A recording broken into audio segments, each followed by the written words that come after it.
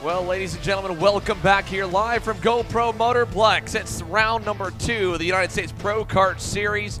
We've racked them up, got them set again here today. My name's Andrew Clements, alongside me, Caleb Smock, and you are watching the on-track action as we get set to go green.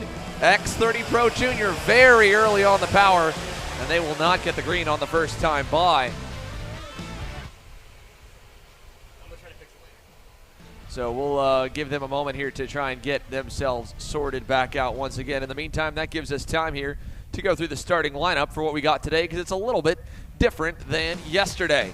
Let's take you on through it here. Sebastian Weldon, after a heck of a performance in Saturday's main event to come from 17th to 3rd on the box while he qualified on the pole for Sunday, he's going to be leading your field to the green alongside championship contender Aiden Ingrata, who's looking to rebound after a not-so-great Saturday in Mooresville as well. Max Garcia in the MPG Motorsports Will Power Kart will line up alongside Caleb Gaffera, yesterday's winner, in row number 2. Row 3, it'll be the Mike Doty Racing Lando Norris kart of Christian Miles to the inside of the Alonso kart for PK Sports North America of Jacob Kolar. Row 4, Max Taylor, another MDR driver to make it an MDR 5 and 7 inside row of number 4. To the outside of him, it'll be an RPG kart of Ernesto Rivera on the RPG Cosmic. And rounding your top 10, Enzo Vinmontian in the 795 Team Bennett OTK, and Leonardo Escorpione aboard the Zanella Racing Tony kart. We're set to go green here, racing down to turn number 1. Here they come, looking for the green flag. This time, we'll get it. And we're underway for 14 laps of the pre-final, and a number of drivers turned around off the start. 3, 4, 5 collected in turn number 1. Looks like all will continue except for one, and that was about midway through the field. Here they come, rocketing down the back straightaway for the first time down to turn number 4. We'll pick them up as they come out of turn number 5. For the opening lap, Sebastian Weldon will take them. And as you can see here, the runoff barrier has been removed. It was removed midway through yesterday, exiting turn number 6. And that is going to change things up as they all fan out through turn number 8. Here they go side by side. Christian Miles with a dive bomb on Max Garcia. He'll get crossed up. Garcia hangs on to 2nd. Gaffera's into 4th. Ingrata rounding your top 5. Sebastian Weldon takes them up the hill for the first time here to turn number 11. Pass again for 3rd. That looks to be Christian Miles dropping back to 4th as Gaffera moves into the top 3 at the end of lap number 1. Caleb? Max Garcia up into P2. We talked to him yesterday. We got done with the finals, both in X30 and KA, and he said that he was hungry for the win here this afternoon. He did not want to settle for 2nd place, and right now at the pre-final, he's going to look for the lead as he's going to get around Sebastian Weldon. Weldon's going to fall back a couple of places, and Caleb Gaffera, after a disappointing run here yesterday, finds himself up into 2nd. Nice run here off the start. Already about a 7 or 8 car train up front with Max Garcia leading them down into the turn 8 hairpin for the 2nd time. Single file all the way through the lead pack, and they'll stay closely packed together as they head for turn number 9. The top 2 drivers from yesterday afternoon with a fantastic final corner pass that Gaffera was able to pull off on Garcia to go 1-2 in the day. Garcia with a pair of 2nd place finishes in the X30 Junior class, the 125 division, and the 100cc Junior division as well. And they're working together nicely through turn number 1, pulling a little gap over Sebastian Weldon as Aiden Ingrata has now gone to the front of that 2nd pack, taking over the 4th position from Christian Miles with a little bit of a gap to be made up to catch Sebastian Weldon as they go through the bowl. And they're side by side behind as well. Jacob Kolar going a little bit wide as he tries to move his way up into the top 5, and he was successful. Miles drops to 6th, and a good start, but a not-so-good opening couple laps here for the Midwestern driver Christian Miles as they exit turn number 8, and Max Garcia's Will Power Kart for MPG Motorsports looking strong early. He'll take them around out of turn number 9 to put 3 laps in the books, this time by with Gaffera on his heels, headed through 11. Sebastian Weldon running in P3, trying to use the toe to his advantage. Someone we haven't talked about a lot this weekend is going to be the 4th placeman. That is Aiden Ingrata. He has had probably not the best luck here that he had hoped for, but right now he's sucking up to the back bumper Sebastian Weldon. Weldon right now kind of struggling to stay in the draft as the top 2. As we can see, that is going to be Caleb Gaffera. Goes to the back bumper of Garcia, does not make a move into turn 4, and that is on the outside line. Aiden Ingrata was able to get around Sebastian Weldon. Weldon went wide. He falls back into 4th. Yeah, Weldon ended up opening the door there. Ingrata, like you said, was noting also Sebastian Weldon fading from the lead group. Here comes Jacob Kolar for 4th, and the kid from Key West moves up another spot inside the top 5, getting a little bit closer to the top 3. Ingrata rolling early. This will be a quick lap for sure. He was purple last time by. I think he's going to reset the best lap of the session this time as well. He's already cut the gap down to a kart length back from Caleb Gaffera as they come down the front stretch. Gaffera knowing it as well. Here he goes to the inside of Garcia. New leader North Carolina's Caleb Gaffera puts the Rollison Performance Group Cosmic to the front, and Ingrata gets to the rear bumper of Max Garcia as they rocket down the back straightaway. He'll take over second into 4. He pulled that move off 2 laps in a row. Garcia down 1 more position. And Grata is just on rails this race right now as he has found a way to somehow pull some more speed out of that cart. Yesterday had a disappointing run. He went off track, found himself all the way in the back of the grid, made the main show, barely got inside the top 10. Right now he is going to be trying to put that thing on pole position as he is all over the back bumper of Caleb Gaffera. And now the top 4 are going to stack up nose to tail. Gaffera out in front, Ingrata P2, Garcia P3, Kolar P4, and off in the distance a P5. Sebastian Weldon had a good start, now trying to struggle to stay with the front pad. Yeah, not a great start here for Weldon, but at least he's on the Kolar's bumper as we see Ingrata go to the lead, bringing Garcia with them, and a 5-driver breakaway has formed. We go back to 6th, that's Max Taylor. 7th is Enzo Vidmontien, and down the backstretch, Garcia back on Ingrata, and the pack racing already getting underway.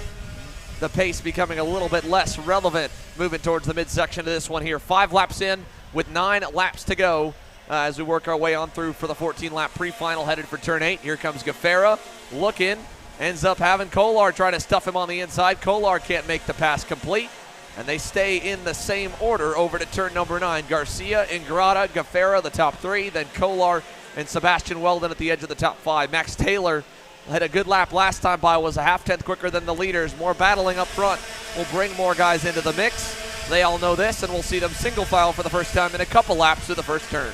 Top 5 need to be careful because the 3-pack coming up strong from behind. And Max Taylor, Vermonti, and Miles are waiting for the opportunity to try to move up the front pack. And here's a pass for the lead. That is going to be Ingrata going back by Garcia. And Garcia now is going to be under attack from Caleb Gaffera, making the way into the chicane.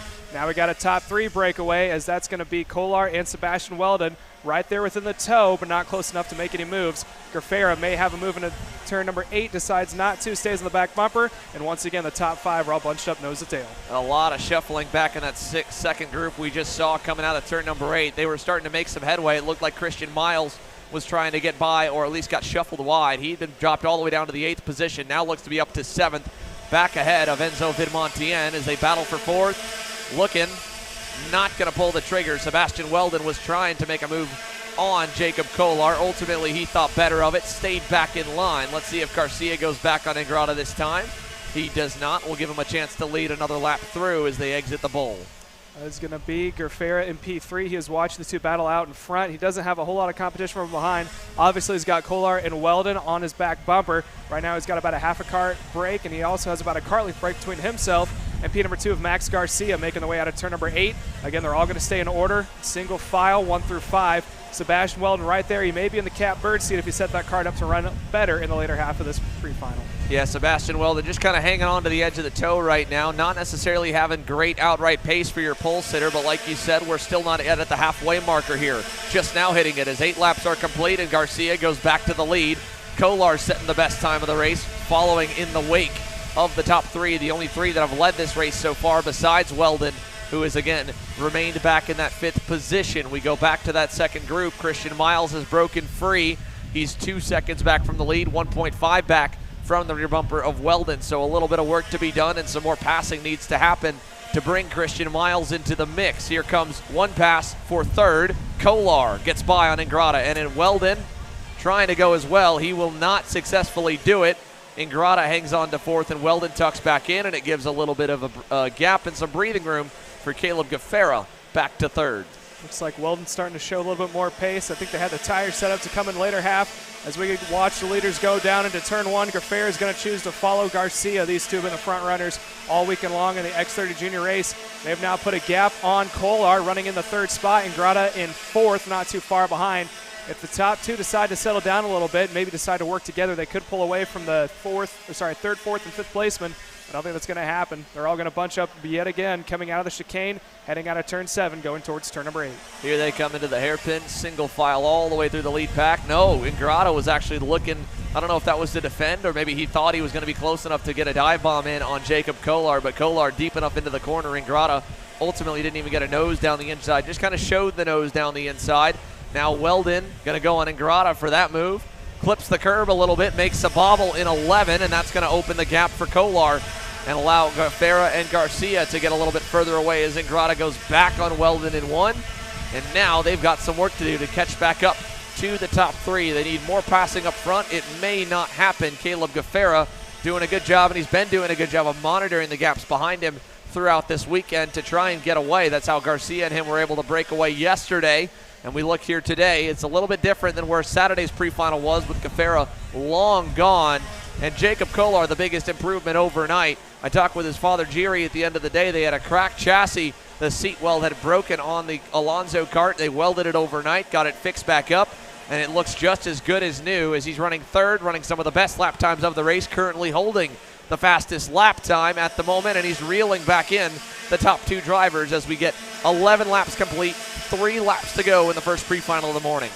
Kolar's doing a great job working the draft to his advantage, coming out of turn 3. Here's the best drafting opportunity. Caleb Gaffera sucked up to the back bumper. Max Garcia decided not to pass, go to his back bumper. Jacob Kolar going to do the same thing. It's now a 3-kart battle for the lead. Off in the distance as they make their way out the chicane is going to be 4th and 5th placement Aiden Ingrata, who is one of the fastest karts out of the box, followed by Sebastian Weldon as well. Making their way into turn number 8. No one's going to pass. They stay nose to tail. This is probably going to settle down here for a little while, but my guess is in about 2 or 3 laps, you might see a top 3 start duking it out, and then we could bunch them back up and see a 5-kart battle for the lead. It could happen even sooner. This time by, they'll get the 2-to-go signal. 2 laps remaining in the 14-lap pre-final. The double sticks will wave across the start-finish line. Here we go. Garcia already defending from Gaffera as they go down to turn number 1. That'll back him up. Kolar was looking to cross him up maybe into 3 and take over second, but he clipped the inside curb, so he remains third. And Garcia down to the grass as they head for turn number 4. Gaffera trying the outside. He'll get hung out to dry as Kolar noses ahead. Not enough to get clear. Gaffera hangs on to second. They stay the same, and Gaffera and Weldon cut the gap in half. Still a little too far back to put some pressure on Kolar for third. As Gaffera again to the top side. Garcia gets tripped up, and Kolar is going to nose towards the lead into 9. Ingrata to third. Gaffera back to 4th. Garcia will hang on, and now Ingrata moves up to second. Just like that, it opens up, and here we are coming to the white flag as Garcia, full defense mode into 11. He'll go all the way down to the grass into 1, and Ingrata has to follow as Kolar gets hung to the top side. Gaffera goes wide. Around the outside, Caleb Gaffera to second. What a move. This track is known for pack racing and hasn't disappointed. Garcia on point. He's going to have to go to the inside to defend. Let's see who's going to try to run the outside line. Gaffera tries it, gets to about halfway up the cart. Now he's under threat to losing a position. He does so. Aiden Ingrata, who is running in 4th away from the main pack, finds himself in P number 2 as he gets a little sideways, following Max Garcia into turn number 8. Final time to turn number 8 here on the final lap. Weldon sends it deep on the outside lane. Here comes more company as Ingrata gets a little bit tripped up on the exit. Garcia able to take a normal line to turn number 9. Look at that move by Jacob Kolar. He caught Sebastian Weldon by surprise in 9.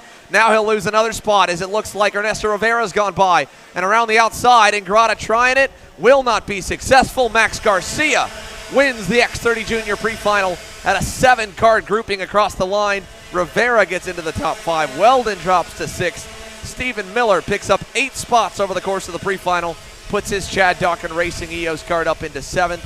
What a good run for him here. We'll take you through the full top 10 as they finished across the line. Again, Max Garcia wins the opening pre-final of the day. He'll start on the point from 3rd in qualifying to the pole position for the main event later this afternoon. Aiden Ingrata finishes 2nd to join him on the front row, ends where he started.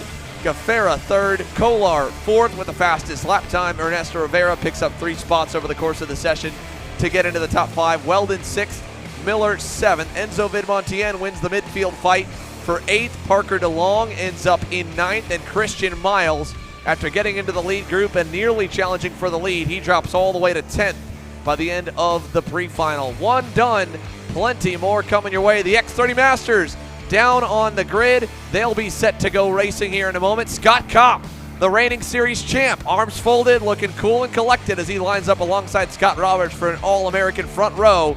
They're coming up next. Stick with us. Kart Chasers coverage of the USPKS round number 2. Sunday action is just getting started.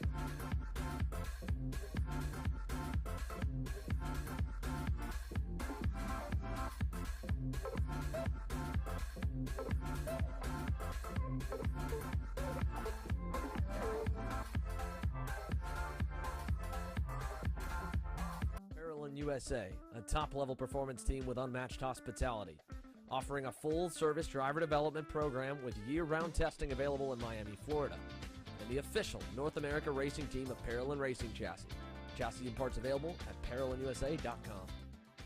If you're looking for top-grade equipment, look no further than Rev Performance Materials, engine mounts, sprockets, and arcade chains. Available online now at RevPerformanceMaterials.com and through a dealer near you. The highest quality material, built to the highest quality standards. Rev Performance Materials.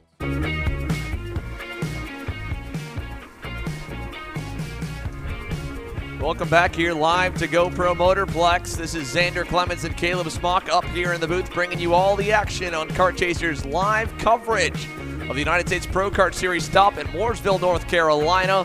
NASCAR's Heartland, and for this weekend, karting's Heartland. Over 300 drivers in town here this weekend, and the X30 Master class getting set to go green, presented by Speed Concepts Racing. Scott Kopp getting set to go here. As you can see in frame, the engines are fired, warmed up on the grid as they begin to clear the racetrack and get set to go green with our second pre-final of the day. Let's take you through the starting lineup here for your X30 Masters for Sunday. Scott Kopp, again, the national #1, your reigning series champion, lining up on the pole after qualifying there Friday afternoon. Scott Roberts in the Speed Concepts Racing, number 528, finished second yesterday, starts second again today, looking to go one spot higher by the end of this pre-final. Behind him, we go back to row number 2. Well, it's a couple Brazilians. The Racing Edge Motorsports Cosmic of Martin Stone, the 526, and the 511 Rollison Performance Group entry of Mario Barrios. Row number 3, Danilo Romolo in the REM Cosmic makes it 2 of them on the inside rows 2 and 3. It'll be 5th place starting for yesterday's winner. And then we go back to the outside of him, well, another Brazilian driver, Renato Yater David in row 3. Row 4 will be Ryan Kastner in the 515. To his outside, Laurentiu Mardan in the 582 Technokart USA entry. Then to round your top 10, Miguel Mir in the 577. To the outside, Frank Runco in the 599. We go to the outside edge of your top 10 for the next 10 starters. Starting 11th, it'll be Mardan's teammate, the 583, a Christian Vomir, who's looking for a little more this weekend, and Danny Robertson in the 509. We go to Paul Montepoli in the 565 Kart Republic. To his outside, Scott Carapalotti in the 502. Rob Mayer's RPG Cosmic looking for a little more as he starts deep in this pack. A consistent top 10 driver. Be on the lookout for the 514 to get into the top 10 early. He starts 15th to the inside of Mundi Lawyer.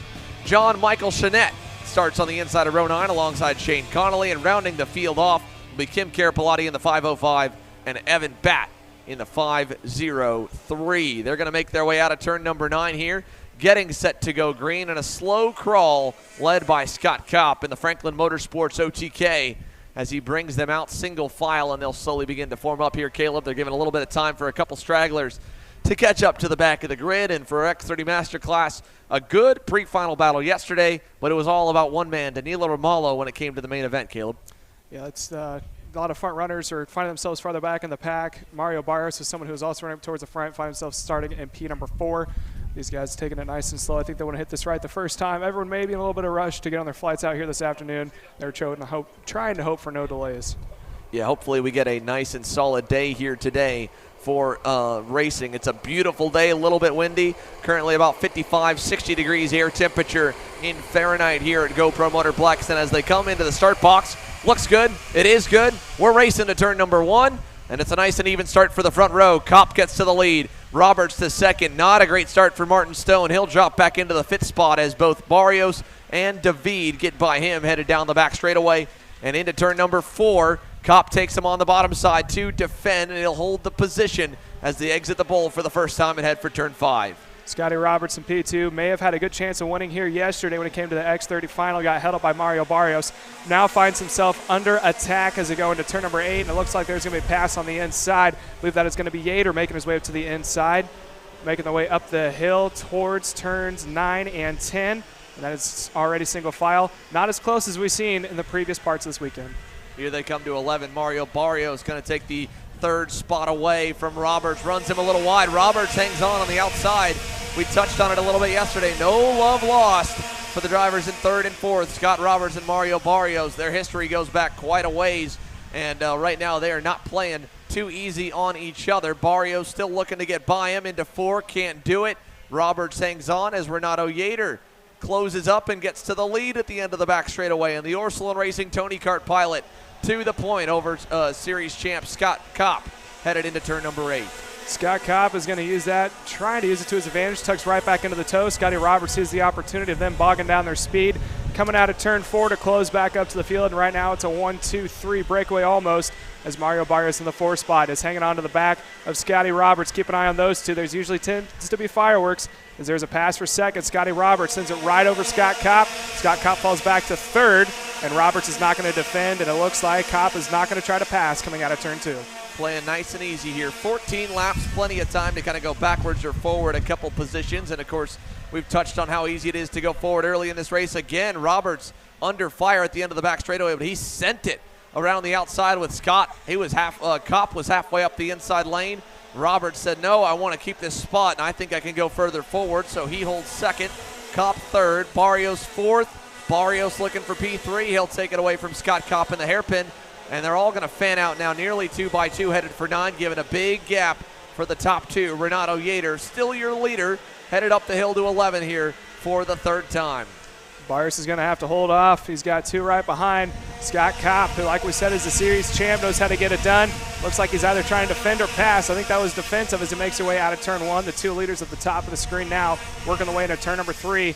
And it's a Mario Barrios in P2, Scott Kopp in P3, Scott Kopp in P4, Martin Stone in P5. So right now Scott Kopp finds himself trapped in between 2 Brazilians. He's trying to make his way back up towards the front. Another change in the lead. Scott Roberts, your new man on the point as he's gone by Renato Yater at the end of the back straightaway. So Scott Roberts, who dominated here last year to close out the U.S. Pro Kart Series season. A not-so-great opening weekend in Orlando for Roberts, is trying to get himself back into the championship chase. He's doing everything he needs to do right now, leading the way in the pre-finals. We approach the halfway point, 4 complete, 10 to go, this time by the start-finish line. Mario Barrios starting to pull away from Scott Kopp, running in P number 4. Martin Stone on the back bumper, trying to find his way around as well. Right now with the 2 out in front, that is Scotty Roberts and Renato Yater as they make their way down into turn 4. I believe that's going to be Barrios trying to use whatever toe he can to his advantage and trying to pull away from both Kopp and Stone, making their way into the chicane. Still nose to tail your 2 leaders. Roberts now leads, an American out in front, Brazilian running in second and third. That is going to be Yater and Barrios. Down into turn 8, no pass for the lead. They continue to bunch the entire field back up. Here comes Barrios as he is bringing the cavalry from behind. Right behind him is both Scott Kopp and Martin Stone, 2 quick drivers, as that gap continues to dwindle between second and third. Yeah, it's slowly coming down here as Barrios starts to find his rhythm, clips the curb a little bit in 11, so not a great exit down the front straightaway, but he'll get to reset as they go for turn number 1. 5 down, 9 to go. And again, a 5-driver breakaway as it's a big gap back from Martin Stone to Ryan Kastner, already about 1.5 seconds from the rear bumper of the 526 machine to 6th place on the racetrack in Kastner. Miguel Mir in the 7th spot on the SCR Red Speed, then Paul Montepoli up 5 spots. Danny Robertson up 3 to 8th and 9th as Roberts leads them into the hairpin once again here with Renato Yater right behind.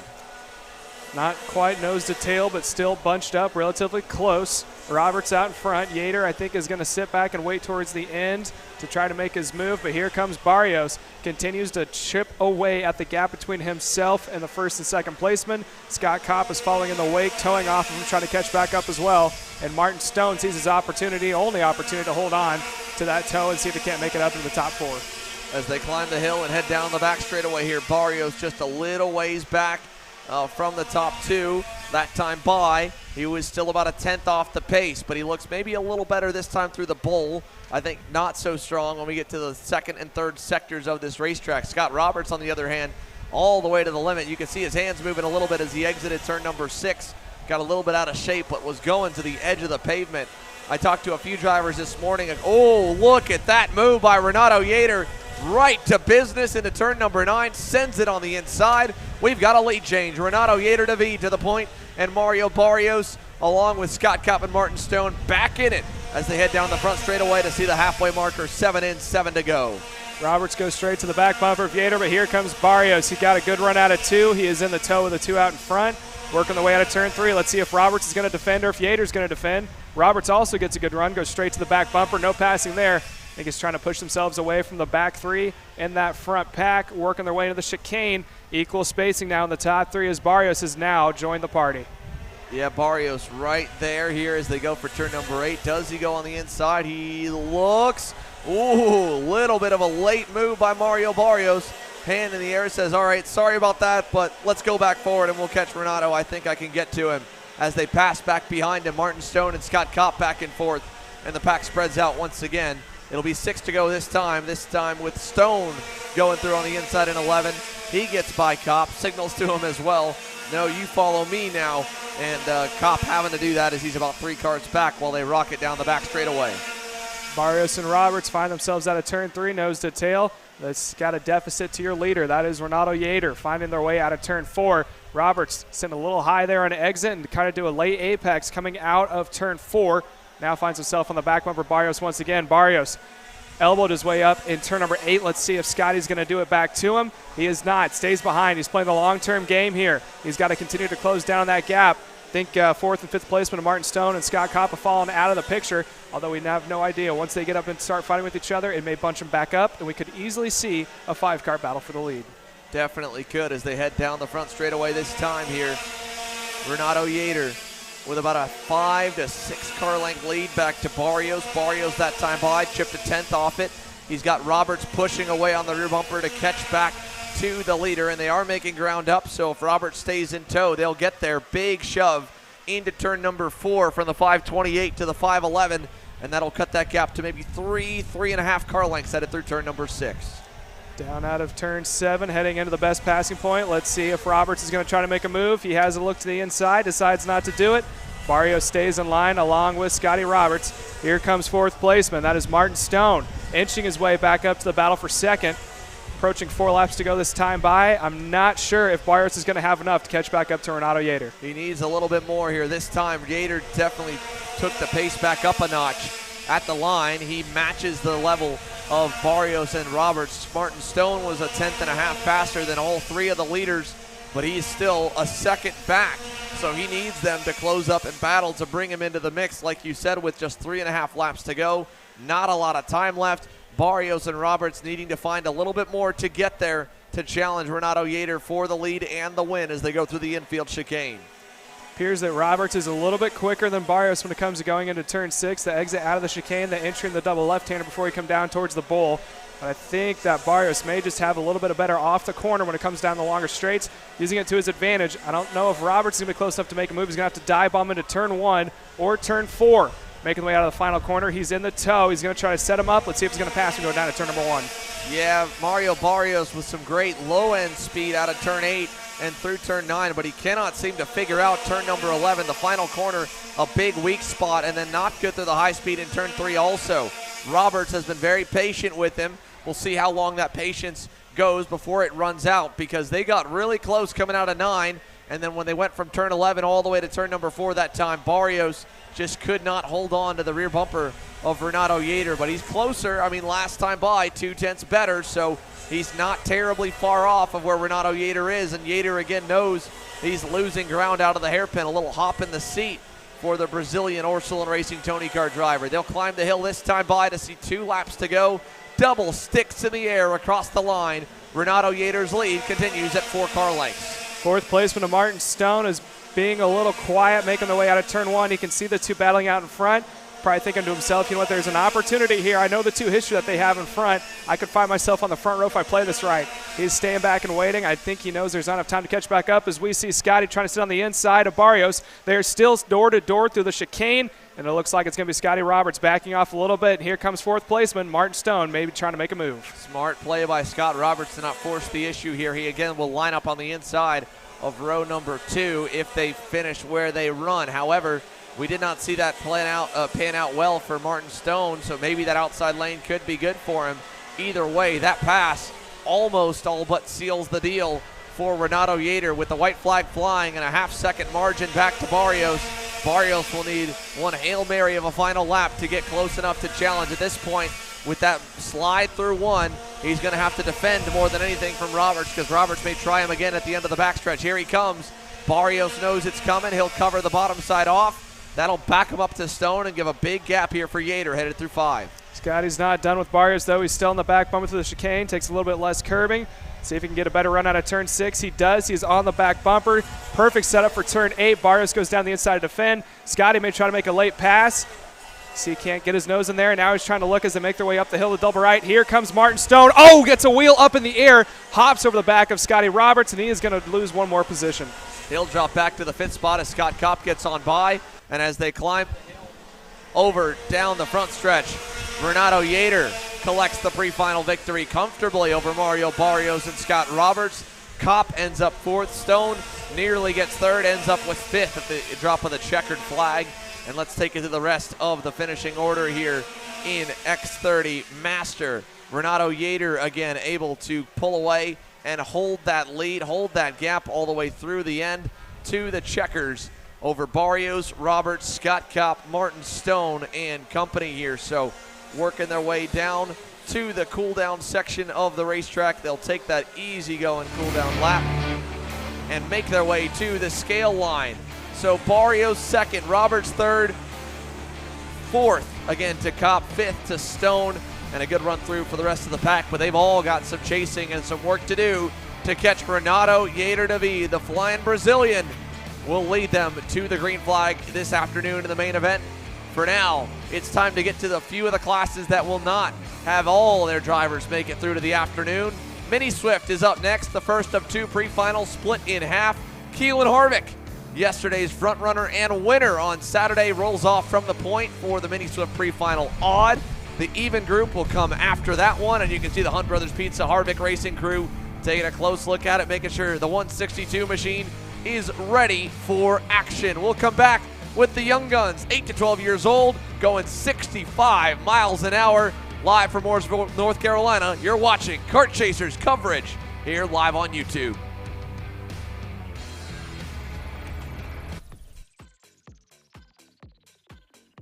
Group A Apparel, designed for the athlete in all of us. Check out more online at groupAapparel.com. As the Western importer of the Prague and Formula K chassis brands, Leading Edge Motorsports is a high-performance kart shop and race team with a simple mission: teach others the joy of high-performance driving, supply our customers with the highest quality products and services, and most of all, win races. With our remarkable racing inventory, expert services, and top-ranked national-level team to back it up, we'll help to get your new kart racing package up and running fast. From arrive and drive service to kart preparation and driver coaching to the parts you need to get you back on the racetrack, Leading Edge Motorsports is the industry answer. Odenthal Racing Products, your #1 producer in engine mounts since 1992, along with our leading edge designs and product development, such as the Odenthal Racing Products EasyGP camera mount, which comes in 4 different styles and can be used on any karting platform. See our products online. Go to odenthalracing.com.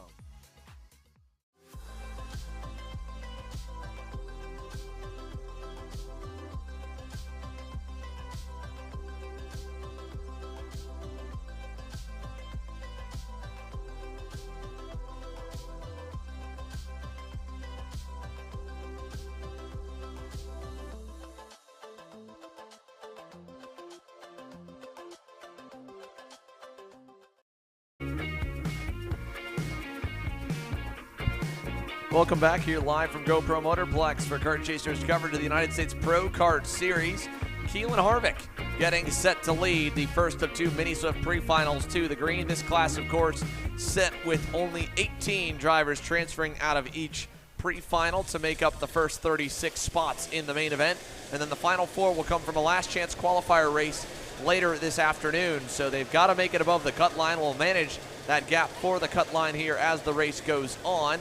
For now, though, Harvick will line up first, and let's take you to the rest of the starting lineup here for your Mini Swift class. First up, as they line, of course, the 162, and then to his outside, it'll be the 199 of Tyler Roberts in the Paralyn USA entry to make up the front row. Jack Iliff has another Paralyn, in fact, a Paralyn lockout of 2, 3, and 4 with Iliff on the inside of row 2 alongside Vivek Kanthan in the 175. Carter McMurray in the Timmy Tech Comp Kart lines up to the inside of Reese Bowman, his teammate in the 147. Bowman with a great run throughout the day yesterday to make up row 3. Row 4 will find Max Weiland in the Magic Kart USA number 188 and Gian Matteo Russo in the Nitro Kart number 110.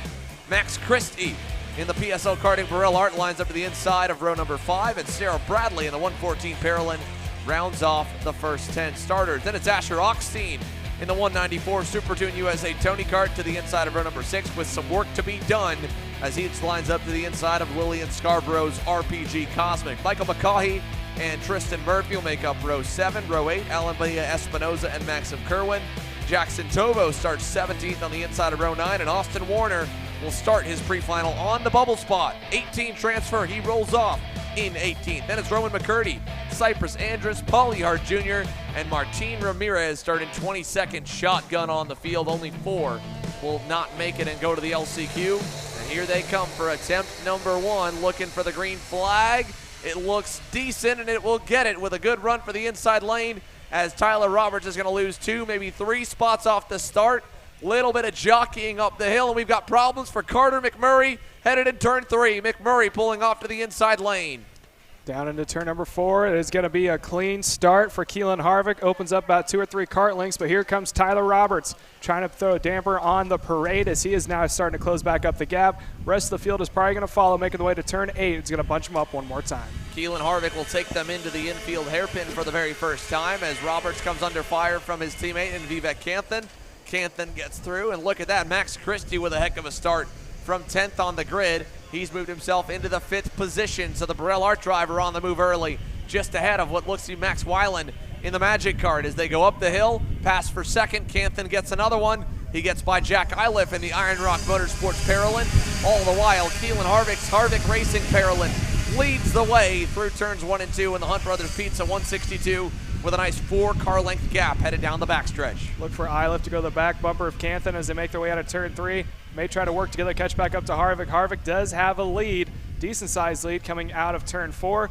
It looks like those two are going to work together. No one tried to pass. All they can do right now is just stay in each other's draft and hope that Harvick is cutting enough air for those two to catch back up. A little wide from Harvick coming out of turn 6 and 7, making the way into turn 8. No pass on the inside for the leaders, but the rest of the field does shoot it down the inside. That is going to be Max Christie losing a couple positions. Yeah, Tyler Roberts on the way back forward. Christie backed out of it. He'll lose another one, maybe 2, as Reese Bowman gets by. Here comes Sarah Bradley for another spot. Christie going to find a place in line, it looks like, just behind Bradley at the edge of the top 10.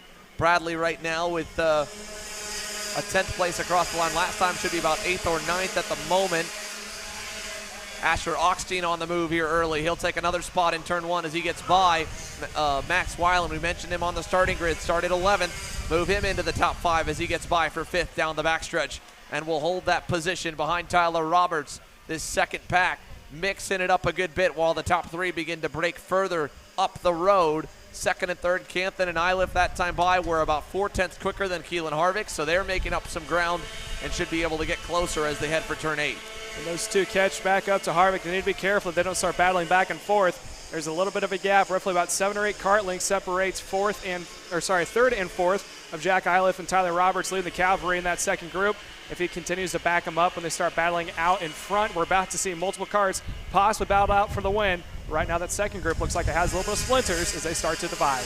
Here they come battling for second. Iliff's waited long enough. He feels good with his piece.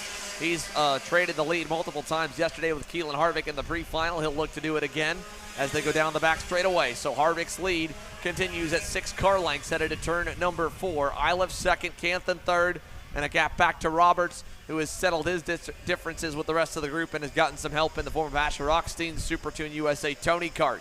They'll work their way through the infield here once again, and Canthan already losing some ground.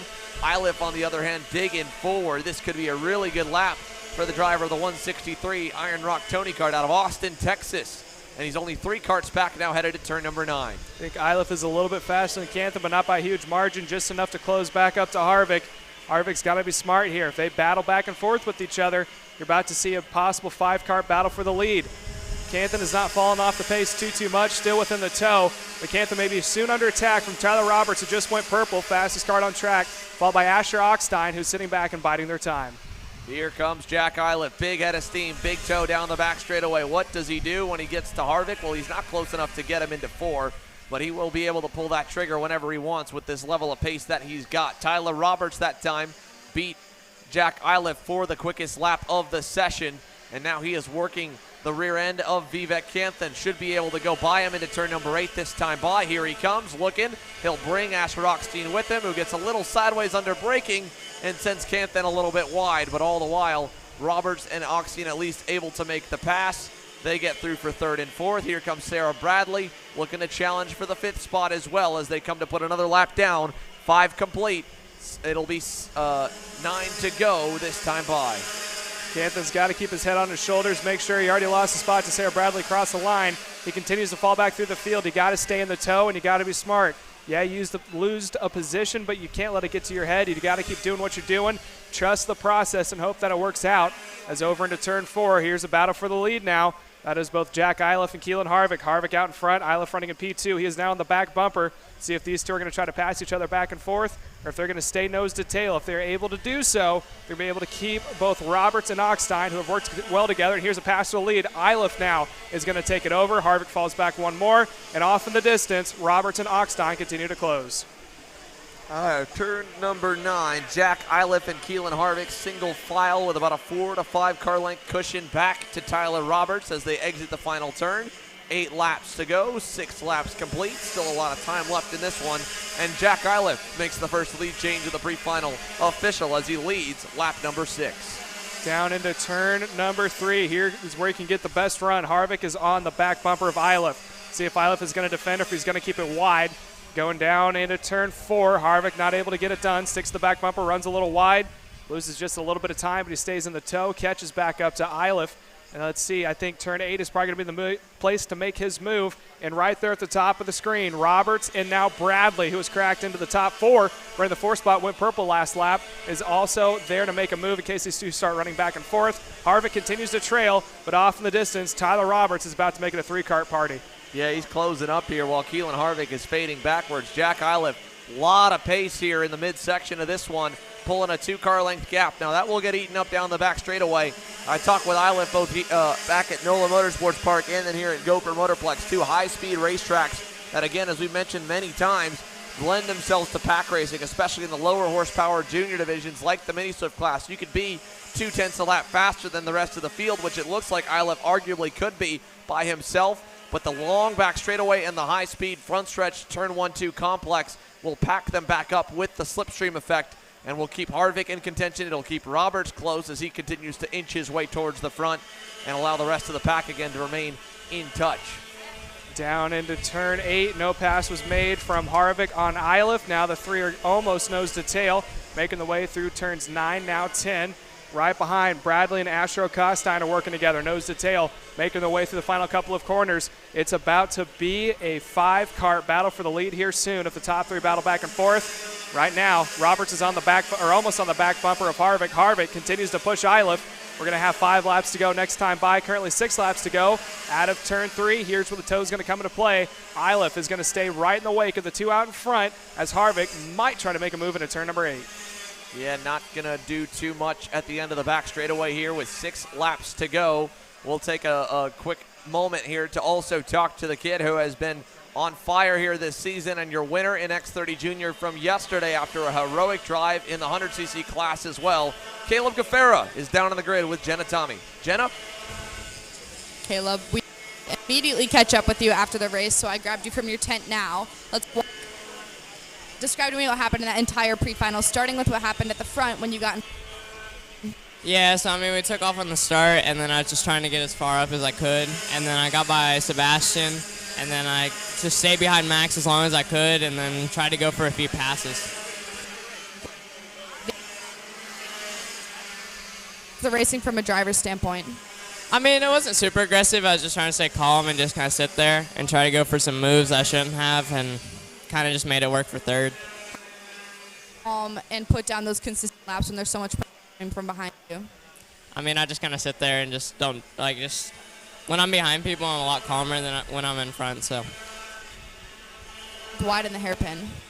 I I figured it was gonna be a bad move, so I just tried it anyway, and then I just fell back a little bit and ended up keeping third, so it was okay. Thank you. Thanks, Jenna, here, and of course, thanks to Caleb Gaffaro for coming and chatting with us a little bit here after his X30 Jr Pre-Final. Leaders making the way out of turn one, nose to tail of the top three, Jack Iliff, Keelan Harvick, and Tyler Roberts. Roberts now on the back bumper of Harvick. It is now a three-cart Barty for the lead. Going down into turn four. Looks like it is going to be a little defensive from Jack Iliff. Top two are still running, or sorry, top three are still nose to tail, making the way over through the chicane, making their way down to the double left-hander. Yeah, here they go. Three-cart pack headed through turn 7 and 8. This time by 3 laps to go. Iliff, Harvick, and Roberts.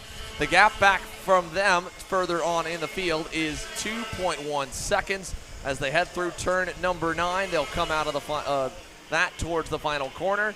Harvick with a quick look over the shoulder sees Roberts has arrived, and now he knows he doesn't really need to push Iliff all too hard. They've got a comfortable margin back to Asher Augstein and Sarah Bradley. Augstein up 7 positions here from the start, so that's a big improvement. We talk about it a lot. Every pass they make in these split pre-finals gets them a whole row better, 2 positions better per pass, and also 2 positions worse per position lost on the racetrack. So in the case of Iliff up 2, that's 2 rows gained, 4 positions gained for the main event. This is the battle for the pole position starting spot. And in the case of Asher Augstein, he's going to start now inside the top 10, whereas had he started where he qualified, that would have put him all the way back down in the 21st position on the grid. So big time improvement here for Asher Augstein as they head for turn number 9. Jack Iliff takes them out, this time by double sticks in the air as they head towards the final corner. Iliff is going to lead the way over Harvick. Harvick on the back bumper closely. Coming out of the final corner, look for Harvick to try to possibly make a move, and also look for Iliff to defend down into 1. There goes Iliff halfway down the track. Harvick is not going to try to throw a late pass. Probably thought about it, stays the back bumper. Don't count out Tyler Roberts. If these two run like that going into turn 4, ruin their momentum. You could see Roberts trying to capitalize and be in the catbird seat. Yeah, Roberts could be in a good position here. Iliff remains on the inside. Harvick did the same thing through turn number 4. As they go over to turn at number 5 and head on into the infield section once again. A lap and a half to go. Iliff defending a little bit, not super aggressively. Keelan Harvick also not really showing his hand much yet. Now he will. Inside turn 8, caught him by surprise. Keelan Harvick to the lead.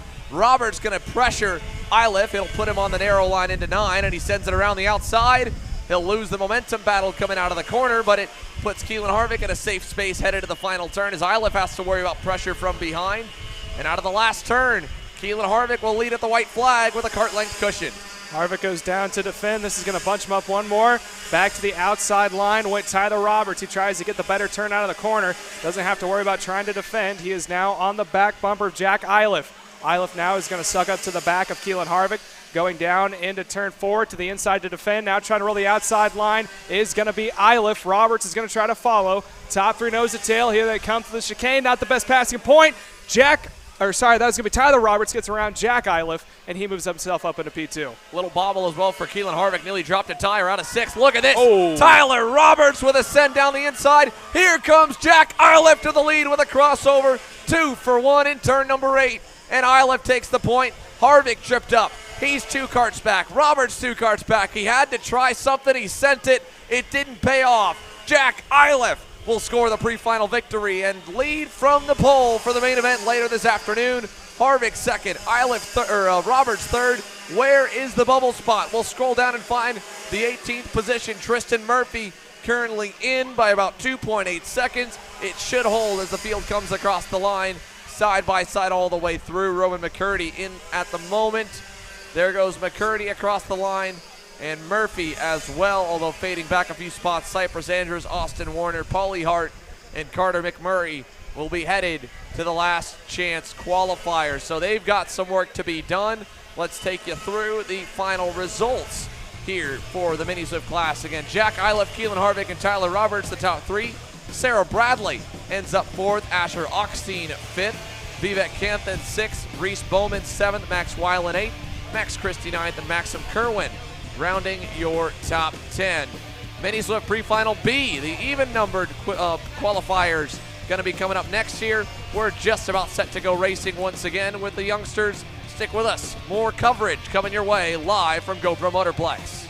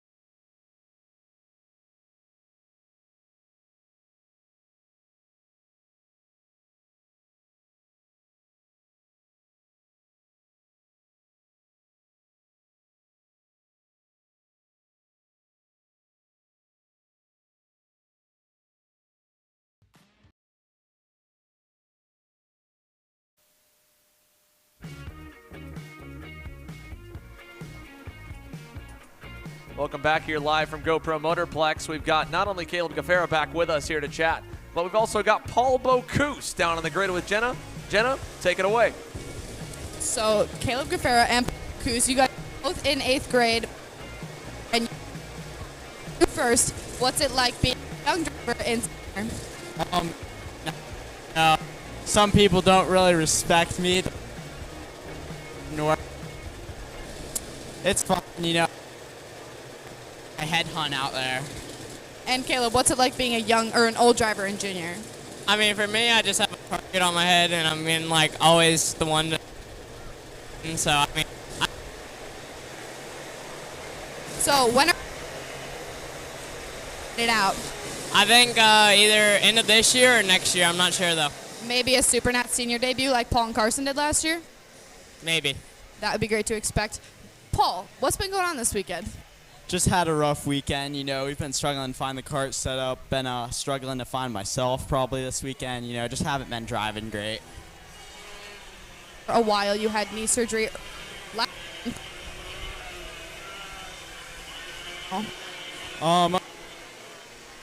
Pre-final and in the final, just go for the win. Where do you think Paul's going to end up, Caleb? I'm going to say like top 3 for sure. Where do you think Caleb's going to end? End up in the bag. Great. Thanks, boys. Appreciate it. Win bag. We'll let those two goobers get to it. Paul Bocuse is a pre-final coming up here in just a few moments. In the meantime, let's go through your starting lineup here for the other half of the Mini Swift field and bring you up to speed with where everyone lines up. Salvador de la Vecchia with a much better start here for today. Lines up on the inside of Lucas Palacio, the local driver, one of the younger ones in the Mini Swift class, and another young gun behind him. Kai Johnson to the inside of row number 2 alongside the 164 of Cade Yeager. Row 3, Alessandro Truccio to the inside of Gabriel Balog. Row 4, Ethan Tovo and Ty Fisher. Rounding the top 10, it'll be Carson Weinberg in the Speed Concepts Racing CRG alongside the Technocart of Asen Dromalev. Then it's Oliver Weldon rolling off 11th with a little bit of work to be done. Again, similar to yesterday, he came through the pack. He's got to do it again here, but he's got less drivers in front of him in the pre-final. Henry Taylor lines up to the outside in row 6. Devin Waltz, Isaac Malkut, row 7. Travis Pettit, Ray Speckman, row 8. Bronson Kustis and Landon Boer, 17th and 18th on the bubble spots. Then it's going to be Nathan Holy, Mateo Calderon, Thomas Chrisman, and Javier Rodriguez with some work to do to get into the show. Here they come into the tram lines looking for the green flag.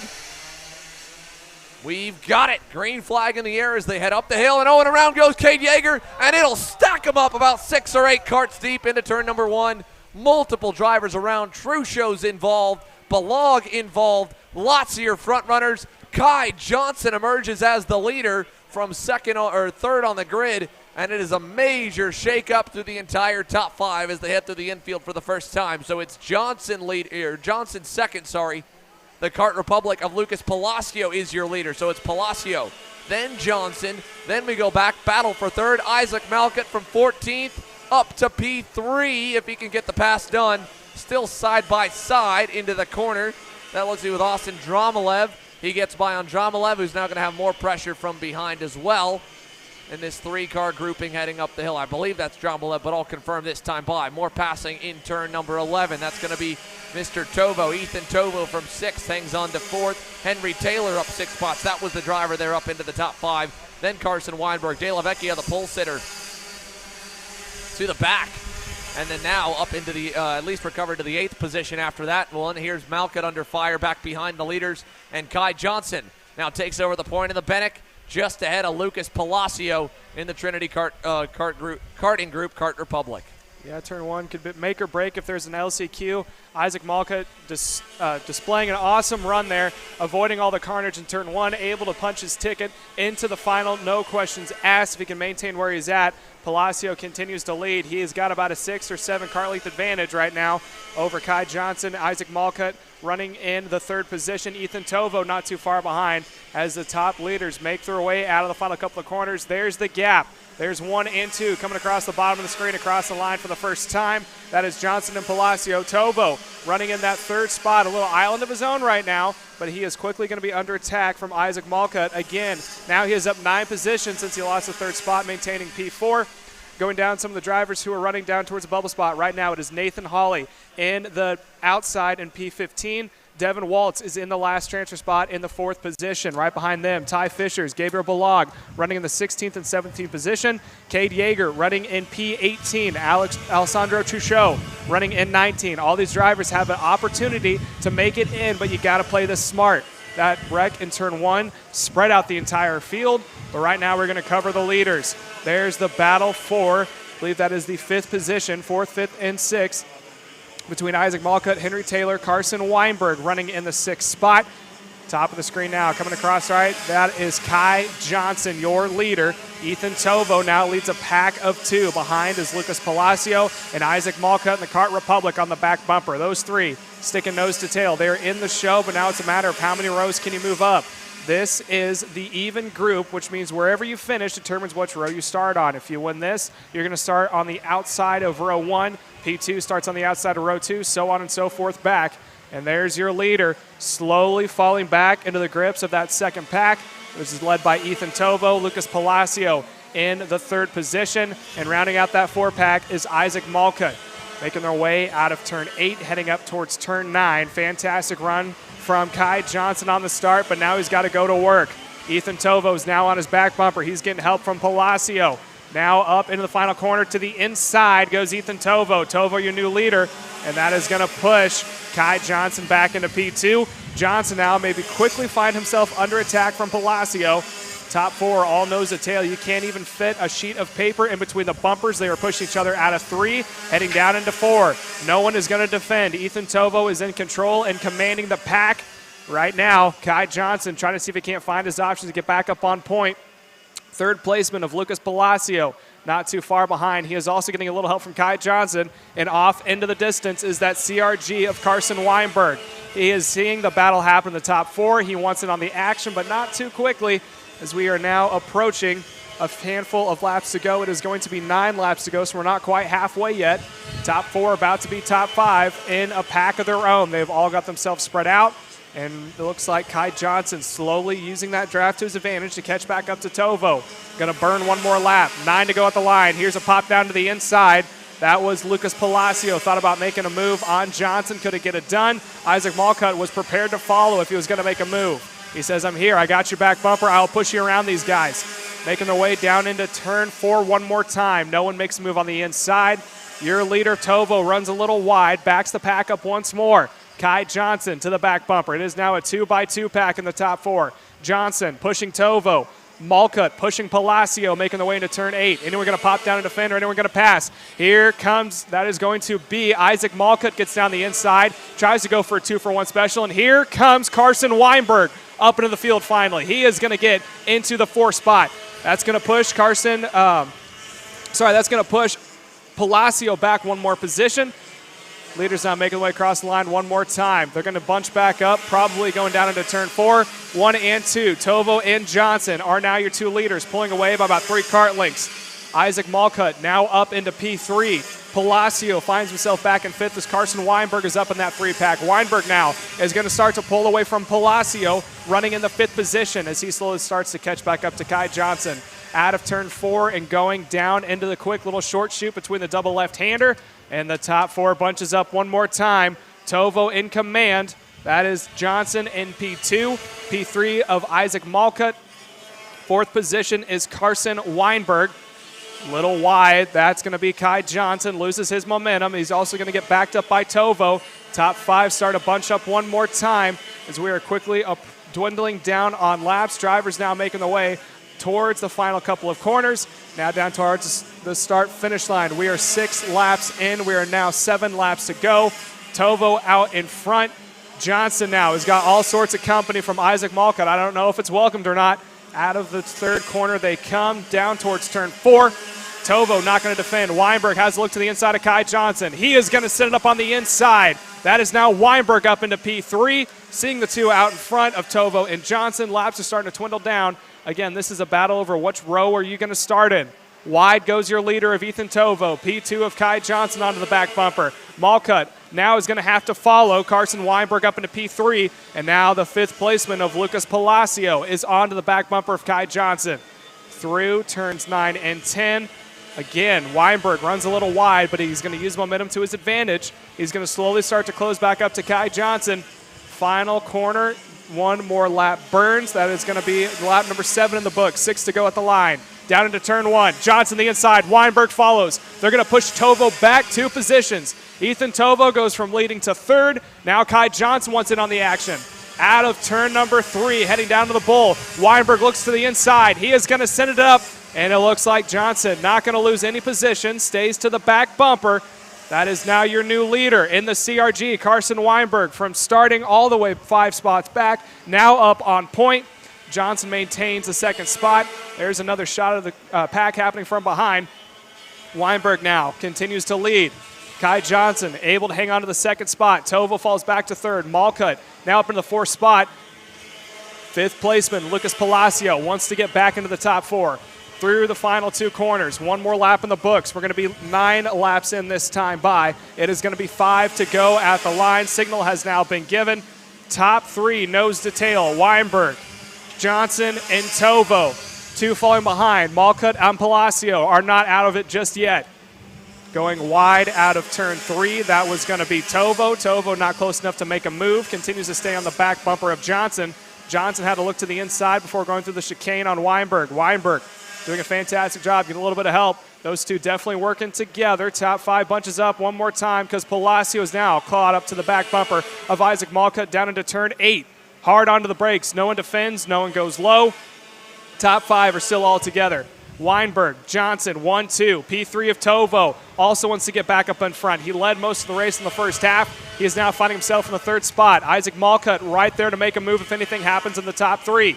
Through the final couple of corners. That was a huge lunge by Ethan Tovo trying to get around Kai Johnson. Not enough to get it done. Now to the inside. There's a pass for 3rd. That is going to be Isaac Malcutt. Goes way wide on the exit of 2 as he is going to bunch up that 2nd pack. Top 2 pull away by 4 or 5 cart links. Weinberg leads. Johnson in 2nd. 3 cart link break before we get to Isaac Malcutt, who is now running in the 3rd spot. Tovo finds himself in 4th, and Lucas Palacio can't get out of that 5th position. Through the double left-handers of 6 and 7, now heading into 8. Here's a perfect opportunity to pass if they want it. Tovo wants to get around Malcutt, goes to the inside, late on the brakes. He is going to take it back. Kai Johnson can't do the over-under. Oh, a little bit of contact there between Tovo and Johnson, and that is now going to push Palacio back up into the 3rd spot. 4th and 5th place, that is between Tovo and Johnson. Now go back to nose to tail. I don't think they're having enough laps to catch back up. This time by, we're going to be 3 laps to go at the line. 1 and 2 of Weinberg and Johnson make their way through turn 1. Not too far back in the 3rd spot, Lucas Palacio, who was sitting in the 5th position most of the second half of the race, is now struggling to stay in the tow. He is just out of drafting distance. He needs these two to slow each other down just a little bit more. Weinberg in that orange CRG. Kai Johnson running right behind in that bright gold helmet on the back bumper. 3 laps remain. It's going to be 2 to go at the line. If he wants to make a move, he's got to make it soon. Kai Johnson all over the back bumper of Weinberg. Weinberg not defending going into turn 8. Johnson not making a move out of turn 8 through 9. This is the quick double right-hander for the final couple of corners. Up the hill. This is where Weinberg gets a better run. Johnson goes straight back to the toe, trying to get his cart as small as he can to cut as much air out. Down across the line. Here comes the double sticks. 2 laps to go at the line. Weinberg leads by half a cart length. Kai Johnson running at P2. Palacio in the 3rd spot has got a good buffer between the carts in front and also behind. He's got about a 5-cart deficit in front and a 7-cart advantage from the 2 running behind. That is between Tovo and Johnson in 4th and 5th. We're going to watch the battle between the leaders as they're going to be coming up on 1 lap to go. Looks like Kai Johnson's going to back off just a little bit of Weinberg. Weinberg's going to hold that half a cart advantage. Down into turn 8. Johnson not close enough to make a move. Gets on the brakes a little late. He is going to continue to follow Weinberg. That half a car length advantage goes down to almost nothing. Keep an eye on the 3rd placeman, Lucas Palacio, just now coming into view. Down by about 3 cart lengths now compared to 5 on the backstretch. Done a fantastic job of staying in the draft, watching what these 2 are doing and staying exactly where they're going. Down into turn 1 of the final lap. White flag is now presented. Kai Johnson not close enough to make a move. Weinberg still defends. Johnson's going to close up the gap. Over into turn 3. Here comes Palacio with all sorts of momentum. Through turn 3. Best drafting point. If you're running in the 3rd spot, you're going to have to stay in the tow. Weinberg does not defend your leader. Kai Johnson also staying right there. It's now a 3-cart battle coming up to the checkered flag. Weinberg out in front. Kai Johnson running in P2. Lucas Palacio, who fell all the way back to 5th, now finds himself in the front pack, running in 3rd. Down to turn 8. Weinberg defends. Kai Johnson thought about making a move, look for a possible crossover. He's going to try to set up on the inside, but not enough to get it done. Top 3 nose to tail, down to the inside, up into turn 9. That is now Kai Johnson up on point. Weinberg now goes to P2. Here comes Palacio. He sees that Weinberg has lost momentum. Kai Johnson defends on the inside, side by side. That is going to be Palacio going for 2. Side by side across the line. Kai Johnson just edges out Lucas Palacio for the win. Carson Weinberg finds himself in P3. Ethan Tovo finds himself in P4. Isaac Malcutt in the 5th position. Oliver Weldon moves up 4 positions to go to 6th. P7 goes to Bronson Kosak, is going to finish in 7th. Salvador Della Vecchia finishes in 8th. Henry Taylor 9th. Gilbert Balog runs out the top 10 for your transfer spot. That is going to go to Mateo Chalderon, finishing in the 14th, which is going to bump out Caden Yeager, Javier Rodriguez, Thomas Chrisman, Nathan Hawley, Landon Boer, Travis Petit, Asen Dramalov, and Race Beckman for going into the LCQ. Yep, so they've got a long day ahead, but a good start to Sunday for Kai Johnson in the 157. And that does it for the mini splits. We've got a special interview here. We've got Ryan Raffa's brother down on the grid with Jenna Tommy. We'll send it down to Jenna here in just a sec as the X30 Pros are getting set to go. Jenna, let's see if we're ready, and we'll do a quick little chat and see what Mr. Other Raffa brother thinks how his brother Ryan is going to fare in this upcoming pre-final. Again, you're watching Kart Chasers coverage of the U.S. Pro Kart Series here live from GoPro Motorplex. Let's send it on the grid. Here to Jenna. I'm here with Christopher Raffa, who is Ryan Raffa's brother. So really cool opportunity for you to come and watch him today. How do you think he's going to do? I think he's going to do good. Hope he can make it from wherever he's starting to like a win or something like that. Yeah, so you're a huge Formula One fan, I was told. Do you prefer watching Formula One or your brother race? Both. What do you think the biggest differences are? Like, do you think there's any similarities? F1 was on like the go-karts. Do you think that we should put halos on karts? Yeah, just so all the kids are safe. So what do you think some of the viewers can expect from the racing? And also to you viewers, if you're watching this, I hope you guys have fun in Miami too at the F1 race next week. Thank you so much, Christopher. No problem. Thank you. Thank you, Jenna, here. And, of course, a big round of applause for Christopher Raffa here. Ryan Raffa getting set to go. Big Bro has got to get out there and get after it, and he's about to do so. When we come back from commercial break, the X30 Pro Pre-Final coming your way live from GoPro Motorplex. It's Kart Chasers coverage once again of the U.S. Pro Kart Series. I'm David Serra, 18-time Australian karting champion, and we're launching Kart Class. Kart Class is an advanced digital training program that suits a driver who's just starting out in the sport, all the way to the driver looking to win a national championship. In this program, you're going to be learning about how to find the ideal racing line and what an apex is, braking and throttle markers, wet weather racing lines, and how to overtake other competitors. We target how to brake in the wet weather, and we look on the mental side of kart racing as well with our mental skills coach. At the completion of this program, you'll be lighting up purple sectors in qualifying, know when to defend on the opening laps, and how to pressure your opposition into mistakes. We teach you the tools to be resilient and how to get in the right frame of mind before a race. We look to complete the whole package by getting a strong mindset, a driving style to suit all conditions, strategizing your race, and getting the last 1% from your team. We'll teach you how to win the final lap of a race, driving the wet like Max Verstappen, and creating the perfect bubble for yourself to mentally be in the zone. To find out more, click the link below.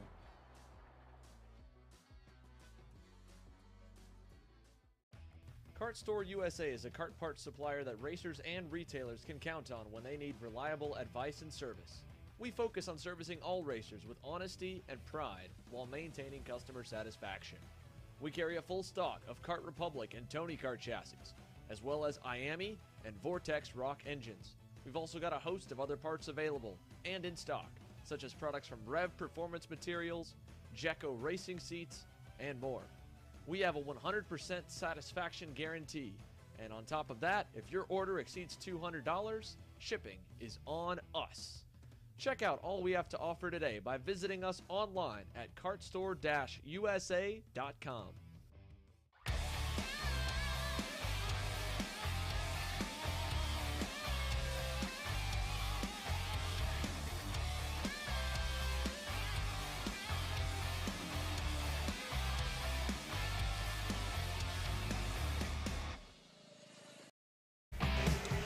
Well, here we are, the warm-up lap underway for your X30 Pros, presented by by Franklin Motorsports. In the Franklin Motorsports X30 Pro class, well, qualifying on Friday, the first session of the weekend, it went to the man returning to the seat, Austin Garrison. And the Speed Concepts Racing Red Speed will line up on the point. To his outside, reigning series champ and current points leader on a 3-race hot streak, Ryan Norberg, makes up the other half of row number 1. Row 2, it'll be Jack Jeffers, the SCR teammate, lines up behind the veteran in 3rd. Then it'll be 4th, Hayden Jones, to make it 2 teams on both sides of the first 2 rows. Noah Baker and Justin Ataconis, it's a rookie lockout in row number 3. Row 4, Paulie Massimino, yesterday's pole sitter, to the inside of Cameron Weinberg, the rookie CRG driver who had a lot of pace in the final and rounding the top 10.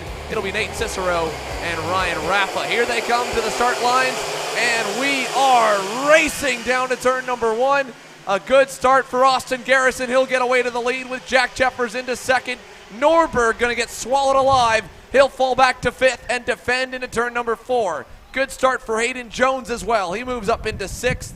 At least salvages something out of that one, and the whole field is clean and green, all 43 strong, into turn 6 for the first time today. Austin Garrison with a 2-car length gap.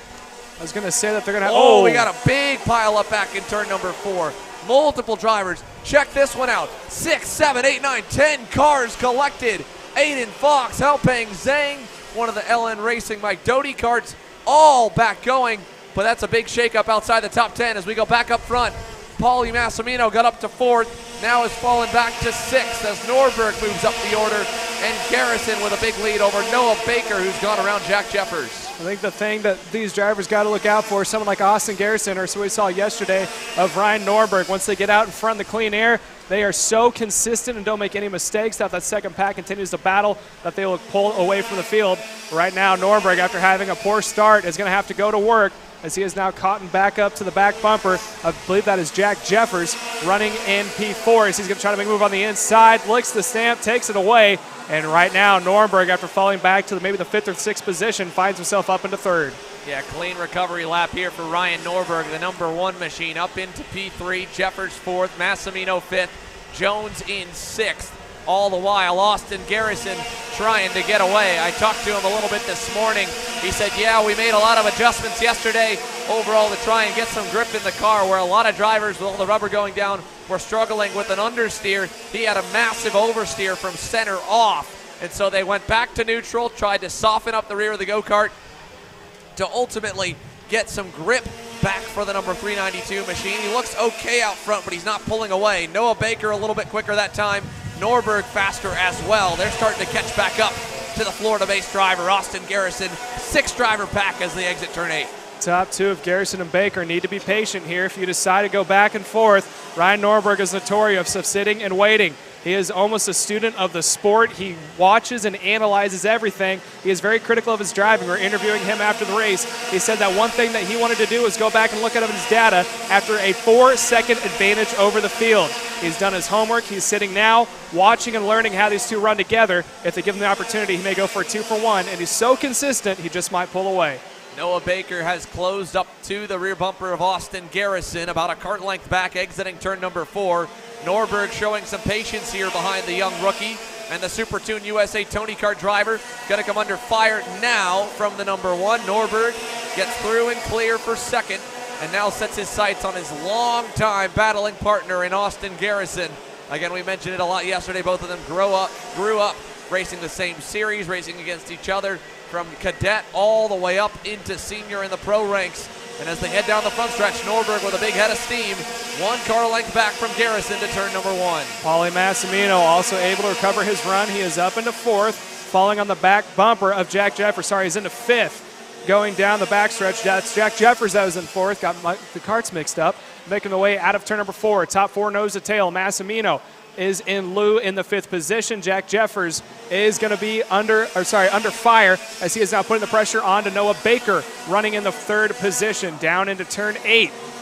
No pass was made by Norberg. Austin Garrison continues to defend. This battle out in front might pack up these 2 by 2 by 2. Could be a 6-cart battle for the lead. This is where we'll see Ryan Norberg just kind of take it easy and then go by in a corner where he thinks he's got more speed in the next sector as he takes the lead in turn number 11. Garrison back to 2nd. Baker still there in 3rd. Little bit of a narrow line going into turn number 1 for Norberg. His pre-final yesterday, not a lot of pace.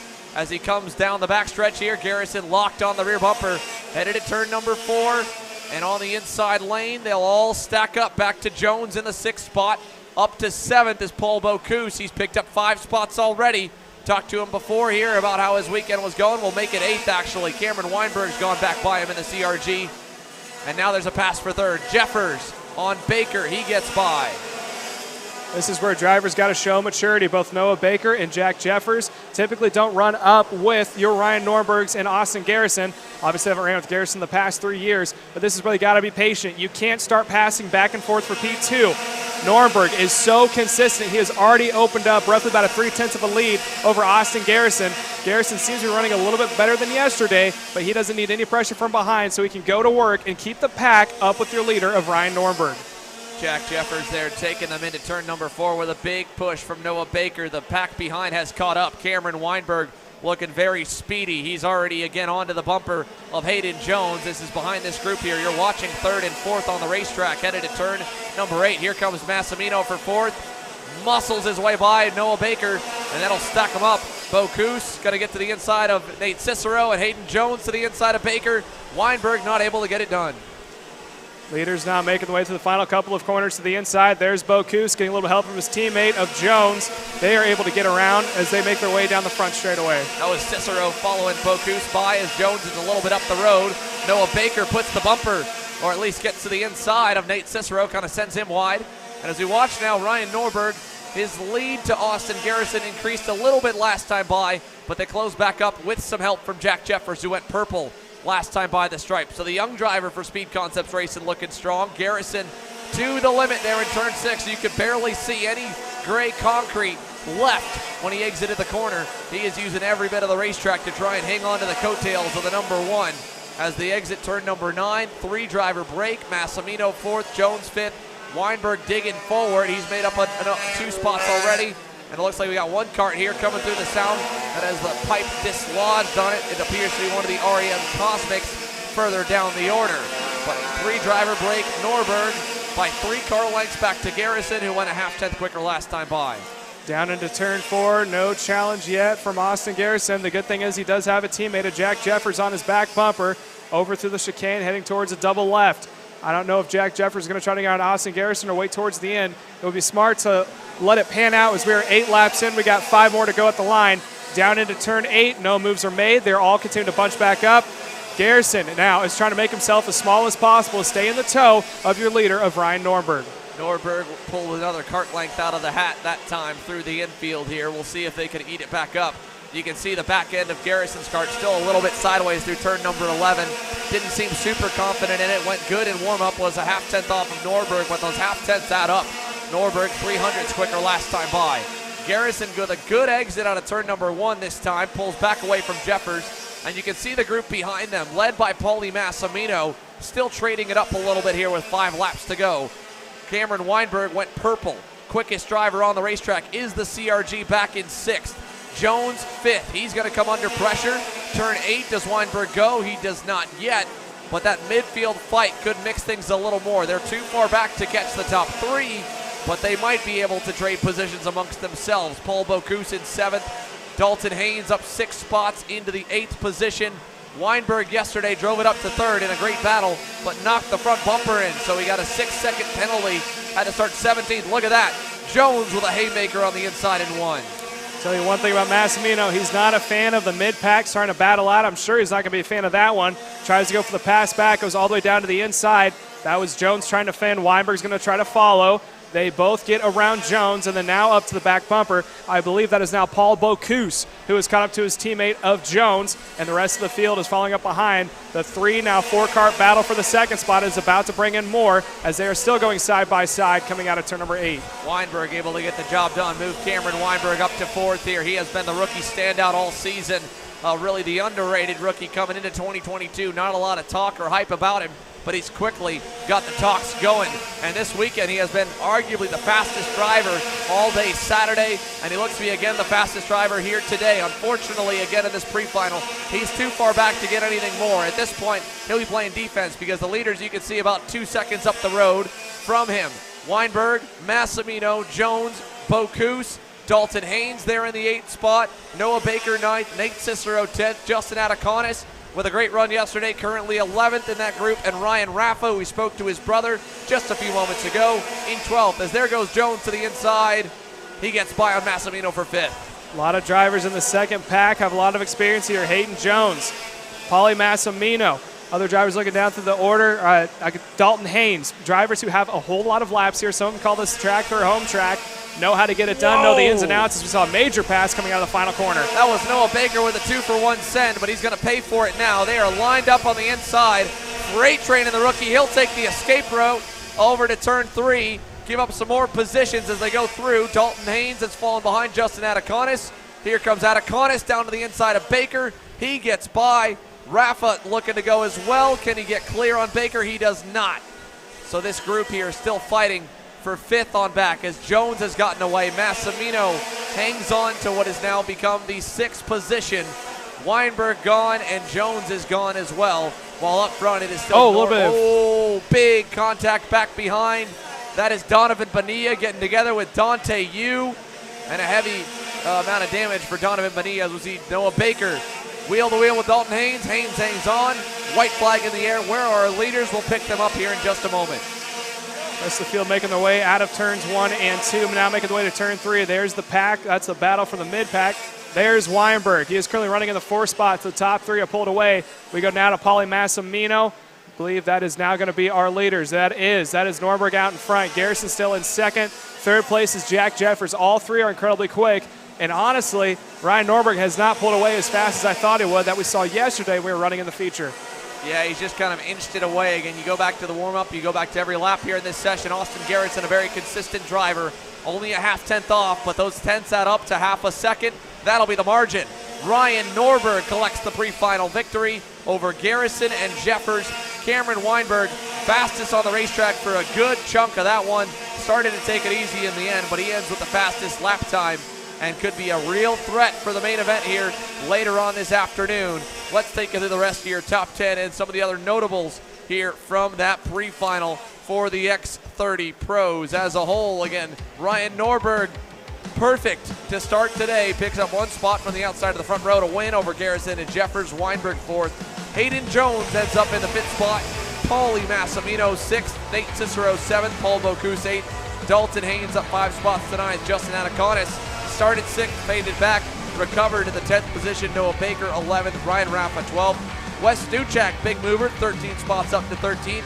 And let's take a look at all the drivers collected in that turn 4 incident.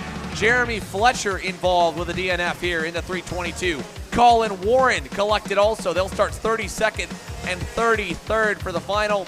Also involved Ryan Vincent, Leonardo Hassan, Gabriel Cower, Kay Downs, Nick DeAndrea. Lots of carnage here in this one. That's a lot of guys to move on up the order, and was helpful for Dante Yu as well to be able to at least salvage a P20, only losing 3 spots as a whole. So that does it for the X30 Pros. We've got some of our KA Juniors getting set to go green here. Jenna's caught up with one of them down on the grid. Let's send it on down. Jenna? Here with Eli Warren, Colin Warren's brother. He's not his brother. That was my assumption. So sorry. You're starting P7 in this pre-final. A bit of an awkward place to start, not necessarily in the top 5, but not in that 10s category. Yeah, we just got to survive the start, get up with that front pack. Don't want to fall in the midfield where it just all goes bad. We're on the inside, so hopefully we can stay up front and just not fall back. There's definitely been some activity in the midfield. What's the racing been like for you this weekend? I think it's been really aggressive. Everybody blocks the first like 3 laps, which I think screws everybody over because you lose so much time. And so you just got to be aggressive the first few laps. How's your kart been handling that? It's been pretty good. We qualified 14th, I think, so we can definitely be better, but we're good right now. Where do you think you're going to end up in the pre-final? I'm aiming for a top 5, hopefully just survive the start, get up with that front pack, and hopefully stay with him and race. Awesome. Thank you, Eli. You're welcome. All right, again, Eli Warren here, a good start. He'll start 7th in pre-final B as they get set to go racing in just a few moments for KA100 Jr. Once again here, we'll be getting set to bring you more action as the day rolls on. That does it for X30 Pro's morning session. The main event grid set with Ryan Norberg and Austin Garrison flipping the front 2 spots for the front row. We'll come back with more here live from GoPro Motorplex. You're watching Kart Chaser.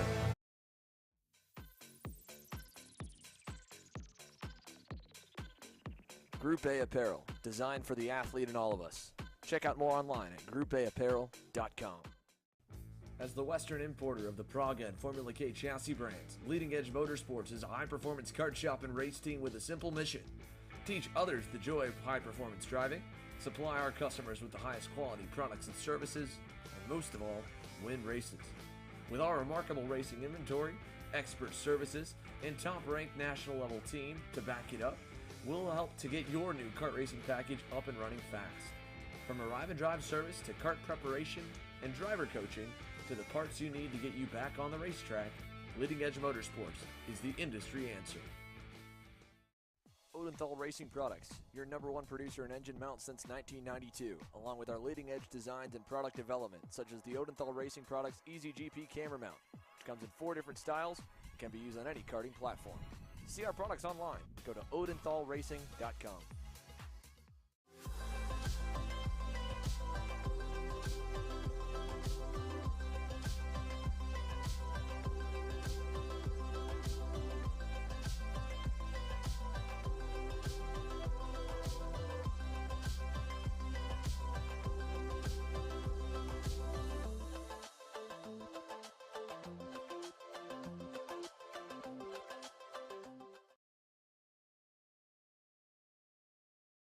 How you doing? My name is Mike Doty from Mike Doty Racing from Orange County, New York. We're about an hour north of New York City. We're a full-service kart shop that we supply IAME, Rotax, and all rock engines.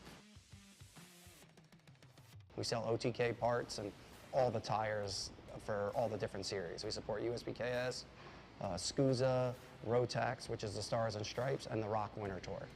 What we do is we try to get the drivers better by data, driver coaching, and setup. We have a lot of good drivers that come through our program. We have a lot of experience. I've been doing it for almost 35 years, and we just try to translate that to all our customers. For more info about Mike Doty Racing, you can contact us at MikeDotyRacing@gmail.com or call us at 845-551-0572. I'm Billy Vincent, owner of MPG Motorsports. What we do at MPG is we try to keep it a nice, fun family atmosphere, try to combine sort of the bigger things and of the bigger teams and the professionalism down with sort of some of the fun sort of family-oriented atmosphere. We try to not only develop drivers, but also the parents and the families for just in knowledge in general in motorsports. It all starts in karting. What we try to do is try to help the drivers, the moms, the dads understand the sport of motorsports in general, not just karting, but what it takes to get all the way up through. Whether you end up wanting to be a driver or a mechanic or an engineer, you know, we can help you with that, and that's what we're here for.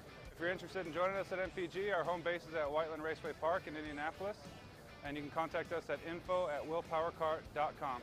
And one of our great people will reach out to you, and we'll try to put the best program together.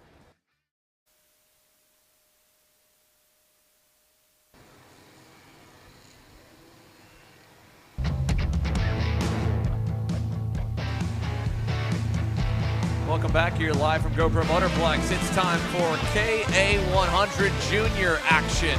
As we get set to go green, it is looks to be Adam Brickley and Elio Meza, your front row. Lucas Szabo and Caleb Cafaro, row number 2. Stephen Miller, Spencer Conrad, row 3. Cooper Shipman, Keegan Kaminsky, row 4. And Julian DaCosta, Oscar Eiliff, row 5. The full field set. 18 drivers make the main event. The rest to the LCQ. We're racing down to turn number 1. It's like a little bit of driver's sleeve going to go out wide. 3, maybe 4, go through the runoff. Rest of the field still following out behind. Now here comes down the backstretch. Elio Meza defends the inside line, running in P2. Adam Brickley is going to be on point, making the way out of the bull. No major carnage like we saw last time with the X30 Sr. Brickley out in front. Meza running in P2 as they make their way through the double left-hander. Rest of the field still bunching up. I don't think there's going to be runaways to make their way towards turn number 8. Into turn number 8 this time, all on the inside lane here. We're watching them side by side for Caleb Gaffera as he makes his way up one spot, and wide goes Spencer Conrad. He gets knocked a little bit sideways and loses about 3 or 4 positions in the process. Elio Meza takes them up the hill, though, as Brickley's been shuffled back 3, 4, 5 positions and still fading as they come down the front straightaway here this time. 3-driver breakaway, all headed to turn number 1, led by Elio Meza, yesterday's breakout winner. And here we go down the backstretch. We'll hand it off here. Emery? Yeah, so taking a look down the back straightaway, you've got Meza looking to lead already. Looks to be Caleb Gaffera coming into 4. Oh, already a spin. I believe that is the number 873 of Stephen Miller into the bull. Looked like he was trying to follow Gaffera through and just kind of lost it under braking. And over the course of them coming out of turn 6, now you see the leaders coming into the hairpin. You've got Gaffera now in a breakaway with Meza. A few car lengths back to Zavo in P3. You've generally got a pack behind that's sort of settled in after the opening lap chaos, but it looks like Gaffera is starting to get a little bit of a gap with Meza to the rest of the field. Obviously, that was a really, really bad start there for Miller to end up losing the cart, coming into the bull behind Gaffera on the pass. They make their way across the line. Fastest lap now going to go to Cooper Shipman running at P3. It's the top 2 starting to pull away. Caleb Gaffera out in front. Meza running in the second spot. Shipman, fastest cart. Got a little bit of help from Adam Brickley making their way down into turn number 4. Meza continues to fall all over the back bumper of Caleb Gaffera. Over through the chicane, and then followed by the double left-hander of 6 and 7. And right now, Cooper Shipman in P3 slowly starting to inch his way back up to Meza and Gaffera. Not too far behind him, Adam Brickley also leading, and there's a pass on the inside. That was going to be Keegan Kaminsky getting around Spencer Conrad, moving up one more position. Top 3 have now caught up nose to tail. If they continue back and forth, we could see a 6-cart battle for the lead. Yeah, Shipman's catching up to his teammate Elio Meza, who was yesterday's winner. Ended up having a really good afternoon, but really it's now Caleb Gaffera going down the front straightaway. He's got a lot of pace, but it looks like Meza's going to go in. Shipman sends it down the inside to follow his teammate through into P2. Brickley now starting to close up to those top 3, and now Gaffera's back into P3 behind the 2 Iron Rock Motorsports teammates. Looks like Shipman's going to go a little bit defensive into the bull to try to make sure that he can maintain the position. Brickley continuing to close in. Behind him, Kaminsky and Conrad starting to close a little bit as well, although last time Shipman did go purple, Kaminsky and Conrad were within a couple of tenths. Now, though, the Iron Rock teammates, you saw yesterday what Iliff and Meza were able to do. Now it's Shipman and Meza up at the front, and they're trying to kind of head the point with Gaffera right until Brickley's into 4th. He is now right on the tail of Gaffera, and it's going to be a 6-cart train for the lead here in just a minute. Caleb Gaffera running in the 3rd spot with Adam Brickley right behind, swaying a little wide on the exit of turn 10, making the way through 11. Now down towards the main straightaway. Nose to tail is the top 1, 2, 3, 4, 5 going into turn number 1. Caleb Gaffera up in the 3rd spot, sees the 2 teammates out in front. That is Elio Meza leading with Cooper Shipman in 2nd. Brickley now, all sorts of defensive coming into turn number 4. That is now Gaffera on the inside of Shipman. Sees his opportunity. He is going to seize it. He is able to get around, and that is going to be Shipman up one more position. Or sorry, Shipman's going to fall back 2 as now Gaffera is into 2nd. That is going to be Brickley into 3rd. Shipman now into 4th, and it looks like Keegan Kaminsky may have an opportunity to crack into the top 5. Currently running in the 6th position, now going to get up into 6th. Right behind is going to be Spencer Conrad, following is Oscar Iliff, running in the 7th position. But right now, looks like it's going to be a little bit of a runaway as Elio Meza has about a 3-car length advantage across the start-finish line. Yeah, what was once a 6-car group might become 7 here in a second as Oscar Iliff is starting to close back in. Obviously, Iliff had a really good day yesterday, finishing 2nd in the pre-final. But it looks like Meza's now about to come under fire from Caleb Gaffera and Adam Brickley, who choose to work with him for the moment. Kaminsky's going down the inside, coming into the bull.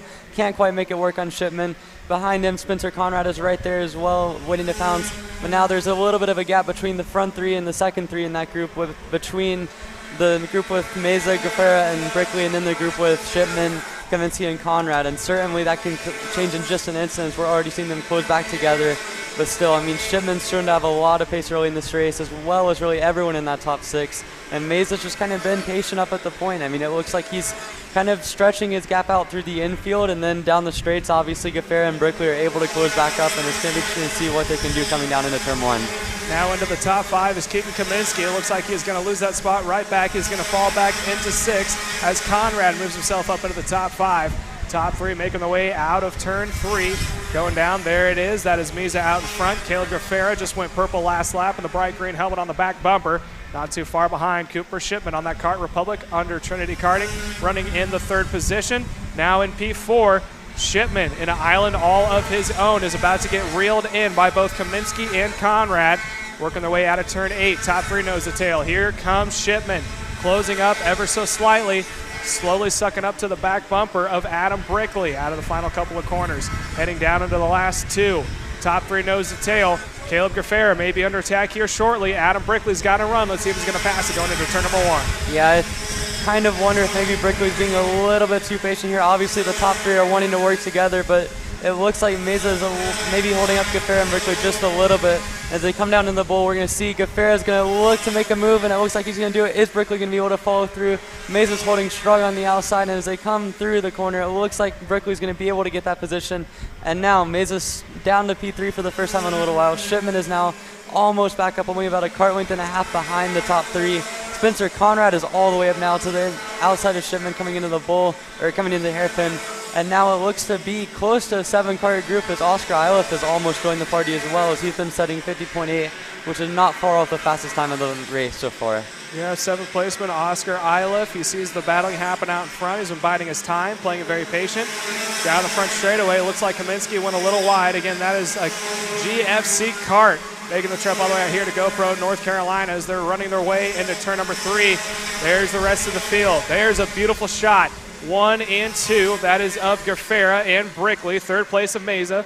Looks like that was the 5th placement of Conrad, getting a little impatient, able to send up on the inside of Shipman, moving up into P4. Top 3 spread out once more, so now it's a 3-pack out in front and a 4-pack running right behind. Difference now is about 4 or 5 kart lengths making the way into turn 8. No one's going to sit on the inside, but looks like Shipman thought about it. He was able to get back around, moves himself back up into 4th, and that is going to bump some of the back runners all the way down.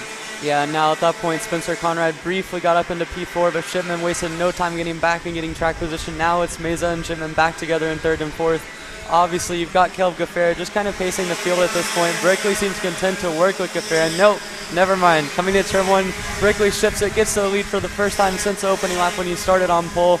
And now it's a 3-kart breakaway up at the front again with Brickley, Gaffera, Mesa all together. Then behind them, Conrad's gotten back into P4 ahead of Shipman and ahead of Oscar Iliff as well, and Kaminsky in P7. And now it looks like the top 3 are again back together. There's a gap, as I had mentioned. And Gaffera, we'll see how patient he is. He's someone that has been known to go straight back to the point pretty quickly. Here he goes into the hairpin and just sort of follows behind Brickley, content to work with him for just a little bit. Drivers now making the way up through turns numbers 9 and 10. Mesa on the back bumper of Gaffera. He is the 2 closest up in that front pack. As of now, it looks like Brickley has a little bit of an advantage going down the front straightaway. Here's where the draft comes into play. This time across the line, it is going to be 4 laps to go. Brickley out in front. Gaffera running in P2. Mesa running in that 3rd spot rounds out that front 3-pack. That 4-pack is starting to get broken up. And I believe the top 3 ever so slightly inching themselves away from the 4th place runner of Spencer Conrad making the way out of the bowl. Yeah, and Spencer Conrad, someone that has a lot of experience at this track, a local driver. He's won many races in junior and in cadet categories, and he certainly is no stranger to success here. And you can see now he's starting to come back to the front 3 a little bit. Obviously, it's going to be difficult to do so when they're so content to work together, but still, as long as he's not getting pressure from behind, he's running the times that he's not going to get pulled away from at least. And as you come out of the double rights, it looks like they're starting to come back together even more. Behind him, you've got Shipman and Iowa still content to work with him at the moment. Obviously, the 2 Iron Rock teammates could work together here if they need to. Now, Gaffera's going to take a look into turn 1. Looks like he's getting the position. Mesa follows him through into P2. He's coming through turn 1. Now, Conrad's going to be right on the bumper. Brickley coming down the front back straightaway. Brickley goes defensive now, and it looks like that's going to mean that Conrad's going to try to go around the outside. Whoa, that was an aggressive ship. going to maintain P4, but couldn't quite get around Brickley there. And now you have the front two of Mesa and Gafera able to get a little bit of a gap to the rest of the pack. Brickley losing a little bit of time as now we have Gafera and Mesa, something we've seen the entire Winter Series long, are out in front. Rest of the field still getting bunched out from behind.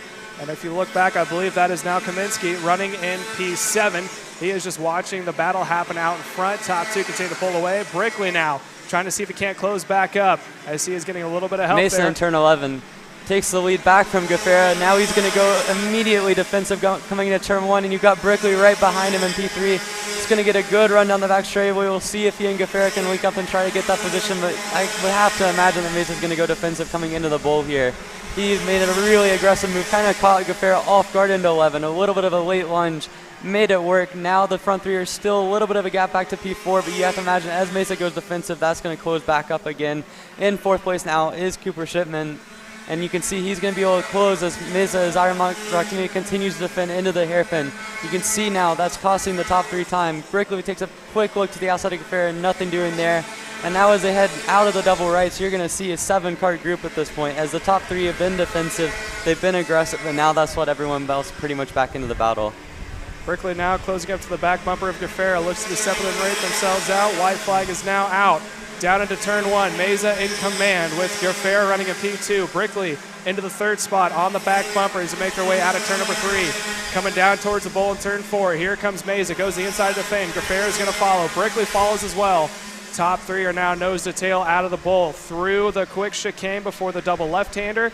It is now going to be Gafera going on the attack of Mesa out in front. Brickley has a quick look behind, sees nobody there. All the way down to the inside. There goes Mesa to defend. There goes Gafera. The back is going to bunch up as well. Whoa. And there's a crossover by Adam. Brickley goes straight to the front. Now it looks like Mesa's under attack from Gafera. They go side by side. And here comes, I believe that is now Conrad, also up in the mix. He is going to try to go for 3rd. He is going to slip his way right behind Gafera. Gafera goes to the inside to defend. Meanwhile, your leader has pulled away of Adam Brickley as they're side by side across the line. Brickley takes the win. Gafera comes back 2nd. Spencer Conrad rounds it out in 3rd. Cooper Shipman 4th. Elio Meza in 5th. Oscar Iliff 6th. Keegan Kaminsky finishing in the 7th spot. Ivana Richards in 8th. Oliver Piatek finishes in 9th. And Luke Welcome rounds it out in the top 10. Going down towards the transfer spot, which I can't remember if it's 14 or 18, is Gabby Sheldon finishing in the 14th position. Landon Skinner finishes in 16th. And Braden Domigan has top 20. So Charlie Steins is going to be the last person to transfer by just about a 10.5 over Gabriel DaCosta, and Braden Zerbs are going to be the first 2 out of this group that did not make the main. So they're going to have to make their way through the LCQ where only the top 4 are able to transfer. And we still have more racing here yet to come. Don't go anywhere. We still have more pre-finals on Kart Chaser.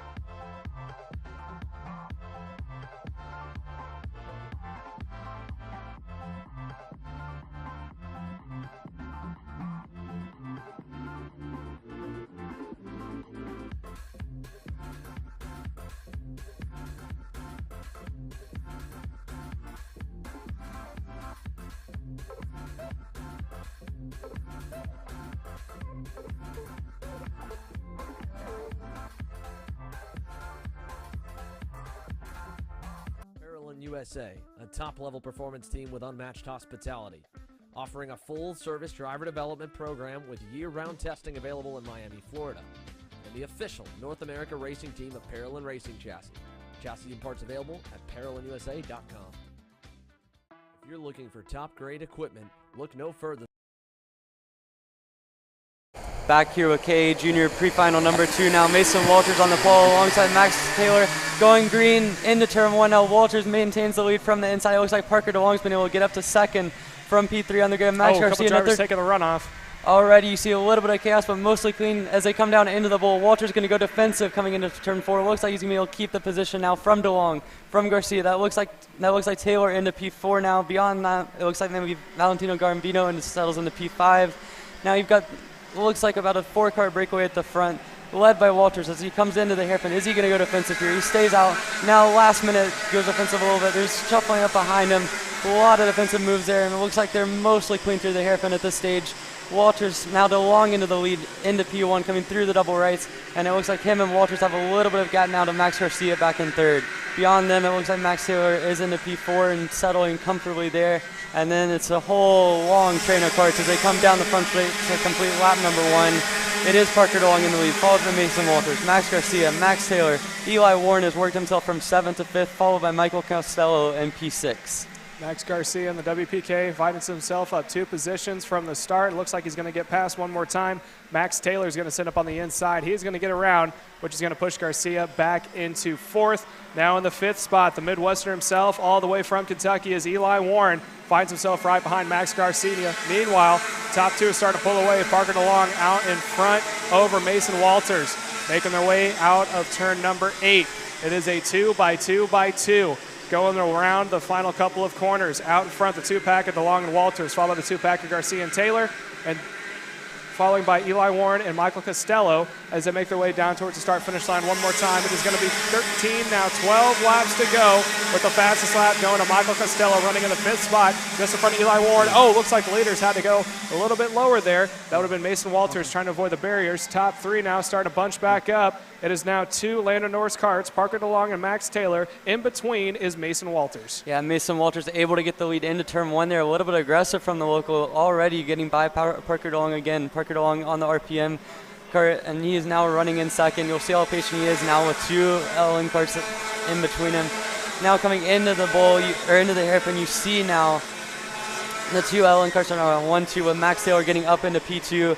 Now a little bit of separation for Mason Walters. Have to think that's going to kind of shorten itself pretty quickly now, but there's a lead group of about 6 cars back to Eli Warren in P6, I believe.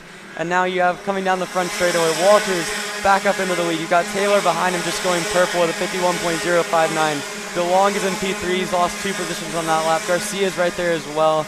Then you got Michael Costello and Eli Warren, and then it's about 0.8 of a second gap back to Valentino Garambino. And now you can see the front 5 looks to be pretty subtle at this point. You see maybe a little bit more patience now as there's only 3 laps complete out of a 14-lap heat race. Obviously, none of these guys are trying to go to the LCQ. We saw in the even heat yesterday a lot of chaos and crashing. And now coming down the inside, it goes Max Taylor for the lead. Walters is going to get shuffled all the way back to P5 maybe as he comes into the double rights now. You've got Taylor and DeLong up at the front. You've got Garcia also able to follow through on Walters. And now you also have Michael Costello able to get up into P4. He started 9th. He's made good progress already in the Binnock. And you can already see as they come down the front straightaway, a little bit of a gap again for Taylor. DeLong looks like he might be geared a little bit lower as he gets passed into turn 1 by Max Garcia in the Willpower cart, able to get up into P2. That's going to stack up everyone from 2nd all the way back to 6th. Now you'll see DeLong going to push him. He is, and that brings them all the way back up to Taylor in P1.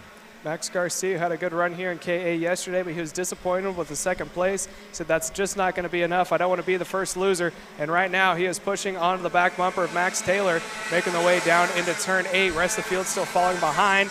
It is currently a 6-car battle for the lead. Whoa. Oh, major big barriers. crash out of turn 7. Looks like 3 carts into the barriers, one of them all the way near the pole on the exit of the turn 7. Thankfully, they're able to get back going, and we'll get the numbers in a minute, but certainly that was very sketchy. Meanwhile, leaders making the way down the front straightaway. Max Taylor out in front over now Max Garcia running a P2. Last lap, Garcia went purple for the moment. Now it's Wesley Gurnley going to find themselves the fastest car, P number 5 with a 50.8. There's the leaders now making their way out of turn number 3. They're about to be approaching. It's going to take some time to get the carts cleaned out of where that incident happened. Looks like another bit of contact. So they're about to get a yellow flag here coming up shortly after these double left-handers. Garcia finds himself in the 2nd spot. DeLong on the back bumper. So the 6-pack has now developed into 2 3-packs. Looks like DeLong had a quick look down the inside. There's a pass for the 4th position. That is going to be Walters now getting around Costello. And now Eli Warren is going to be pushing the incentive here, trying to see if he can't find his way to the top 5. Yeah, and the 3 karts involved in that last crash were Austin Olds, John Antonino, and Jake James from about the midfield. That was a very sketchy crash, and now it looks like they've been able to get everything cleaned up. The only one out of the race is Jake James. He was the one that hit the barrier coming in near the pole. But as they come along, it looks like Max Garcia has found his way into the race lead. Looks like you're going to see Max Taylor trying to fight his way back into P1. Behind him, you've got Walters trying to get himself into P3 now, and it looks like Garcia is able to shut the door there coming through the bowl. Here's the leaders now making their way into the chicane, followed by the double left-hander. Max Taylor still leading the way. Right behind him is going to be now no longer Garcia. He finds himself in the 3rd spot as Parker DeLong is now up into P2. There's an outside run. It's going to be trying to Garcia. See if he can't push the envelope a little bit. So finds himself in the 3rd spot. The rest of the field now bunching up. Eli Warren now finds himself up 1 more position to P5. And here comes the rest of the field. It's going to be a giant pack making their way all bunched up going down into the start-finish. Yeah, it looks like it's going to be roughly a 9-kart lead pack all the way back. Maybe even to Ernesto lead. Already you can see Max Taylor back into the race lead. You've seen them going back and forth. Parker DeLong made a move into the hairpin. Now it's Taylor back to the front. Is he going to defend? He's not. Max Garcia is going to go down the inside of DeLong into the bull. Walters tries to follow through, doesn't quite have enough steam on the brakes. And you can see now that this amount of battling for the lead has allowed that the top 9 now are really in a lead pack, maybe 8. It looks like Wesley Gilmore is in 8th. It's the last guy that's really in the draft, but still a heavy amount of battling has meant that everyone's closed back up. You've seen Walters has gone back and forth inside the top 4. You've seen DeLong has not been content to settle into 3rd or 2nd for a while, and now you've got Max Taylor at the lead for a moment, but at this point, with the amount of chaos that we've seen, it's only a matter of time before a guy like Max Garcia, who's running in 2nd right now, tries to make a move into the lead. And as I say that, right into the lead, coming into turn 1, Garcia's going to go for it. DeLong tries to follow through, goes a little bit short into turn 1. He's going to have to settle for 3rd behind the front 2. And now you've got Mason Walters right on his tail into the bull. Is Walters going to try and make a move? No, the top 4 stay in line, the top 6 in fact. And now you've fully got a 7-kart pack that is right there together. Max Garcia out in front. Taylor goes into P2. The rest of the field still nose to tail from behind. See if anyone's going to try to make a pop-out move. Looks like down to the inside. Someone thought about making a move on Eli Warren. That was Valentino Garabino. Not able to get it done. He is going to stay in line as well. Top 5 all bunched up, followed by a couple other cars striking from behind. There's going to be 5 laps to go at the line. And no major passes happening just yet. Out of the final corner, down towards the start-finish line. We're going to burn 1 more lap. 5 to go at the line. Command has been given. Taylor leading the way, going down into turn 1. Sorry, Garcia leading the way into turn 1. And that is going to be Taylor running in P2. Rest of the field now making their way out of turn 3. And then that separation between the top 4 and the back 3. Oh, and there's an attempt to pass on Eli Warren. It will happen. That was Valentino Gabarino able to move up into the 5th spot. So there's passing happening all over in the top 7. Top 4 still nose to tail. The 3-pack running from behind, trails by 2 kart lengths. Down into turn 8. No one goes on the defensive. They all stay in line. Yeah, and it looks like the top 4 have kind of gotten a little bit of separation now, but really among this top 7, you've got a mixture of guys that have a lot of experience on the national circuit. You've got guys like Eli Warren, Max Garcia, Parker DeLong. All of them have been up front at national races this year. And then you've got the locals like Mason Walters and Leslie Gilmore all running up front as well. And so as they come down to 4 to go, you've really got a good mixture here. It looks like the top 4 have been a little bit more patient now the last couple of laps. You've seen them being willing to work together as they come to 4 to go. They just went purple. Max Garcia with a 50.6 from the lead. Those 4 have all run 50.6s, 50.7s, and with the chaos happening in the last lap coming to the bull, it looks like it's now going to be a 4-kart group with Valentino Garambino in P5 and Leslie Gilmore in P6 trying to work together to get back up to them. There's the leaders making the way out of turn 7, heading down into turn number 8. Garcia on point. Everyone stays in line from behind. Taylor, DeLong, Walters. No one tries to make an attempt to pass. After that is then a 2-pack between Valentino Gabarino and Wesley Gurnley, running in the 6th and 7th spot, followed by Eli Warren, now finding himself in the 7th position. Warren now going to try to run the high side. No, he's not. He's going to have to get the spot back up. And there are the leaders. Top 4 down across the line. Who's going to be the 4 battling for the lead? They are 2 by 2. Garcia, Taylor, DeLong, and Walters through turn 1. Man 2 now making the way into turn 3 into the draft. as they continue to separate out. It is now Garcia and Taylor nose to tail heading into turn number 4. It looks like Walters might have a little bit of a bobble coming through turn 1. Looked like he maybe turned in a little bit too early there, and now he's dropped from the top 3. DeLong's kind of back up to the top 2 over the last half a lap, and now he is right on the bumper of Max Taylor coming into the bowl. Taylor senses that's going to go for the lead on Garcia. DeLong's able to follow him through.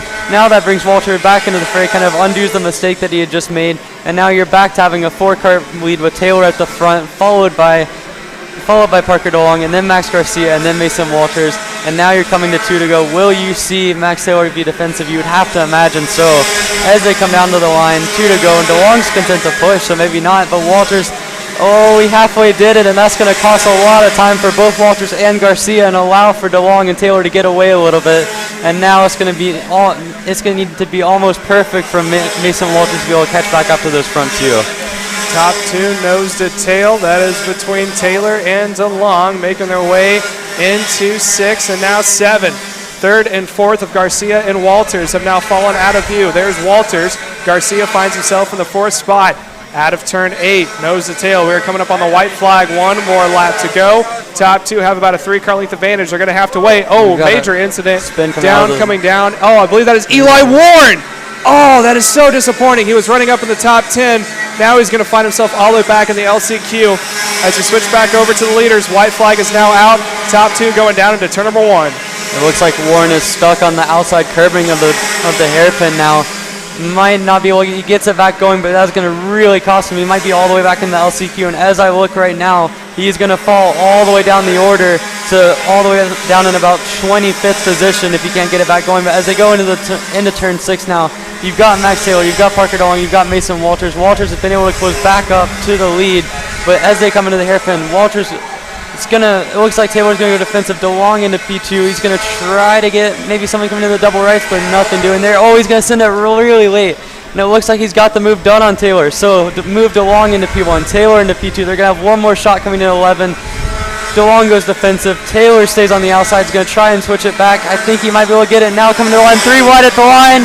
It's going to be a drag race, and it looks like Max Taylor, followed by Parker DeLong and Mason Walters, are the top 3. Only 58 100s separating them. Only 1/1000 between the top 2. And then Max Garcia ends up P4. Michael Costello with a nice run at the end to finish P5. Valentino Garabino in P6. Ernesto Rivera in P7. Diego Yot in P8. Wesley Gilmore in P9. And Shea Aldrich in P10. And taking a look down at the transfer position, it looks like it's going to be Sebastian Newberg being the last person, with Cole Wilson, John Antonino, Austin Olds, then Eli Warren and Jake James. All of those guys have shown pace this weekend, and all of them are going to have to go through the LCQ. Yep, so a fantastic run there from the X30 juniors. When we come back, we're going to have more racing still yet to come, so don't go anywhere and stay tuned. You are watching Kart Chasers coverage here of USPKS round number 2.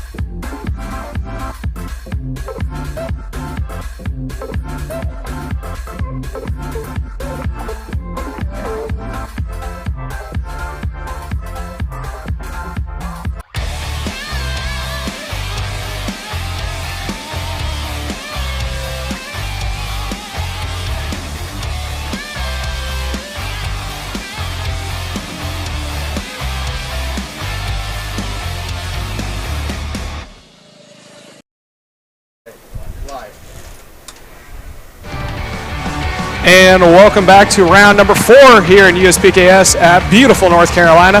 We're about to get going underway here shortly with our Micro Swifts. Emery Lida is going to run us through our starting order. Yeah, so you've got Kai Mars starting on pole for today's race for the pre-final. Troy Ferguson alongside him, and behind them you got Cameron Marshall in P3, Rocco Simone in P4, Benja Fernandez P5, Bowen Green in P6, Ashton Wyatt in P7, Parker Ives in P8, Drew Walls P9, and Marco Simone P10. So a lot of the guys that were towards the front yesterday are going to have to start back towards the bottom half of the top 10. Beyond that, row 6, you got Joseph Addington and Holden Myers. Row 7, Jackson Gibson, who almost won yesterday in P13. Cade Wolf in P14. Luke Gilio in P15. Ashton Woon in P16. Row 9's going to have Antonio Piziona Neto in P17. Alex Chandler in P18. And then rounding out your top 20, you've got Royce Vega and Nicholas Orbezo. Yeah, I got a stacked field here coming up for our Micro Swifts. After that, we're going to get going to the big boys. We'll get going with the KAs, as we are now waiting to see these young men and women take the start here. Kai Mars, Troy Ferguson are going to lead the way to the green flag. 14 laps is the distance. We're going to get these kiddos stacked up, lined up, ready to go, as they are now slowing it down, coming out of turn number 10, making their way down to almost a crawl, as we have some stragglers still making their way up to the field. Yeah, and Kai Mars, really good qualifying lap on Friday, the first session to put himself on P1. Here, obviously, he's been round about the top 10 all weekend, and so it's good to see him up at the front now. As you can see, the Binnick of Troy Ferguson making his way up to the front row. I believe he had a little bit of issues on the warm-up lap that cost him some time. He'll be on the front row alongside Mars, and so they're going very slowly into turn 11. Obviously, you want to keep the starts very slow, going all the way down the front straightaway, just so you can limit the amount of chaos that happens into turn 1. You're going to see them get their green some point towards the second half of the straightaway, and obviously with these little kids, it's very important that you make sure that they're not too fast, that they get on the gas super early. Yep, they're making their way down to the start. Let's see if the green flag is out, and it looks like it will not be out. They're going to have to go one more time by. What they're going to do is they're going to open the cut through coming out of turn 3, allow these kiddos to do about a half a lap, get them right back going again. A little bit too fast, I would say, on that one. Obviously, you're going to take the cut through coming through turn 3 now and try to reset again. Obviously, for a lot of these kids, it's the first time or one of their first races up at the front where they're having to kind of pace the field and manage the pace coming down to the front straightaway. So you can see there they were just really early on the gas, and I would imagine that the flagman was a little bit too displeased with that, but you'll get another opportunity. They get one more chance before you have to invert the front row and then put the second row back on the front row. Making their way into turn 8, they're going at a crawl, something we've seen before. Once they get going on the back stretch, again, they have to go all the way down the front straightaway. It's probably within the last 150 to 200 feet towards turn 1 where they're given the green or the yellow. If it's the yellow flag and it's the cause of the front row 2 times, that's when it's inverted. If it's someone in the back who's maybe sticking out of the tram line or trying to get a start, it does not count towards the front row. It'll count towards that individual driver. But again, 2 on the front row, that's when you have to send them around one more time. Kai Mars, Troy Ferguson, 2 drivers to keep an eye on. They're starting the front row. Rocco Simone also in P4 with Benja Fernandez in the 5th position. Have also been fast here all weekend long. Marco Samut, also someone else to keep an eye on. So a lot of good drivers have been spread out through the field. Ashton Woon had one of their first wins here yesterday, starting in the 14th position. You can see the drivers now making their way down the back straightaway, getting lined up. A couple of hands are up in the air saying, hey, we got to slow this back down. We got to keep this lined up as they're going down. What's that, a bear crawl? I'm sure the smell of clutch is going to be very perfumed over in that area, as some of these kids like to smash down the throttle and the gas at the same time. Tries if they get a good start. Let's see if we can get it again as they're making their way out of the final quarter. All these drivers still going down to a crawl out of turn 11. There's a beautiful shot of the front stretch. You can see one of the officials from USPKS up on that scissor lift. Beautiful view of the entire track so they can get some of the best calls coming down the line. Let's see if this is any better. Side by side. This looks a lot better before. There's the 29 trying to get them slowed down. Eyes on the starter. Looks like they're going to be green. Got it. So Kai Mars gets himself up into the lead ahead of Troy Ferguson now in P2. Oh, big crash coming through turn 3 now. Looks like about 15 carts back. You saw him, big crash. There's a couple carts in the barrier. One stuck on the road coming into the corner, and now they're going to come around the bowl. We'll see what they do about that, but certainly we'll get a number on that. Now as they come through, it's still KA100 up at the front. It looks like Rocco Simone's been able to move himself up into P2. Behind him, you got Troy Ferguson. Then it looks like maybe Cameron Marcia in P3. Now Simone's going to go all the way up to the lead. It looks like coming out of the hairpin now, as you got more racing down in the back. One of the carts and the LN cart going way back there, and now Simone sets his sights on P1 coming down out of the double rights. KA100's close behind him in P2 as he was able to follow through on Ferguson. Ferguson in P3. Behind that, you've got Marcia in 4th. Then we'll get the rest of the field as we come across the line for the first time. Bowen Green's up to P5, Ashton Wyatt P6, Benja Fernandez has fallen down to 7th, Parker Ives in P8, and yesterday's winner, Ashton Woon, needed a really good start after starting 16th. He's already up to P9 after only one lap of racing. Drew Walsh rounds out the top 10 as they come into the bowl. It's still Simone able to lead from Mars, from Ferguson, and from Marcia. Top 4 nose to tail, Simone, Mars, Ferguson, Marcia, making their way through the chicane, now coming up into the double left-hander. That is turn 6 and 7 leading into 8. This is one of the best passing opportunities we've seen here. Down to the inside goes KA100, and it looks like it may be Troy Ferguson trying to follow. He will do so as he now goes back up on a point. Yeah, Mars able to get himself up to the lead now again after he started on pole already. Taking a look at the 3 carts that got involved in that turn 3 incident on lap 1. Riley double bar, Austin Taylor, Cade Wolf. Looks like all of them all right as they come into the 11. Troy Ferguson able to get the lead. He comes through in turn 11 to get the lead. Now it's a lot of chaos. 3 wide coming into turn 1 now. And I believe you were able to see that Cameron Marshall was able to hold on to that position somehow. And somehow was right back on the bumper of the front too. That was chaos right there. As Ferguson's able to lead from Mars, from Marcia, nothing really going on coming into the bowl, whole lot of nose to tail. This is about a 8 cart lead pack now with Ashton Woon in 9th being the first cart in the next pack, and certainly just a lot of action going on now. Troy Ferguson's got himself up to the lead. He leads his first lap of the race. Mars right behind him in 2nd. Elsewhere, it looks like Rocco Simone's making his way back up through the field. He makes a pass into the hairpin. He's about to get crossed over, but he keeps the position coming to the double rights. A little bit more action behind him. Parker Ives trying to make a move up there as well towards the back end of that pack, but now Ferguson, Mars, and Marcia are the top 3, and they've got a little bit of gap now from 4th on back. Ashton Woon up in the 9th position, moving up 7 spots. One of the highest movers already in the front half of the field as they make the way down towards the stripe. Ferguson leads the way over KA100 running in P2. Cameron Marcia, who had a good run yesterday, now finds himself up. Oh, we got a couple of carts turned around. That looks to be on the exit of turn 3. These guys can make their way back onto track. There's the battle for the lead. Out in front, Troy Ferguson as KA100 falls back in the 3rd spot. Cameron Marcia now works the way up into 2nd. Now we have a 5-cart battle for the lead all the way back to Ashton Wyatt running in P number 5, making the way down into turn 8. No major movement. No one's going to defend. No one's going to pass. But the field continues to bunch back up as they make their way turns toward 9 and 10. Marshall looked like he went a little bit deep on the brakes, and that stacked up the field behind him. You've got Simone now is caught completely up to KA100.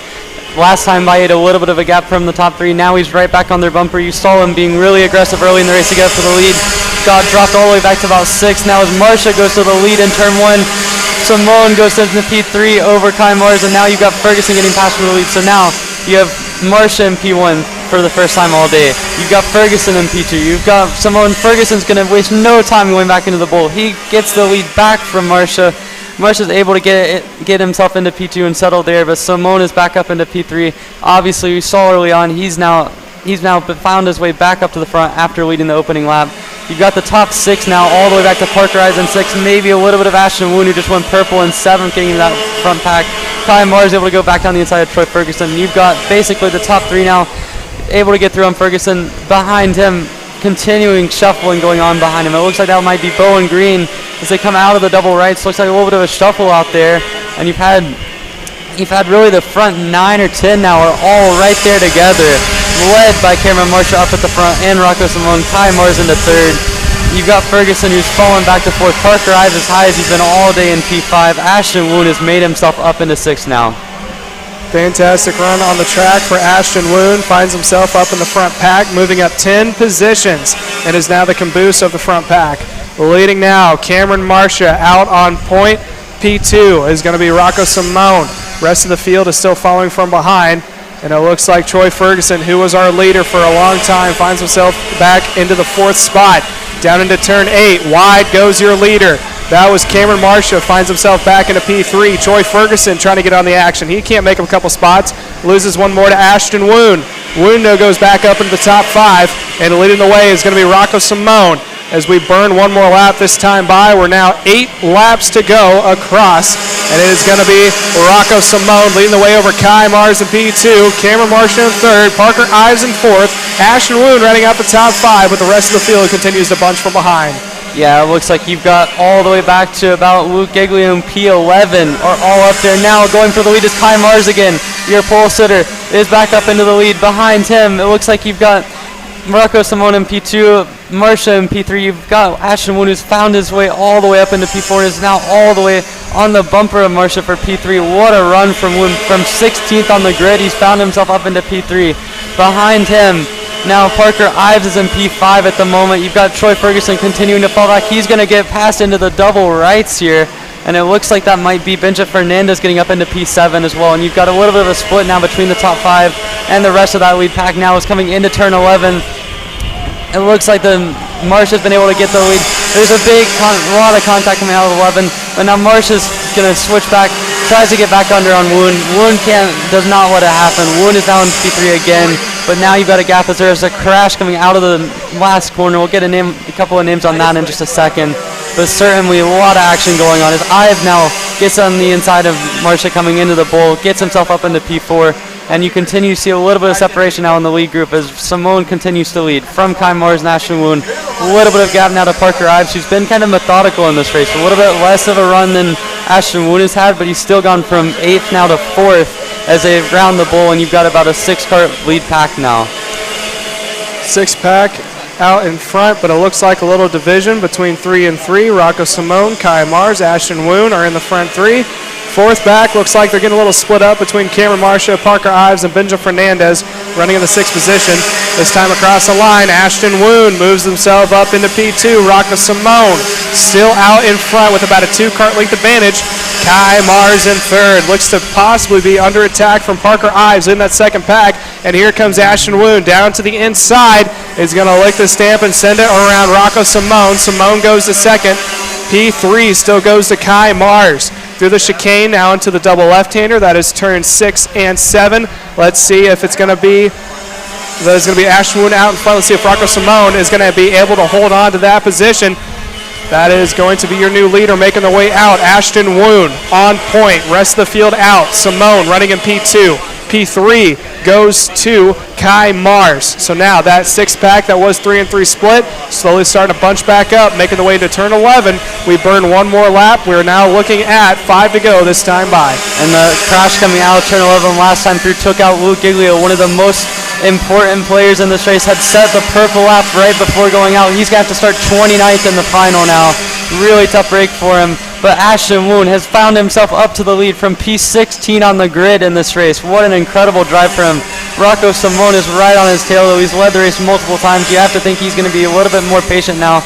With only 5 to go, it's time to settle in. You've got a 6-cart lead group now, all the way back to Benja Fernandez in P6, and then a gap back to Troy Ferguson in 7th. But still, Parker Ives now looks like he's going to be the one to try to make a move. Can't make it stick on Kai Mars. That's going to allow for Cameron Marcia to go around the outside coming in the double rights. Now Fernandez going to stick it in on Ives. Ives, because of that move into the hairpin, has lost 2 positions now and falls all the way back to the tail end of the train.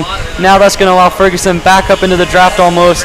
And now you're going to look at maybe a 7-cart lead pack as they come down to 4 laps to go. Woon has found himself up in the lead. Simone content to work with him and try to push away from this group. But he messes up turn 1, and that's going to allow for Kai Mars and Cameron Marcia to get back up into his draft. Top 4 is broken up into 2 packs of 2. Ashton Woon out in front. Rocco Simone in P2 on the back bumper. Kai Mars running in 3rd is getting help from Cameron Marcia running in P4. Top 4 now, breaking away from the rest of the field. Bright gold helmet is Ashton Woon making the way out of 6, heading into 7. Right behind in that Paralyn cart goes to Rocco Simone.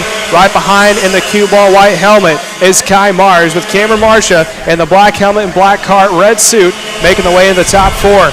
Out of turn 9, heading into turn 10. Wide goes Ashton Woon. Rocco Simone sends it up on the inside. Can Woon hold the position? down to the second last corner. Woon still on the outside. Here comes Kai Mars. He is going to follow, push Ashton Woon back to third. 3 laps to go at the line. Your new leader, Rocco Simone, back up on front out of turn 1, heading into turn 2. Top 4 still nose to tail, making their way into turn number 3. This is where the draft is crucial. Top 4 now coming into view. Kai Mars wants to maybe get his nose in there, but Rocco Simone is going to go even lower. He's going to take the spot back for second. Now he's going to try to go for first. He is still side by side. They're side by side for fourth. Kai Mars is able to beat out Cameron Marcia. Rocco Simone now back in front. That is going to be Kai Mars running in third. Ashton Wu now up into P2. And now a battle for fourth, because down on the inside goes Parker Ives, able to get around Cameron Marcia. Yeah, it looks like Wu made a little bit of a mistake out of the double race there, and that allowed for Rocco Simone, who's been really opportunistic in this race, to be able to get back to the lead. But now you still got the 3 karts in front, the guys that have been probably the most aggressive in this race. As Wu into turn 11 gets the spot back, wastes no time on Simone. As soon as he got back to the bumper, they come down and complete lap number 12. Only 2 laps to go in this race. You've got Ashton Woon out in front. You've got now Rocco Simone in P2, and there's a big gap now as Simone looks like he messed up coming out of turn 1. Now Kai Mars is going to maybe look down the inside. He goes late. Now Parker Ives is going to try to follow through with Mars as well, and they go up to P2 and P3. Now Ives is going to go, is he going to try to go around the outside on the exit of turn 4? He is. Parker Ives, what a move, as that's going to shuffle everyone all the way from third on back. It looks like Marsh has gone clear of that, but the big loser is going to be Kai Mars, who goes all the way from second down to what looks to be in about 6th or 7th now, coming out of the hairpin. But the big thing about that is now you have Ashton Woon well and truly in the clear, Parker Ives as well. Those two have gone from 16th to 1st and 8th to 2nd respectively, and now you've got a whole pack of cars from third on back fighting, including Rocco Simone, who makes a move coming into turn 11. White flag is out for your leader of Ashton Woon, but the eyes are on the battle for second. Rocco Simone trying to get the spot back. It looks like he is going to do so. Moves himself, that is for the battle for third. Rocco Simone moves himself up into P3. P2 also locked in. That is Parker Ives. He has got a great gap, and here's the battle for third. There's the parallel cart of Rocco Simone out in front, leading the cavalry from behind with Cameron Marcia, Jackson Gibson, Kai Mars, Benja Fernandez, Marco Samut, all in the mix. Coming out of turn 6, heading into turn 7. Simone still has a lock on P3. Dives down to the inside line to defend. He is going to do so. Now there's another pass. That is going to be Kai Mars making up a couple more positions. Mars now, he is going to find himself under attack from Benja Fernandez. I believe Jackson Gibson also up in that mix somewhere in the field. Leaders now making their way out of the final couple of corners. That's where we're going to go to cameras on. Checkered flag is out. There's your new pole sitter, Ashton Woon, coming across the line. Parker Ives comes across in P2.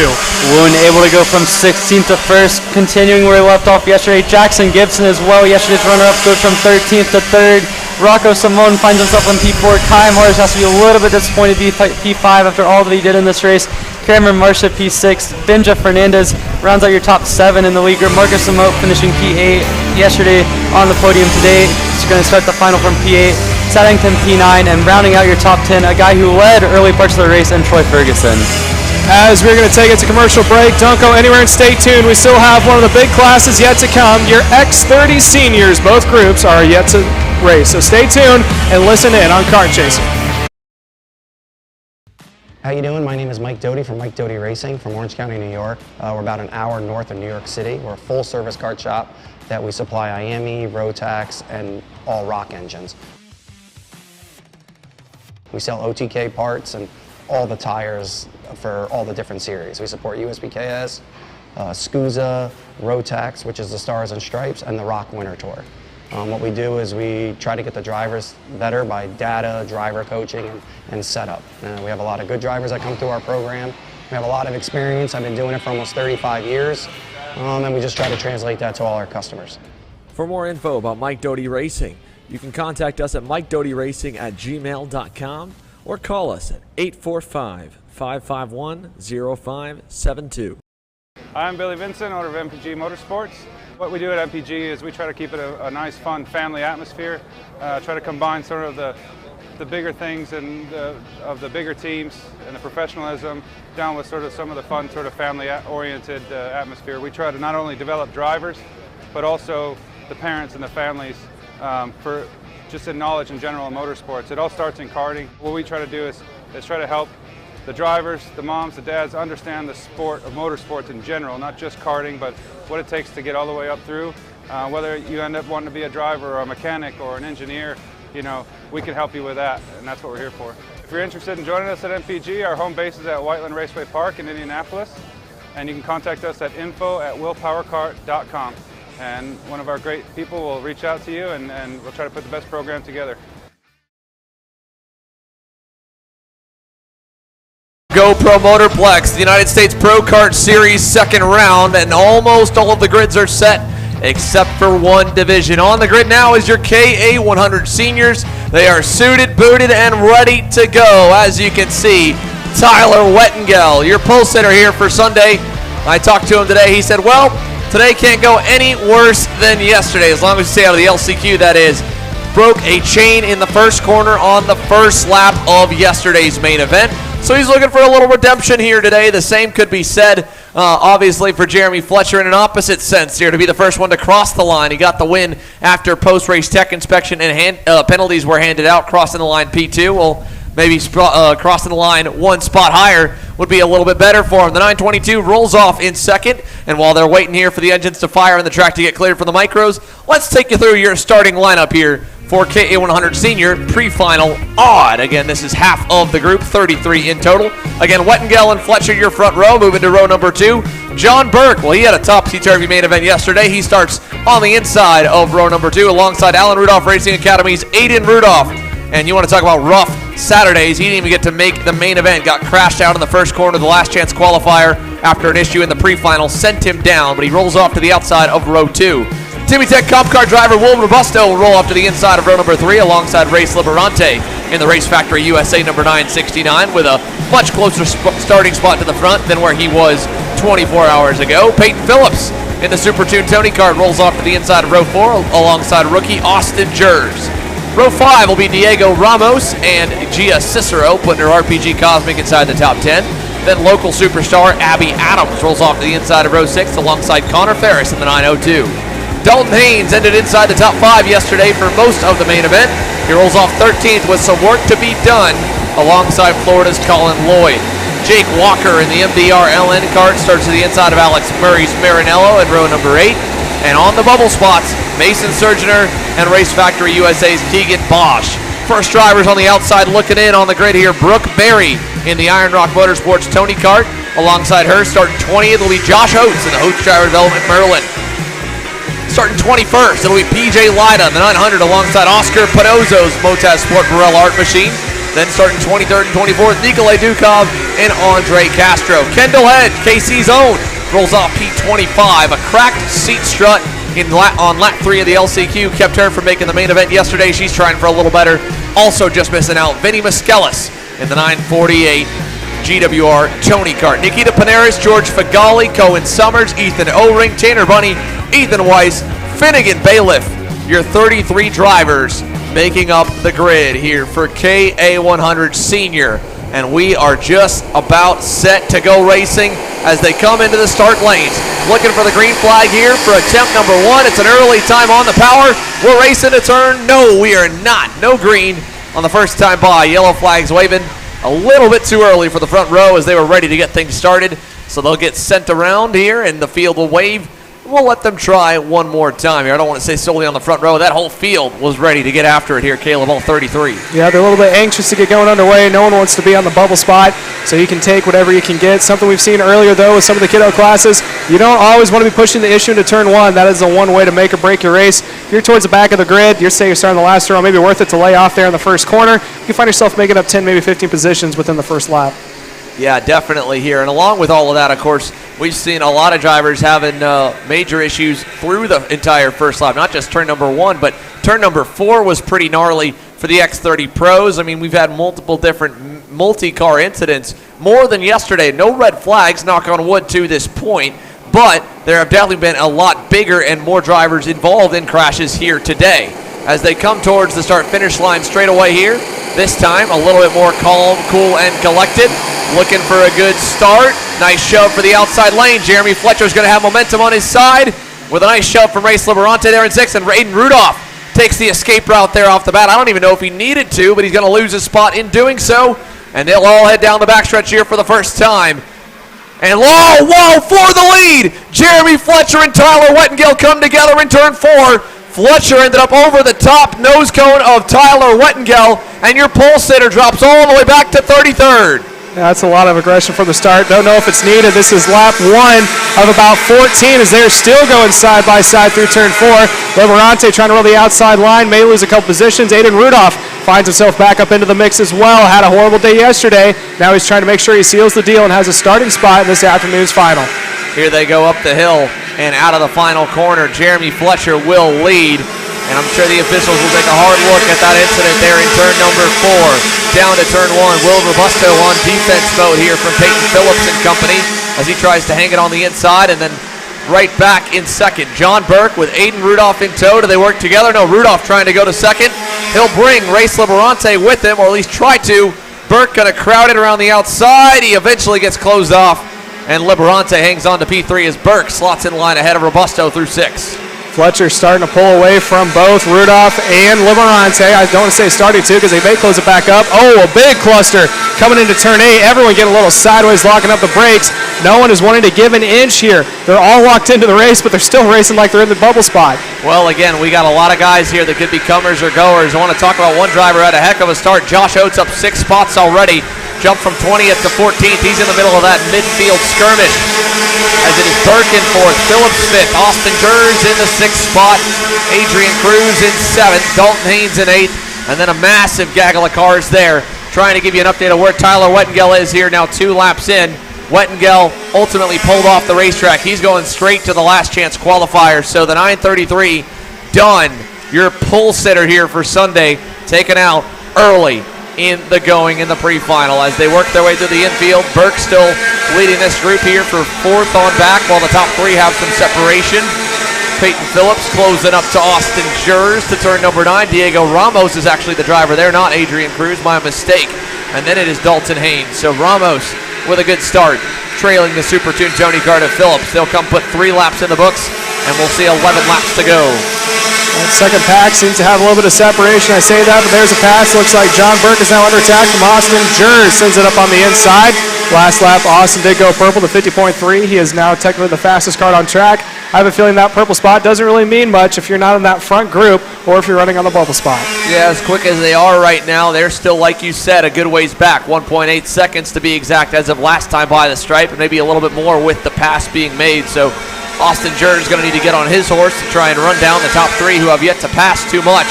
Here's a pass coming for Ramos on Peyton Phillips, and he'll close him off, and Dalton Haynes will get by as well into the next position and drop Phillips 2 spots back through 8 and 9. Beautiful shot there. Leaders going by. You can see the separation the top 3 have. Fletcher currently holds about a half a second gap over Liberante and Aiden Rudolph, just making way across the line. Is now down to 0.4 of a second. Once we get past Rudolph, there's a 1.3 second gap between himself and Austin Gers leading that second pack, with John Burke running in that 5th position, down 2 spots from where he started. Here they come to turn at number 4. You can see Liberante bringing Aiden Rudolph closer and closer to Jeremy Fletcher. Liberante a 50.342 to Fletcher's 50.510. So that's 1.5 tenths quicker than the race leader with help from Rudolph. They should arrive on the scene pretty soon.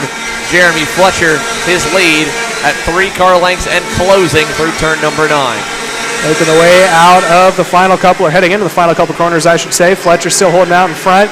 He's enjoyed his little time of having a gap to himself, but I feel like that's going to dwindle. Liberante is now within tow distance. Last time by, he was at about a 4.9. Not much of a change, sitting at a 4.0 with Aiden Rudolph right behind. Dalton Haynes running in the 7th spot, up 6 positions, is currently the fastest kart on track. He is running in that second pack battle in that top kart that he is running. New top kart to him. Rest of the field making the way out of turn number 4. We watch the gap. Liberante and Rudolph closing in on Jeremy Fletcher. Yeah, they're only a kart length and a half back now. Big time gains made on that back straightaway when they were hooked up in the slipstream of Fletcher and pushing each other. Back from them, it's about 2 seconds to Austin Gers' group, and they're fighting. Gers just lost a spot to John Burke, who's gone back by him. That's for 4th, as you'll see them come into view just slightly here while the leaders take them out of turn number 11 and down the front straightaway. Once again, 6 laps complete now, 8 laps to go. Jeremy Fletcher's led them all. but it may not be that way for long. Here comes Liberante. He is closing up, and he is well within the drafting range of Jeremy Fletcher, your leader, as they make their way down into turn 4. Not too far behind, Aiden Rudolph, who had a horrible run yesterday, is now desperate to try to make it in. I shouldn't say he's desperate. He's locked into the 3rd spot as of now, which is going to put him on the 3rd row. Down into turn 8. Fletcher does not defend. Liberante has more experience than probably all these drivers on the track, knows that he still has now about 7 3/4 of a lap to try to make a move on your leader of Jeremy Fletcher. He's probably going to wait till the end. Right behind him, another young gun of Aiden Rudolph running on his back bumper. So we're soon about to see a 3-car battle for the lead. Let's see if they're going to battle it out or if they're going to stick together. Right now, again, they're all taking their time. I think they know that they are in no rush to try and make their way too far forward in the pack, because that gap back 2.1 seconds to John Burke's crew. I mean, Burke was quicker last time by. If they fight enough, they'll get there. So we're still early enough in the race. Lots of time to be left. They can kind of ride, save their equipment a little bit, save their tires, not overheat them, as we wait for a last lap or last couple lap battle that'll inevitably ensue. Fletcher taking them out of turn 8 now. This time by, we'll be past the halfway marker with 6 laps to go. Still a lot of time around the racetrack. That puts the lap times at 50 seconds, nearly a minute in length. There's Burke's group again, just at the edge of the frame, slowly trying to chip away at the gap to the leaders.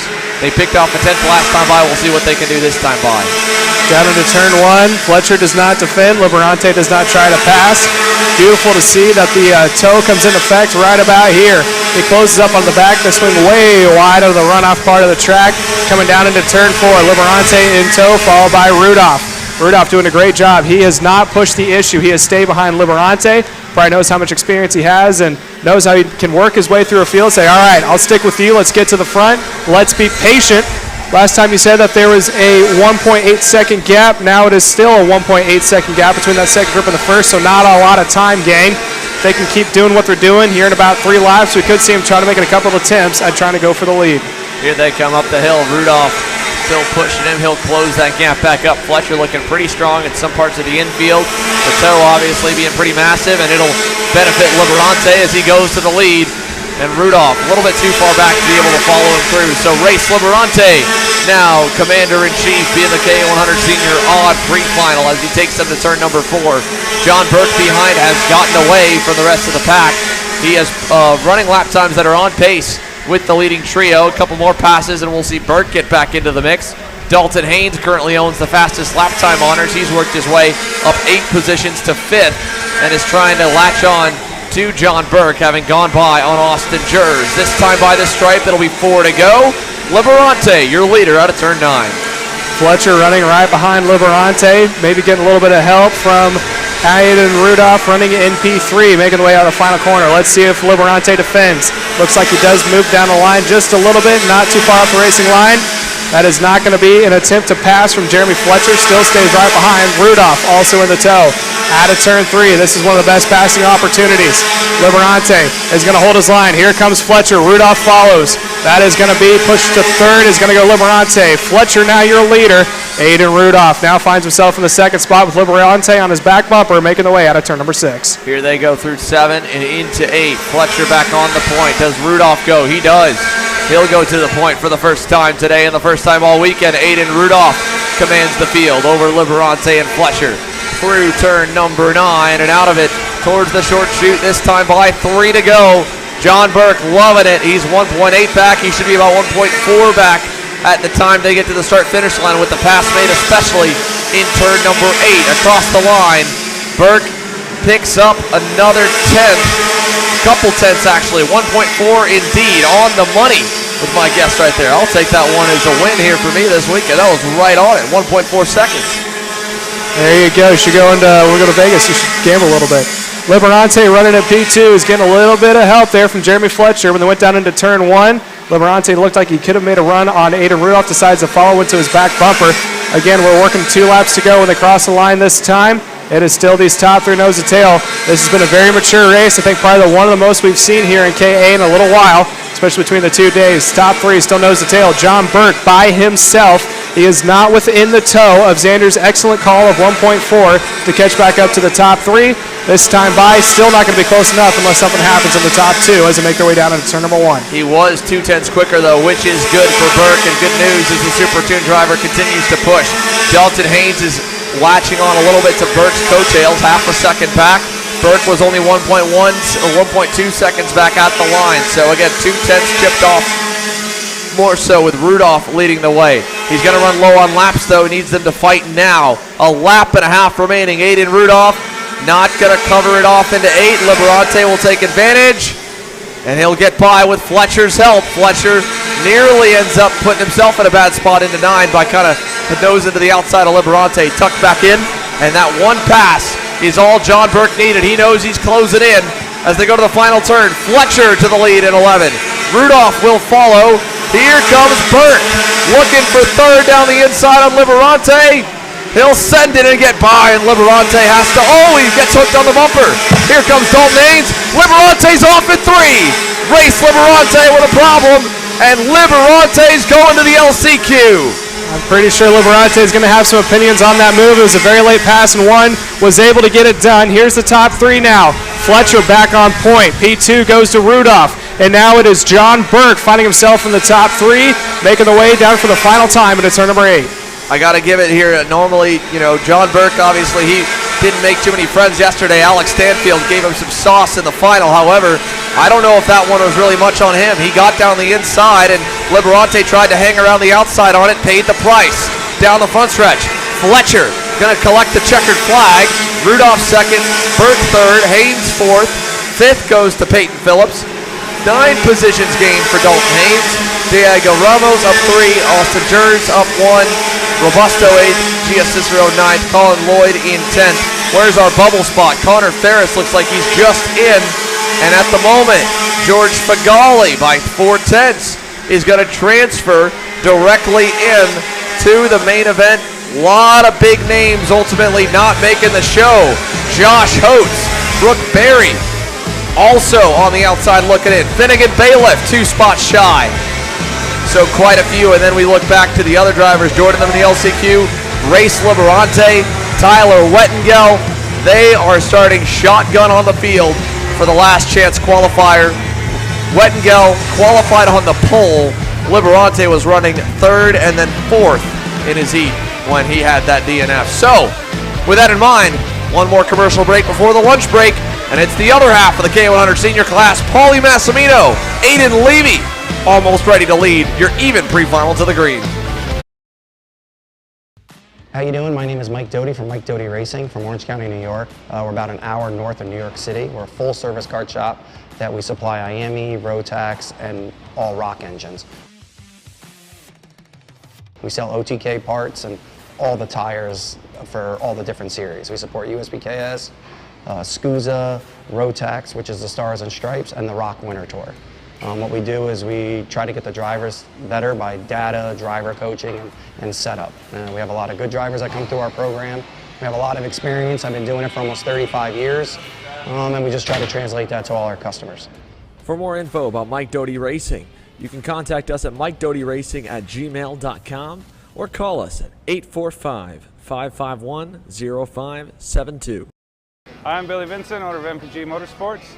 What we do at MPG is we try to keep it a nice, fun family atmosphere, try to combine sort of the bigger things and of the bigger teams and the professionalism down with sort of some of the fun, sort of family-oriented atmosphere. We try to not only develop drivers, but also the parents and the families for just in knowledge in general in motorsports. It all starts in karting. What we try to do is try to help the drivers, the moms, the dads understand the sport of motorsports in general, not just karting, but what it takes to get all the way up through.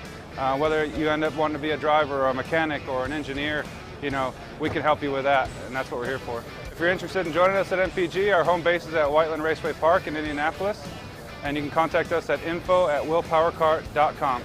And one of our great people will reach out to you, and we'll try to put the best program together.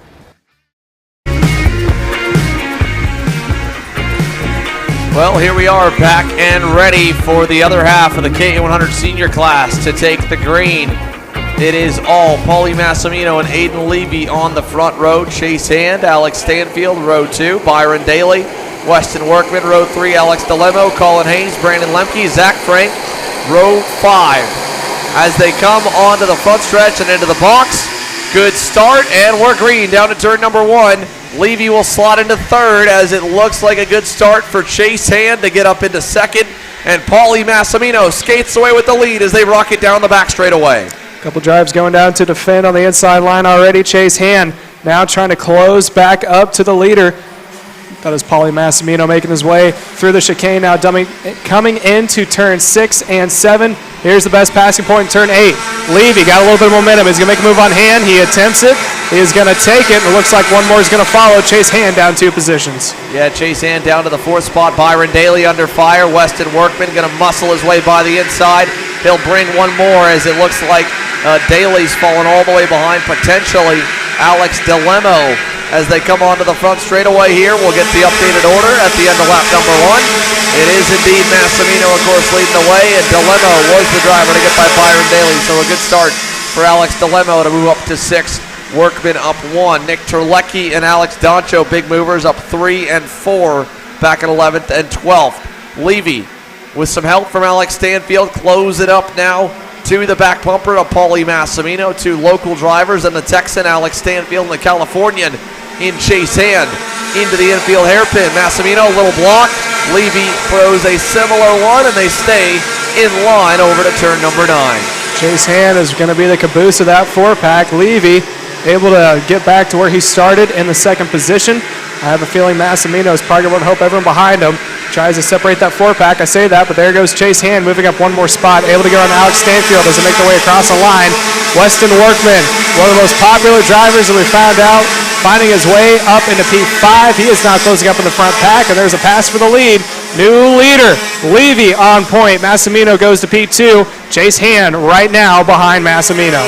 Yeah, Aiden Levy leading laps here on the national stage, collected his first career national podium yesterday. It had been a long time coming with a lot of close calls and near misses for him, but finally able to get it onto the box.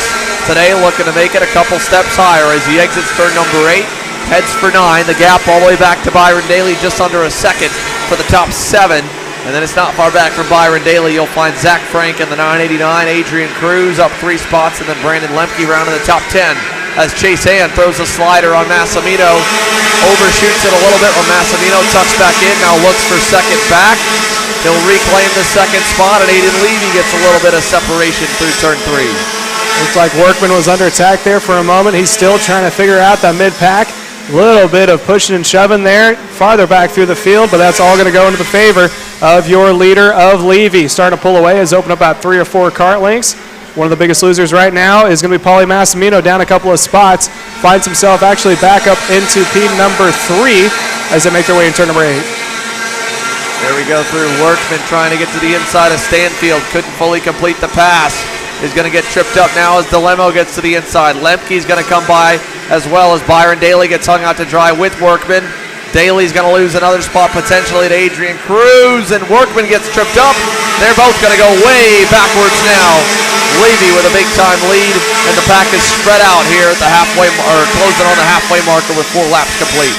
Levy's going to look back here probably out of turn 3 and see the gap that he has. That's exactly what you want to see if you're the leader. No one is working together nose to tail. However, he is cutting the air for Paulie Massimino up into P2. Chase Hand in the 3rd spot. These 3 have been together from the start of the race. They're probably going to bunch back up with that accordion effect. And the 4th spot of Alex Stanfield is going to help even more so that there's some passing going back and forth between Massimino and Levy as they make their way out of turn number 8. Here they go to turn number 9. 1 kart length between Levy and Massimino. It'll close up as they get towards the back straightaway, but Aiden Levy doing a great job managing this race so far. Out of the final corner here, 1 kart length apiece down the front straightaway. 4-driver pack up front and a big gap back to 5th and Alex DeLemo as they go through the turn number 1 complex. Alex Stanfield goes purple. Fastest driver on the racetrack is the GWR Tony Kart driver who crossed the line first yesterday and just came up shy with a 4th place result after the dust was settled. Top 4 starting to bunch back up. Levy on point. Massimino in P2. Massimino has a lot of laps here. One of his home tracks. He knows how to get this place figured out. as he continues to close back up to Levy. Third placeman, Chase Hand, also been a front runner most weekend long. Finds the two battling out in front. He is liking what he's seeing. They're nose to tail, and they're going to bunch the field back up once more. Levy and now Stanfield find themselves in a 4-pack battle for the lead. After Stanfield, there's a little bit of a gap between Alex DeMello and Braden Lemke, who is up 3 positions, followed by Adrian Cruz. Yeah, Alex DeLemo still a little ways back from this group here as they go through turn 1. Massimino gets to the lead, Hand to second. Levy able to fend off Stanfield for now for third, but Stanfield still lurking. Not going to get by, not going to have a run as Alex DeLemo comes under fire just at the end of the shot. Brandon Lemke able to get by back for 5th. So Lemke into the top 5 after a lackluster start. Put him up 4 spots now for the Wisconsin-based driver in the Millwright Racing Merlin. Levy now finding himself farther back through the field. Massimino out in front. Chase Hand, he's going to need a little bit of help. He's right behind Massimino. He's going to hope that Levy maybe works with him and doesn't pass him. Making their way into turn 10, followed by 11.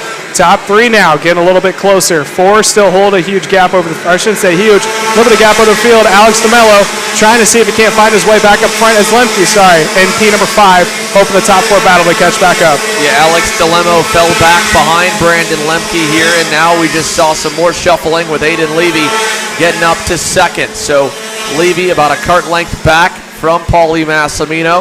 Chase Hand a cart length back as well. They'll tighten up through the braking zone in turn 6. But Massimino looking strong.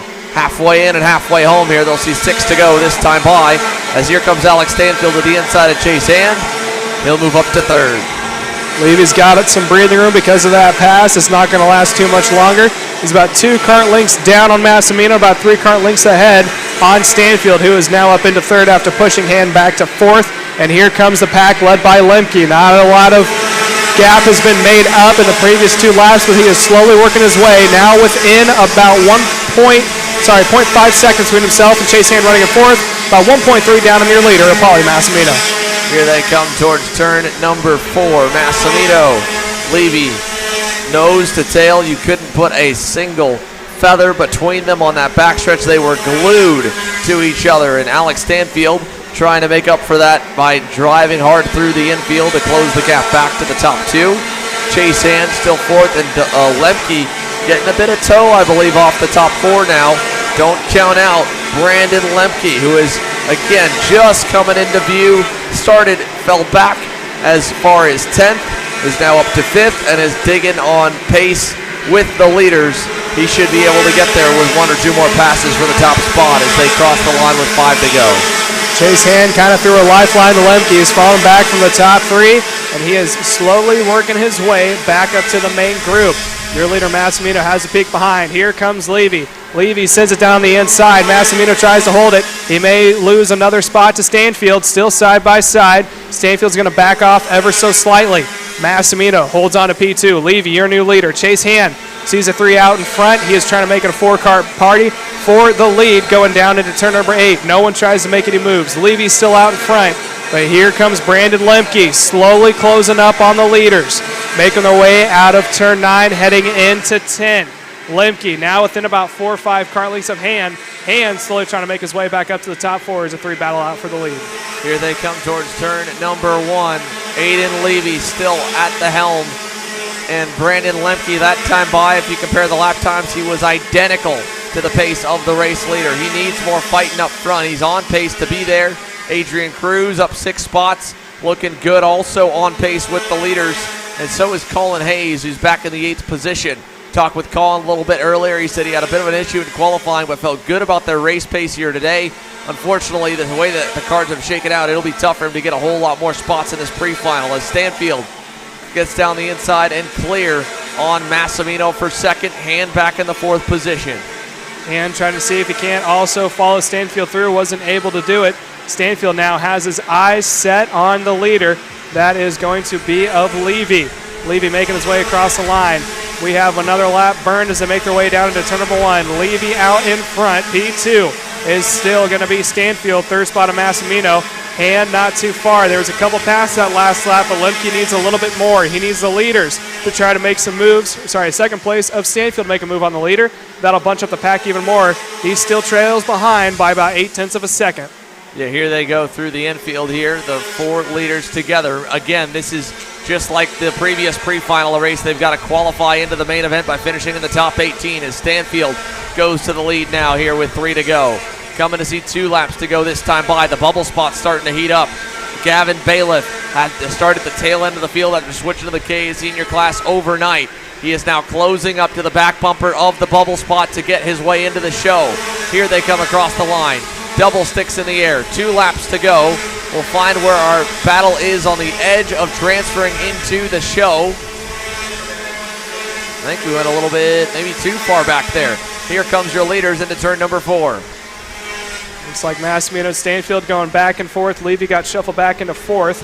Now that's going to push Chase Hand up into 3rd. Here's the 5th placeman. That is Lemke. He's now within about 4 kart lengths. The battling out in front has allowed him to close back up, but not as much as he needs. To the inside to defend.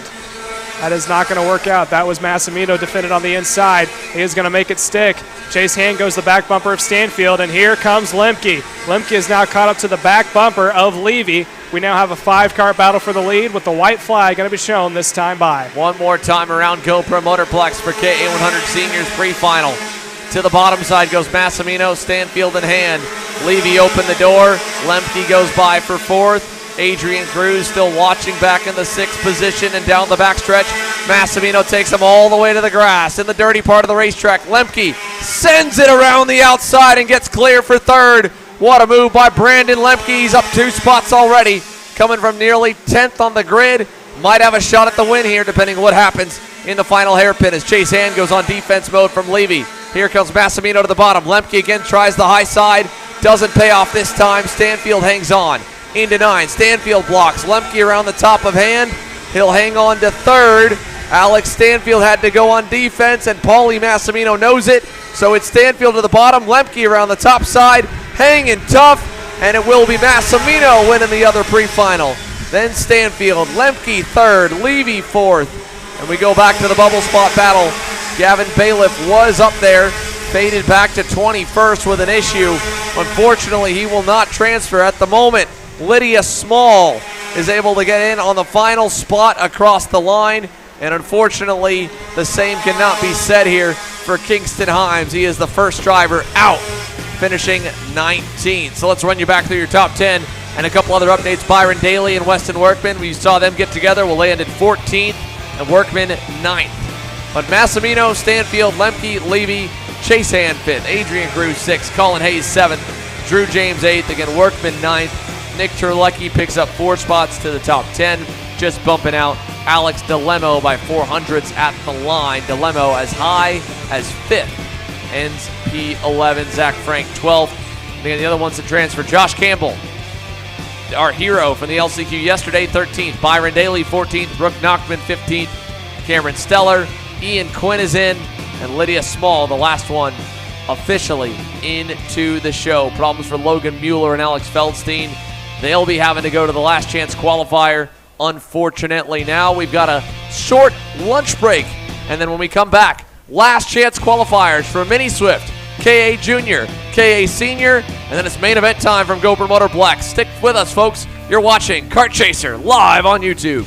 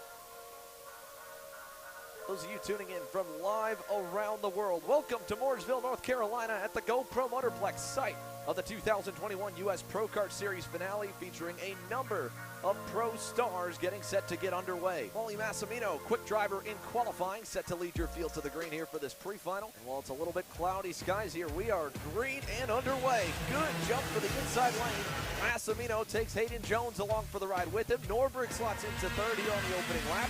And it is Paulie Massimino showing the way out front on home turf. Behind him, all your field. Oh no, one driver's off. That's Kyle Larson, the NASCAR Cup Series point leader, knocked off the racetrack on the opening lap about midway through. He'll drop a number of spots back as your field is tightly lined up here on the opening few circuits. Massimino, Jones, Norberg still your top three. Long way to go there with 45 plus drivers in the field. It is a stacked class, to say the least here. Massimino at the helm of it right now, and you can see you've got pro drivers scattered through the midfield. Will Power trying to fight his way on through. Joseph Newgarden a little bit further back, and you can see Kyle Larson has picked up a few spots. He has not made any bit of a dent, though, back to where he started just yet as they battle up front again. Zilish shuffling Norberg back. That's the battle for the championship. Connor Zilish trying to make up some points here. This will help. Here comes Jones for the lead. Zilish trying to go to second. Whoa, contact between Zilish and Massimino. And Zilish gets set for a wild ride. That'll cost him a couple spots. Norberg going to get back by, and the championship points go back in the way of the 348 machine with Jones leading them through. Good start here for Massimino. Has been shuffled back to third, though, as Jones leads. Again with Norberg up to second, having gone by the 309 through the madness. It is about an 8 or 9 driver train here to start the weekend, and Hayden Jones looking calm and collected out in front as Norberg takes over the lead now.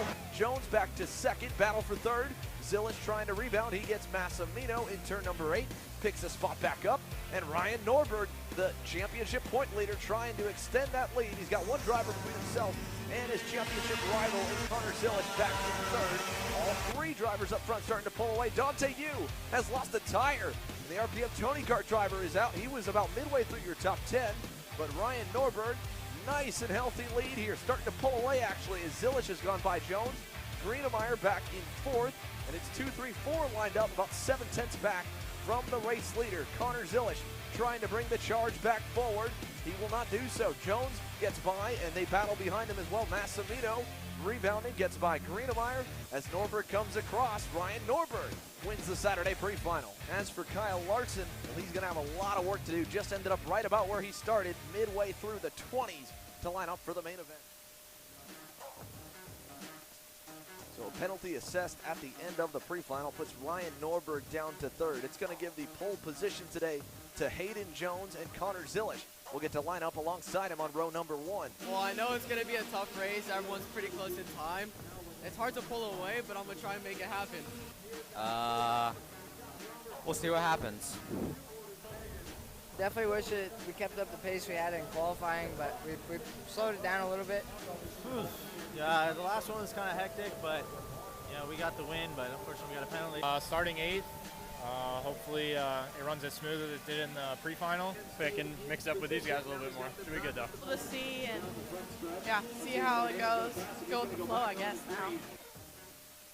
Question is, how nervous may Hayden Jones be here? It is one of the biggest fields we will see on the 2021 pro season, and they are all in his control right now. Looking for the green. We've got it. Saturday is underway here at GoPro. Jones gets away cleanly. Zilish into second. Norberg's into third. And a little gap back for the top 2 to start this main event as everybody shuffles through turn number 9. Hayden Jones out front. Kyle Larson again gets taken out on turn number 9 on the opening circuit. He is about half the track back now, maybe 10 seconds back from the next driver as Jones leads them up the hill. Hayden Jones, Connor Zilish, Paulie Massimino now into third, and now Zilish taking over the lead out of turn number 9. Jones going to answer back. They're all going to get sideways, and here we go down the front stretch 2 by 2. Massimino to the lead into turn number 1. Zilish goes through to second, and Paulie Massimino, your pole sitter in qualifying, now takes control of this main event. And then behind them, Hannah Greenemeyer's gone by Ryan Norberg. She is up into third or fourth, I believe, as they're all shuffling. Will Power making up a couple spots already. He's up towards the edge of your top 10. Joseph Newgarden had to start a little deeper in the field, trying to crack the top 20. And around is Power. That's Will Power around in turn 9. Same place that got Kyle Larson collected in a wreck. Power gets spun. Just was running around 11th at the time. Back up front, Connor Zilish leading here with Hannah Greenemeyer. Hayden Jones now in the lead. Massimino still close somewhere in that group. Zilish going to answer back to Jones. He'll get by in turn 8. Greenemeyer close, and Jones an answer back for Zilish. He'll retake the top spot again. They continue to trade it up front. Brandon Jarsakrak bearing down in 4th, and Zilish, this time with Greenemeyer's help, gets back through to the lead, and they are 7 drivers deep for the lead. Zilish takes them through turns 5 and 6 here with a kart length advantage back to Greenemeyer. That pack goes back to about P6 or P7. And again, last year's reigning champ, Brandon Jarsakrak, trying to get in there. They're all 3 wide on a turn number 4. Jones, the leader. Oh, Greenemeyer up on top of Jarsakrak through the infield chicane, side by side, and somehow the whole lead group gets through, but it's a big gap now. Jones the leader, Jarsakrak 6 or 7 tenths back, and then this is the battle for 3rd and 4th. Norberg P4, Zilish P5, and out of 6. Oh, big contact with the outside barrier. Connor Zilish, heavy damage to the right rear end of the axle. That is going to end his day and effectively end his championship hopes. Ryan Norberg now can look back and just drive for the win, or at least say top 5, because Connor Zilish is going to get a 40th plus place result. That is going to end his championship bid. And now Norberg looking on Jarsakrak, not going to go by, but they have sandwiched the number 1, and the RPG Cosmics are looking strong. Jones leading, Greenemeyer 2nd. There goes Norberg through to 3rd. 1, 2, 3 for Rollison Performance Group as they try to not only snag a race win, but a 5th national title for Ryan Norberg here in the works this weekend. Ryan Norberg now up to 2nd, trying to hunt down the 316. Hayden Jones has grown up here at GoPro Motorplex, started his karting career here, knows the track very well. Here's the battle for 4th. Massimino on Jarsakrak, gonna get by in turn number 4, and the number 1 slowly slipping further and further backwards here in this main event, while Hayden Jones has actually added a little bit to his lead over Norberg and Greenemeyer. They are 2nd and 3rd, about 1.5 seconds back, nearly 2 seconds away from the leader, while Massimino leads Jarsakrak's train with a couple drivers trying to latch on at the end of it. You can see Nate Cicero closing in the 382. As up front, Greenemeyer, Norberg, no real change in position. They are trying to hunt down their teammate who has so many laps around this place. Oh no, Massimino is gone. Paulie Massimino off on the side of the racetrack, a blown engine for the 309 RPM Tony Kart. And now that is 1 less driver Hayden Jones would have to worry about if he was in a battle, but you can see this gap is massive back to his 2 teammates. Jarsakrak is 4th, Cicero 5th. Oh, and Cicero's off as well. Nate Cicero late in the going with an issue in turn number 8. That'll move Alessandro Tullio into the top 5, while up front, no change. Hayden Jones has never won an X30 Pro main event before. He is just a moment away from doing so. Final time to turn number 8. Norberg is not going to be close enough, and in front of his hometown crowd, Hayden Jones is a national race winner. His first race under RPG, his first win with the new team, and the rest of your field cycles on through. Kyle Larson able to rebound from the wreck, gets back towards the midfield just behind Joseph Newgarden and Will Power.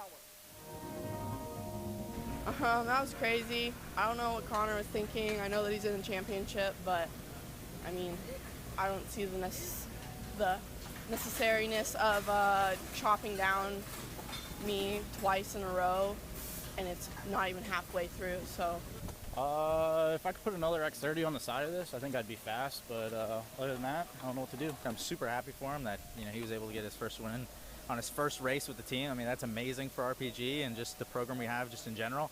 Talk about a debut with a new operation. Hayden Jones has had somewhat of a sophomore slump here through most of 2021, and he comes home to GoPro Motorplex with the new team P1 on day number 1.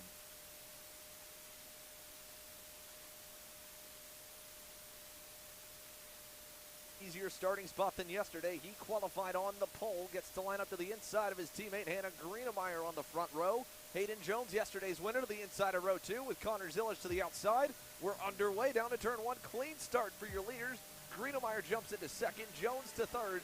It's the RPG Karts out front as Zilish shuffles back, and Norberg quickly down to fourth here in the opening couple of laps. Thomas Neveau gonna put him another spot back as he battles with Massimito, hangs on to the fifth spot, and very quickly everyone shuffling the provisional champ down the order as he's at the edge of your top 5 on the opening couple of circuits. Connor Zilish, what a dismal day Saturday was for this youngster. He is trying to at least get his mojo back, end the season on a high. Currently P3 trailing Jones, and Jones actually now on the move, looking inside. New leader Hayden Jones takes the lead here in the pre-final over Hannah Greenemeyer, and the 316 North Carolina driver gets to get out front. Back behind him, more passing further back through the field. That is Massimito on Neveau. They're still battling outside your top 5. In fact, Nevo's going to lose 2 more spots. There goes Tulio. Ryan Raffa got by as well. They'll move a couple spots higher. Alessandro Tulio, kind of quiet yesterday, just snuck his way up the order. He's doing the same thing here today. And behind them, Neveau now under pressure from Will Power and company, about 7 drivers strong in that group. Power down the inside. He'll move Neveau back another spot. And the Trinity Karting Group Kart Republic falls back. Power another spot higher inside the top 10 as Jones leads your field out of 4. 4-driver break there, then 3, and then Power's group of about 4 drivers going back to last season's champ, Brandon Jarsakrak, who is trying to work on Neveau now. Back up front, Hayden Jones, Hannah Greenemeyer, nice little lead over Zilish. Greenemeyer, again, was so close yesterday, so close again in qualifying, and she is P2 where she has been so far this weekend, just the bridesmaid, as Zilish remains a couple kart lengths back. In fact, he's losing ground. Norberg gaining a little bit here for third. We'll see how long he waits before he makes the move on the 372, as the 4 drivers up front have gotten a massive lead back. Norberg, the end of the train there in the number 348. Not much movement up here in the lead group. Hayden Jones able to keep about a half kart length buffer back to Hannah Greenemeyer. Greenemeyer is closing every time down the backstretch, has not been able to get by just yet, but Jones a kart length away in the infield. Here's the white flag waves, trying to score the pole for the main event today. It looks like it should be an easy cruise. And out of the final turn, Hayden Jones, pre-final winner here for Sunday. Greenemeyer second, Zilish and Norberg end out your top 4.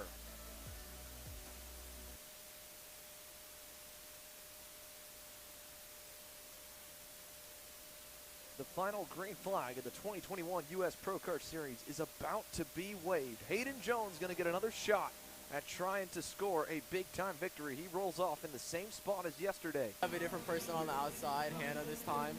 So hopefully I can get a clean start, put some good laps in again, and do it over.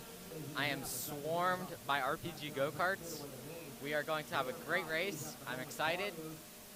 Once I get to the lead, I am going to drive on the white line and win the race. Well, after hearing Connor's plan, I need to get in front of him early in the race.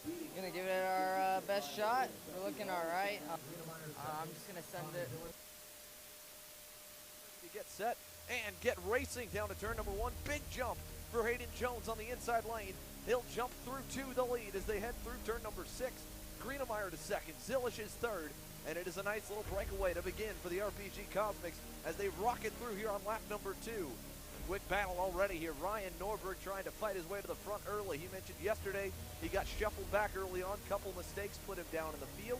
He is now up into the lead. The number 348 machine, the provisional champion, trying to close out the season with a win as they battle behind him. Greenemeyer going to take away the second spot, and Hannah Greenemeyer gets by Hayden Jones, and yesterday's winner drops down to third. They're still tightly packed up at the front of the field. It's an RPG 1, 2, and 3 with more drivers in tow behind them, but they are locked and loaded. Norberg, Greenemeyer, Jones, your top 3. Little bit of a breakaway beginning to form behind Paulie Massimino, who has latched on there in 4th, and Hayden Jones back to the lead now in the 316 as they continue to shuffle. Here comes Greenemeyer.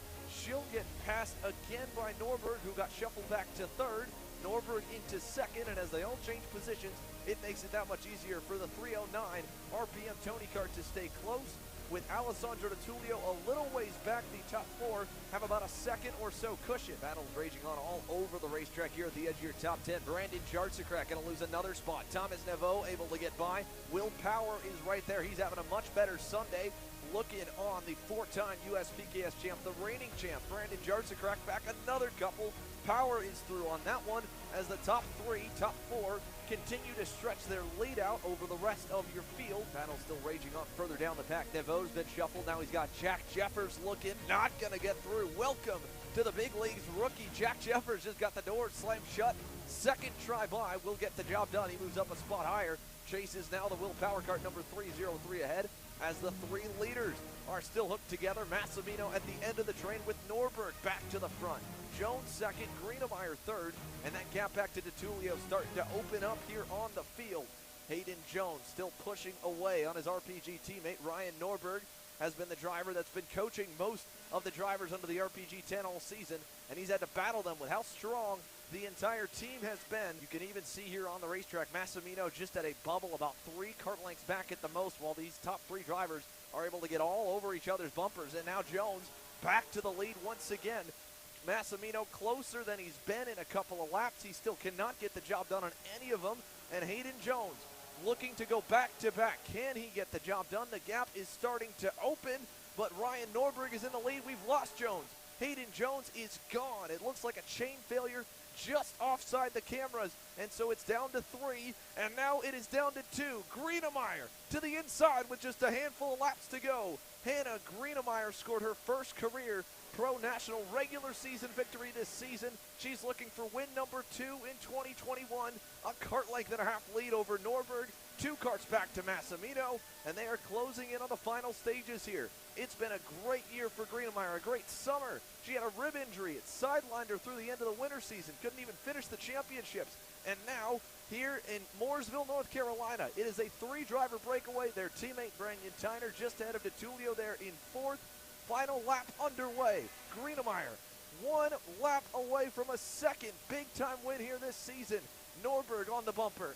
Massimino is close. Here goes Greenemeyer to the hairpin. She'll cover off the inside. Norberg has to follow. Massimino, crossover, going to put the pressure on to Norberg now into 9. Norberg blocks for second. That'll give a big lead, and Massimino muscles his way by. But Hannah Greenemeyer, by 5 car lengths, is going to score the final win of the U.S. Pro Kart Series. What a job by the Denver, Colorado native. I can't believe that my blocking actually worked.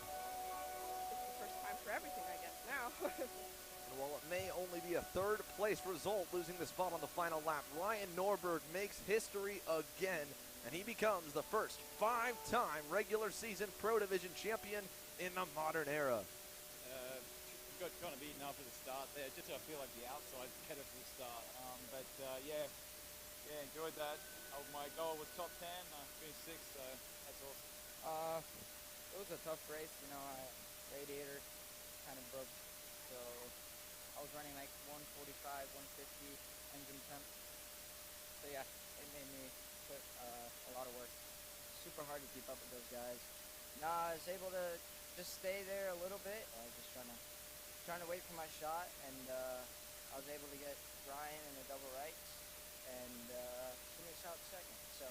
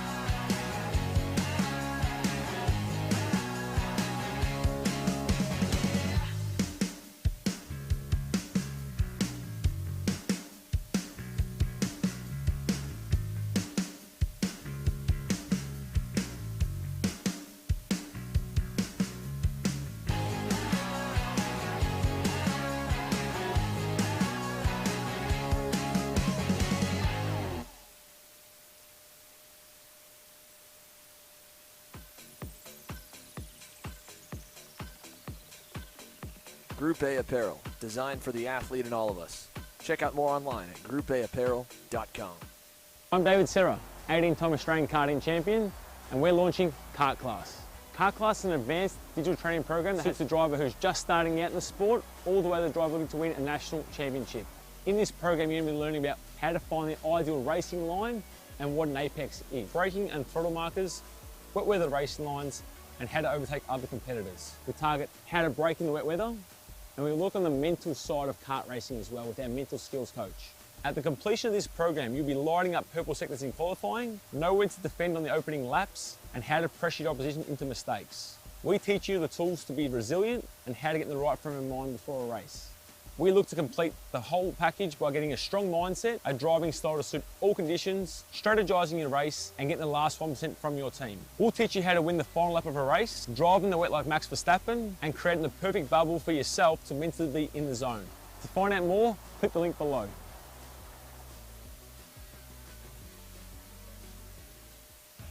Kart Store USA is a kart parts supplier that racers and retailers can count on when they need reliable advice and service.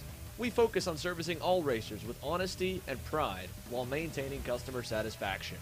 We carry a full stock of Kart Republic and Tony Kart chassis, as well as Iami and Vortex Rock engines. We've also got a host of other parts available and in stock, such as products from Rev Performance Materials, Jekko Racing Seats, and more. We have a 100% satisfaction guarantee, and on top of that, if your order exceeds $200, shipping is on us. Check out all we have to offer today by visiting us online at kartstore-usa.com. As the Western importer of the Praga and Formula K chassis brands, Leading Edge Motorsports is a high-performance kart shop and race team with a simple mission: teach others the joy of high-performance driving, supply our customers with the highest quality products and services, and most of all, win races. With our remarkable racing inventory, expert services, and top-ranked national-level team to back it up, we'll help to get your new kart racing package up and running fast. From arrive and drive service to kart preparation and driver coaching to the parts you need to get you back on the racetrack, Leading Edge Motorsports is the industry answer. So, now that we've announced everywhere that we're going to be going to live stream races in 2022, let's go over how you guys can watch and where you can watch. At each race we go to, we'll be going live beginning with the first class on track and qualifying, all the way through to the end of the day with main events and podiums, with some sessions free to watch and some of it part of our $10 per month subscription plan. For every qualifying session, heat race, pre-final, and or last chance qualifier, you'll be able to watch free on our YouTube page, our Facebook page, and the Series or Promoters Facebook pages as well. Then, if you want to watch the main events live, you'll be able to do that on our YouTube channel's premium subscription for $10 per month. And if you can't afford to do it, you'll be able to watch the replay of the main events for free after the race weekend's over. To sign up for our $10 per month premium subscription on YouTube, it's super simple. As long as you're signed into your YouTube account, go to our page, hit the join button, put in your payment information, and you'll notice even at the bottom, YouTube doesn't bill you until the 30th day of the first month. Now you may be wondering, why even do a subscription plan at all? And the truth is, broadcasts are expensive. We've got a big team to put on these productions, and even with the help of the series and event promoters and advertisers, it still costs a lot. And we also want to do them bigger and better every single event we go to. And hey, if you can't or don't want to join the $10 per month subscription plan, you can still watch all the racing sessions with qualifying, heat races, pre-finals, LCQs live for free, and of course the main events on replay after the race weekend. But if you do want to join our $10 per month subscription membership plan, and you join before we go live on Saturday, January 8th at AMR Motorplex in Homestead for our first event of the year, you'll be entered into a t-shirt giveaway for our limited edition Kart Chaser Miami t-shirt, the first of the city limited edition t-shirts we'll be doing this year. In the end, we're only here because of all the love and support you guys have shown us and continue to show us, whether it's liking, commenting, and sharing on all of our posts, supporting us through our apparel options, and any other way following along with the journey so far. And we can't wait to get the year started live from Miami. How you doing? My name is Mike Doty from Mike Doty Racing from Orange County, New York. We're about an hour north of New York City. We're a full-service kart shop that we supply Iami, Rotax, and all rock engines.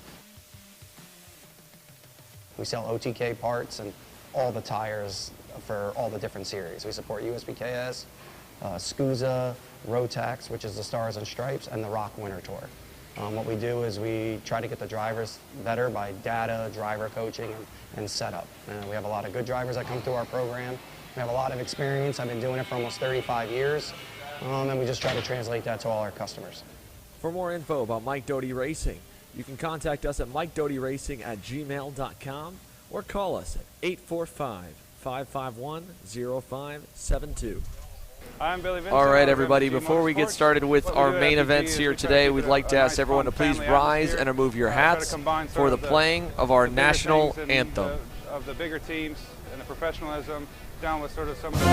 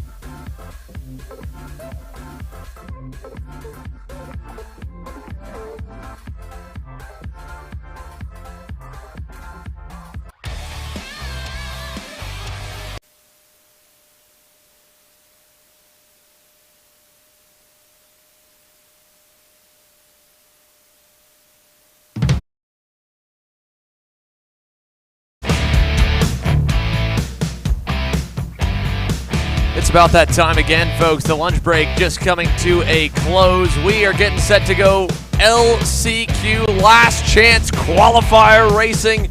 My name's Andrew Clements, alongside me, Caleb Smock, and we're getting set to bring you the Mini Swift Last Chance Qualifier here. 8 will advance out of all the LCQs. I did have one miscue back in the pre-final. The KA juniors and seniors are taking 20, not 18. So the bubble spot was actually 2 spots lower than where we thought.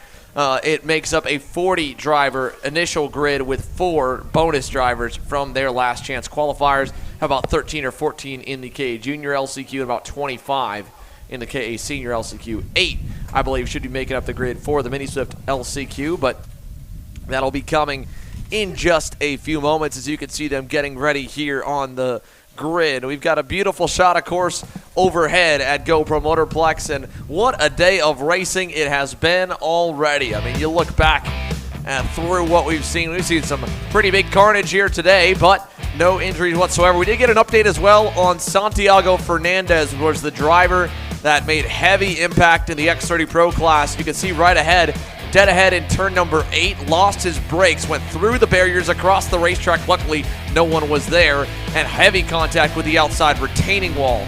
Ultimately, he was transported after further medical evaluation from the on-site team to get a closer look at the nearby hospital, was checked and released with a concussion and some minor bruises. We want to wish Santiago Fernandez and the Orsolon Racing Team and Orsolon Racing Team and Alessandro's Racing Team driver a rested night and hopefully some recovery. He's on his way back home to Miami now, so he'll be getting ready to get back in the seat, I'm sure, as soon as he's medically cleared. But again, just a small, just a concussion, and again, some heavy impacts. Let's get set here as we get ready to go green with your Mini Swift LCQ. We'll pull up the starting grid here in just a few moments for the DNJ Intermodal Services Mini Swift class here as they work their way off the grid for the very first time Again, 8 drivers should be making up the grid. We've got 7 that have crossed the timing loop so far. Travis Pettit, Landon Boer, Tristan Murphy, Austin Warner, Carter McMurray. And McMurray started inside the first 3 rows of his pre-final. Well, he's got to go out of the LCQ to work his way to the top 4. Asin Dromalev and Race Beckman. Your 7 drivers on the D&J Intermodal Services Mini Swift class. KA Jr will follow, then KA Sr, and then directly into our main events later on today, beginning with the X30 125 Junior class at 41 drivers strong. Caleb, beautiful day. It's turned out even better here in the afternoon than where it was in the morning. Got a nice breeze going, about 75 degrees, and the sun is shining here in Mooresville, North Carolina. Yeah, knock on wood, the chance of rain has gone down throughout the day. Hopefully it's going to stay clear with everyone else. I'm getting told from our top weatherman from Kart Chaser, Trevor Blue, that we will have no weather in the forecast as we get set to go racing here. Well, I don't trust Trevor on a lot of things, but I trust him on the weather, and we'll take that as we get the green flag first attempt waved off there, so no green for the first time by here in the Micro Swift class for their LCQ. They'll make their way through towards the infield and wrap around again. And it'll give us time to kind of go through again how we got here. So first of all, we started the weekend on Friday afternoon. Qualified first for Sunday and then for Saturday to save time on both days with the added additions of the last chance qualifiers and, of course, split pre-finals. It made things a little bit tricky to fit all the racing in all day long for the 7 headline classes we have at the U.S. Pro Kart Series, from the Micro Swifts up to the X30 Masters and X30 Pros. All 7 divisions set to go here for action with just a warm-up, a pre-final, and a main event. And for 3 of those 7, Mini Swift, KA100 Jr and KA100 Sr, more than the cap space. They run 2 pre-finals instead of 1 for half the field in each. And then they have a last chance qualifier. All that adds up to about an extra 20 to 30 minutes per class. So you're looking at an hour and a half to 2 hours of extra track time on the day, and that's where the qualifying got shifted to Friday. So they qualified Friday, set the grids for their split pre-finals, raced their pre-finals, and now we are at where we are trying to find the last 4 spots to fill the grid here for the Mini Swift class. And they're making their way onto the front stretch now. The number 130 of Tristan Murphy on the point as they go to turn number 1. This time a clean start. Murphy able to get clear and to the point. And again, we'll keep our eye on the bright yellow helmet at the back of the field. Carter McMurray in the Timmy Tech Comp Kart was a perennial front runner here this weekend, inside the top 10 at every single session.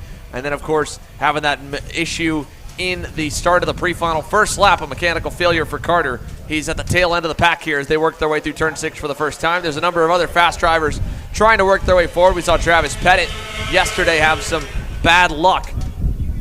Ultimately, now he goes through to the lead on the solo card, and they're going to go side by side into turn number 9. Race Beckman right there in the 3rd position, runs a little bit wide. And we'll give you the full update when they come across the line. But at least for now, we know that Tristan Murphy and Travis Pettit, as they duel for the lead, are in the 2 safe spots. The top 4 will make it through to the main event as they come down the start-finish line straight. 1 lap complete, 9 laps to go.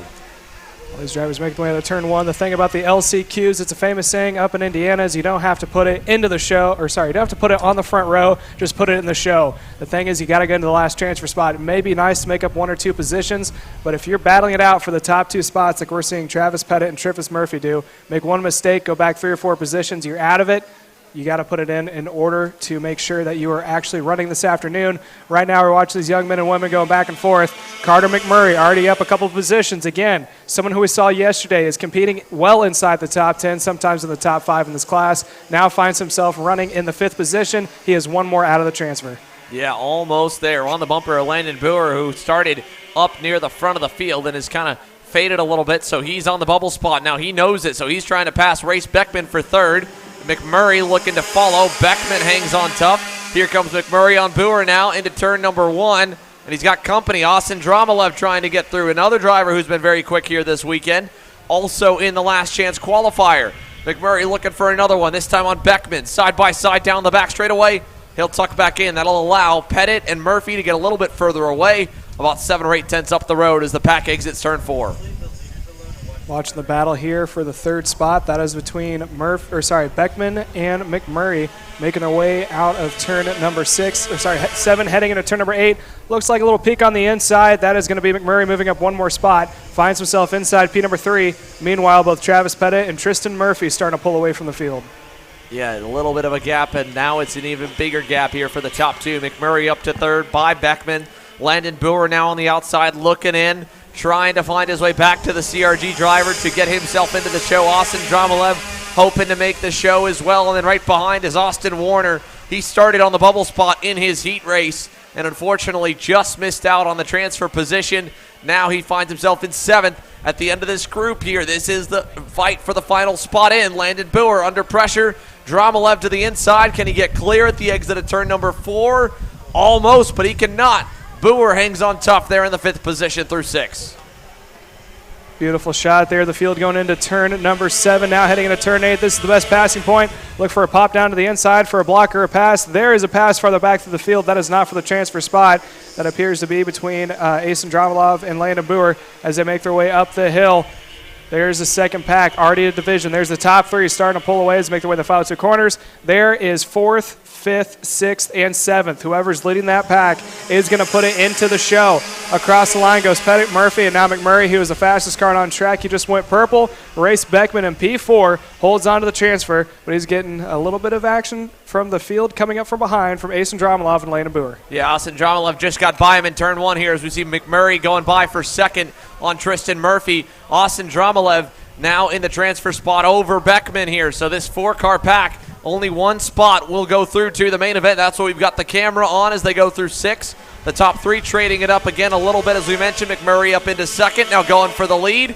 Carter McMurray takes the point here in the LCQ from Travis Pettit. Tristan Murphy 3rd and Austin Dromalev now the man inside the show. Race Beckman on the outside. 2 car lengths back, trying to find his way back in. We're halfway in and halfway home here in the last chance qualifier as they exit turn number 11. Halfway means 5 laps to go. Beckman finds himself in P number 5. Asen now in the show. Here comes Beckman for an attempt on the inside. Not able to get it done. He is going to lose some momentum now. It's going to be Beckman under attack from Landon Boer as they make their way out of turn number 3. There are the 3 leaders going by, being led by McMurray. Rest of the field coming up from behind, and it looks like Beckman did lose 1 more spot. I think that's what I saw. He did. Now he's going to try it on the inside line. Moves himself back up 1 more position, but he is still 1 short. He has to catch back up to Dramalov and pass him in order to make it to that 4th spot. Yeah, here they come towards the infield hairpin here. Austin Dromalev, a little bit of a gap over Beckman now as Beckman was trying to hang on over Boer, and then behind Boer, Austin Warner got tripped up. And oh no, problems for Carter McMurray. I don't know what just happened to McMurray there. We was just off screen, but problems for Carter McMurray. He's fallen all the way down behind what looks to be Race Beckman. Now he's trying to get back by him, and he hip checks. They get together through 11. This is the fight for the final spot in the show. 4 to go, and down to turn 1. McMurray back on the inside. Will get himself back in. All of a sudden, Austin Dromalev, who was in the hot seat, is now well safe, and McMurray on the verge of not making it in as Beckman comes under fire from Landon Boer. Boer gets through in turn 4. Beckman is going to almost lose 1 spot. They're still side by side. He's now going to yield and fall from behind. Again, when you go through that chicane, you can't really go side by side. We've seen a couple of drivers pull it off, but some other LCQs that we saw in some other races in general, side by side through that chicane with the curbing how it is, isn't your friend. But right now, Carter McMurray in the last transfer in the 4th spot. Looking at the lap times, he was running roughly about 0.6 faster than the leader of Travis Pettit, but he is in that transfer spot. He can't make any mistakes because right from behind, Brewer and Beckman both are desperate to make it into the show. He is slowly starting to pull away, but 3rd placement of Asen Dramalov is currently locked in. Yeah, Austin Dromalev looking pretty good. Carter McMurray pulling back away, so he should be in the safe zone. We've got the battle for the lead up front here. Tristan Murphy, Travis Pettit just working together here with 2.5 laps to go as Race Beckman throws a little block on Austin Warner to keep him at bay. As the exit turn number 4, Warner still not able to get past. So you can see the gap on your screen, 4th to 5th on the racetrack. The bright yellow fluorescent comp cart of Carter McMurray, and behind him again the nitro cart of Landon Boer in the 120, just a little bit further back and too far back to challenge him. Austin Dramalev's closing in on the leaders. He was a little bit faster last time by, about 0.3 of a second to the better of Travis Pettit. McMurray's catching back up to them as well, so there might still be a little bit of fireworks before this one's said and done. 2 to go this time by across the line. Travis Pettit still your leader. Tristan Murphy running P2 has fallen back just a little bit from the leader of Travis Pettit. I don't know if it's because he wants to settle down, save his equipment, make sure that he's in the show. You got 2 carts as a buffer, And right now, look at the times. He's got a decent amount as well. He's got a 1.2-second gap between himself and Carter McMurray running in the 4th position. So you're in. Take it easy. You're in the front 2. There's no need to push the issue. What's making up one more spot if there's a possibility of taking you out of the show? Here they come through turn number 7. Again, Travis Pettit, nice gap over Tristan Murphy. Little gap back to Austin Dromalev, 3 car lengths. Carter McMurray's caught up here. So 4-car grouping. Hopefully they all realize that at the moment they're all well safe. They don't need to fight too hard, but they might. White flag coming, 1 to go here in this Mini Swift LCQ presented by DNJ Intermodal Services. Across the line, Pettit gonna defend for the lead a little bit, down to 1. Murphy stays behind, doesn't make a move to the inside or outside, and here comes Dromalev with a big head of steam up the hill. McMurray coming along as well. They're gonna be bumper to bumper down the backstretch. Pettit to the middle of the racetrack. McMurray looks, goes back high, and they are stacked up here, 1, 2, 3, 4. Really no need to push the issue. You're on the final lap. Yeah, making up a couple of spots might be nice if the opportunity presents itself, but there's no need to shove it in a gap that might not be there, especially coming here into turn 8. As down to the inside to defend goes Travis Pettit, and now from 3rd place trying to make their way back up, that was Dromalev trying to see if he could make up one more position. Now here comes Carter McMurray, able to make a clean pass, gets back into line. If things stay how they are, this is the top 4 that are going to put it in the show. Here they come up the hill. McMurray going to look for maybe one more, decides better on it. Travis Pettit is going to come across the line to score the win in the last chance qualifier. Tristan Murphy second over McMurray, and Austin Dromalev will be the last driver into the big show for the Mini Swift class. Landon Boer, Austin Warner, and Race Beckman come up just a little bit shy, unfortunately, here today. So the last chance qualifiers, again, just getting going, and 1 already out, 2 bigger ones still to come. KA Jr, KA Sr coming up right after this.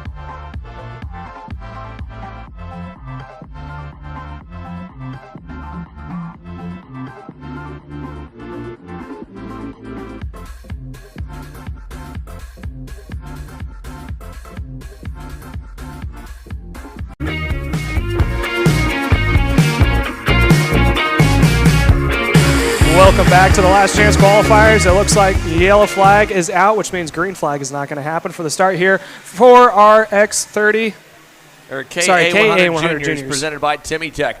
With that in mind, we get to take you through the starting lineup for your KA100 Jr class. Let's go ahead and take a look at it here. Braden Zerbs is going to get to start on the point alongside Austin Olds, who both drivers count just 1 spot shy in their pre-final of transferring in.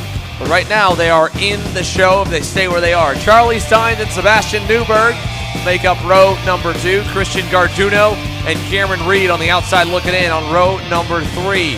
We go further back, we'll find John Antonino to the inside of row number 4 alongside Jackson Wolney.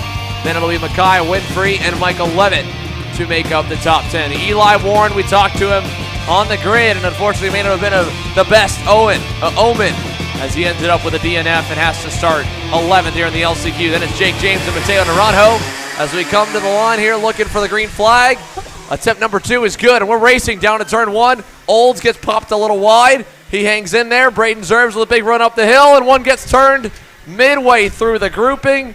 And I think that might have been either Makai Winfrey or Jackson Wolney as they go for turn number 4. Off to a fantastic lead, making their way out of the bull. There's the top 4 already separated out of the field. Those 4 drivers are currently locked into the show. If I'm not mistaken, I believe that's Braden Zerves, who is currently out in front. Rest of the field coming out. I can give you guys an exact update when they come across the line. There in the 5th spot in the race factory is John Antonino Jr. He is trying to see if he can't muscle his way in. He is currently now into P4. He is locked in. Not all the way just yet. Cameron Reed currently in the 4th position. Good start for Reed. She's able to make up a couple spots from 7th. The inside line all did pretty good as they come down the front stretch for lap number 1. So across the line, there was a change in the lead. Charlie Steins was able to get by Braden Zerves. Then it's Christian Garduno. Then Reed. Then Antonino in 5th. Jackson Wolney 6th. Problems for Austin Olds here off the start. I mean, he faded back very quickly, and I don't know what was the issue for the 850. But Austin Olds, after starting on the front row, dropped like a rock, and I think has pulled in. So for the 2nd day in a row, he'll miss the show as they go side by side out of 6 into 7. That's a tough spot to go side by side in. Braden Zerves is going to pay for it. He'll go from the lead to outside the transfer spot, and they're 3 wide out of the hairpin. This is a little closer, I think, what we like to see, but when you're that far back, that's when the risk is worth it. You got to weasel your way in, get your elbows out, and claim your real estate, as now that is Eli Warren making up a couple more positions. He is not in the top 4, but he is definitely making some headway. Now across the line. Oh, we got a car in the barrier at the start-finish line. Not quite sure who that was, but Steins is still your leader. Cameron Reed 2nd. Antonino up into 3rd. That was the 806 machine of Christian Garduno, who was inside the top 5 at one point, was in a transfer spot, and has now pounded the wall at the start-finish line. He's out. Antonino is now in. Mateo Naranjo from the back of the grid is up and in, and he's working towards Antonino because he knows that behind him, Eli Warren is wanting to get into the show as well. Warren on the outside looking in, currently in 5th.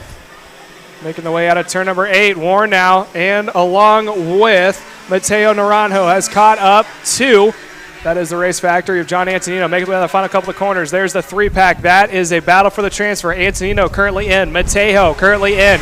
Eli Warren running in the 5th spot in the back is trying to battle his way in. And that is going to be the battle for the transfer spot. So right there, the middle cart in that 2nd 3-pack is the last transfer to the main event this afternoon. Well, while John Antonino is hanging on by a thread at the moment, currently in 3rd, his boss, team owner, Mr. Race Factory USA, as they battle for the lead, is down with us on the grid. We'll send it over to Emery as they both are watching the action and, of course, getting ready for Liberante to hopefully make his way into the show as well. Emery? Oh, you grabbed the wrong...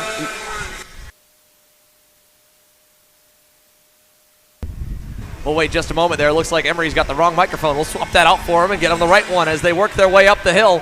It is Cameron Reed at the point, and Antonino closing in towards the top 2 out of the final corner. Here they come down the front straightaway. We'll get set to go side by side and, again, bring it down to Emery here. This time, let's see if we got you. Emery, you got us? You got me, Xander? Yeah, right. We got you down there. Let's take it away. All right, here with Race Liberante here. Race, you had a really good pre-final up until the last lap. Led a few laps there. Then looked like you had a little bit of contact. Walk me through that last lap. Yeah, I took the lead, and then I should have defended in the last corner, and I didn't come to the white. So I got passed by the 2 guys in the last corner, just trying to make it out of there clean. I was, just hoping to just get a better starting spot than I might have had even yesterday or the way I started the pre-final.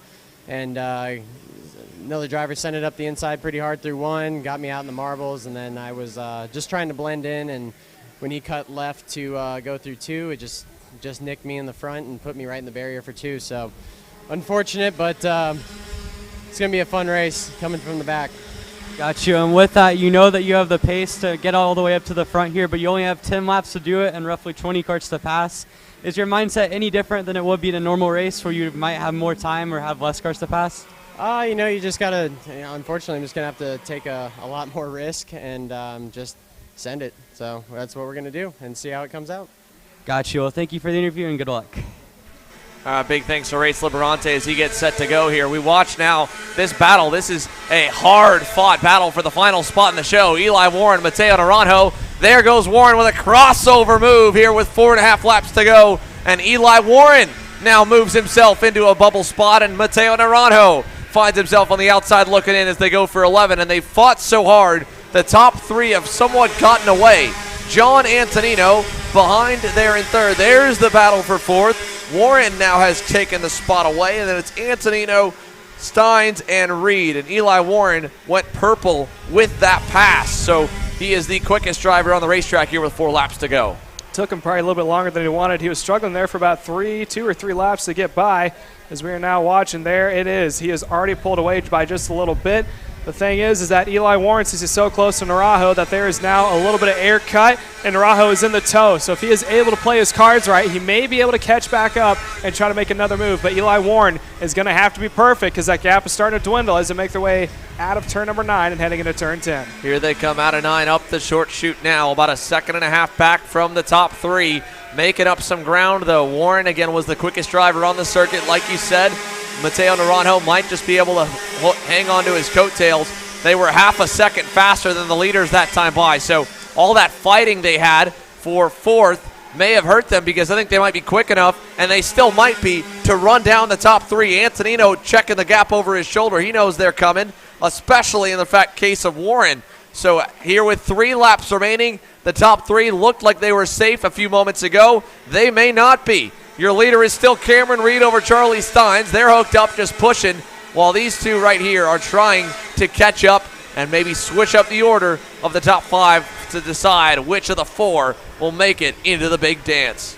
The thing that Eli's got to be worried about is when he catch back up to the top 3, if they are that much quicker, when it comes time, they're going to start to slow you down a little bit, and that is a perfect opportunity for Mateo Naranjo to try to make his move. Looking at the screen, it appears that John Antonino is down by about 2, maybe 3 kart lengths, although he's starting to close it back up. Eli Warren, when he catches the back bumper, he's down by about 5. He's got to get around quick because Naranjo is probably going to take any opportunity given to try to get his nose in and make it into the show. And again, we don't know if they're going to start blocking for the lead like they did a little bit in the mini class. If they do, that will bring Naranjo there. Last time by, they were faster than Naranjo, all the top 4. So even if they just ride where they are, nothing will happen, nothing will change. Eli Warren does not need to get by any of these guys to make it into the main event. This is 41st to 44th on the grid. 20 transferred out of each pre-final. 21st on back went to this race right here, the last chance qualifier. And now it really is the last chance. A last-ditch effort here for Mateo Naranjo won't be in his hands. It'll be up to what happens in front of him as the white flag waves for the top 4 drivers to turn 1. On point, Cameron Reed, Charlie Steins 1 and 2, John Antonino 3, and now Eli Warren has caught up in 4th. Down to, I don't know if that was a block or maybe not a good momentumous run. That was Cameron Reed going into turn 4, and now Eli Warren has not gotten around John Antonino. So he has now secured his spot into the show. All 4 of them, I don't think they know how much of a gap they have, can sit pretty. There's no need to force the issue on some pass that might cost you. Well, Warren again opens up here. He just kind of puts his hand up to Antonino, says, all right, I'm just going to let off, not try to get collected as they battle for the lead and the win in the LCQ. Reed just defending. She just wants to make sure she doesn't go backwards. And Cameron Reed, the racing Cajun, up the hill. Final time today in the LCQ. And she will punch her ticket to the main event. So will Charlie Steins, who comes close across the line. Eli Warren makes it in from the back of the grid. Antonino makes it in. And Mateo Naranjo, unfortunately, the odd man out, the first one, not into the transfer zone. The rest of the results will pop on by here as we watch them again. Great run through the field for Eli Warren. It was a good run going for Mateo Naranjo. Still could be. Post-race penalties and tech still yet to be done. But at the moment, he finds himself P5 and needed to be P4 or better. Jake James, 6 spots gained, 2 spots shy. Jackson Wolney, 7th. Braden Zerv started on the pole, ends up in 8th. And now, one more LCQ to go. KA100 Sr presented by Mike Doty Racing. Connor Ferris, Matthew Mockabee, the front row, and they're all lined up and ready. And we'll be right back with their LCQ to decide which of the 24 KA seniors join us in the main event this afternoon.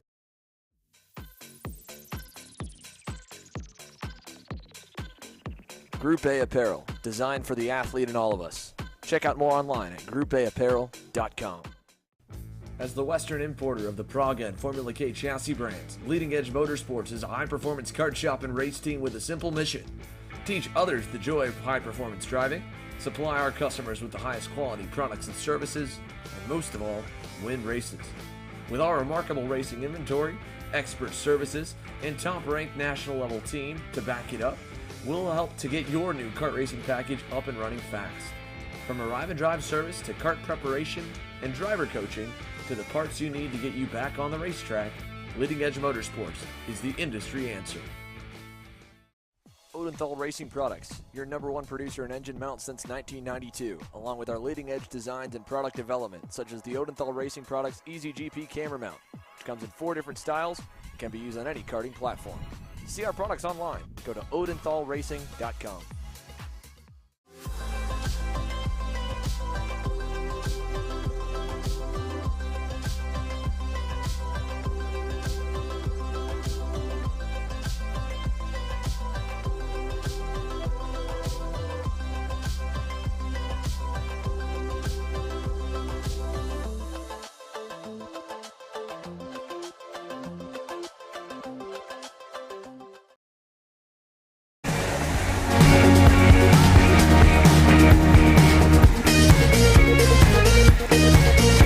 Welcome back here live from GoPro Motorplex.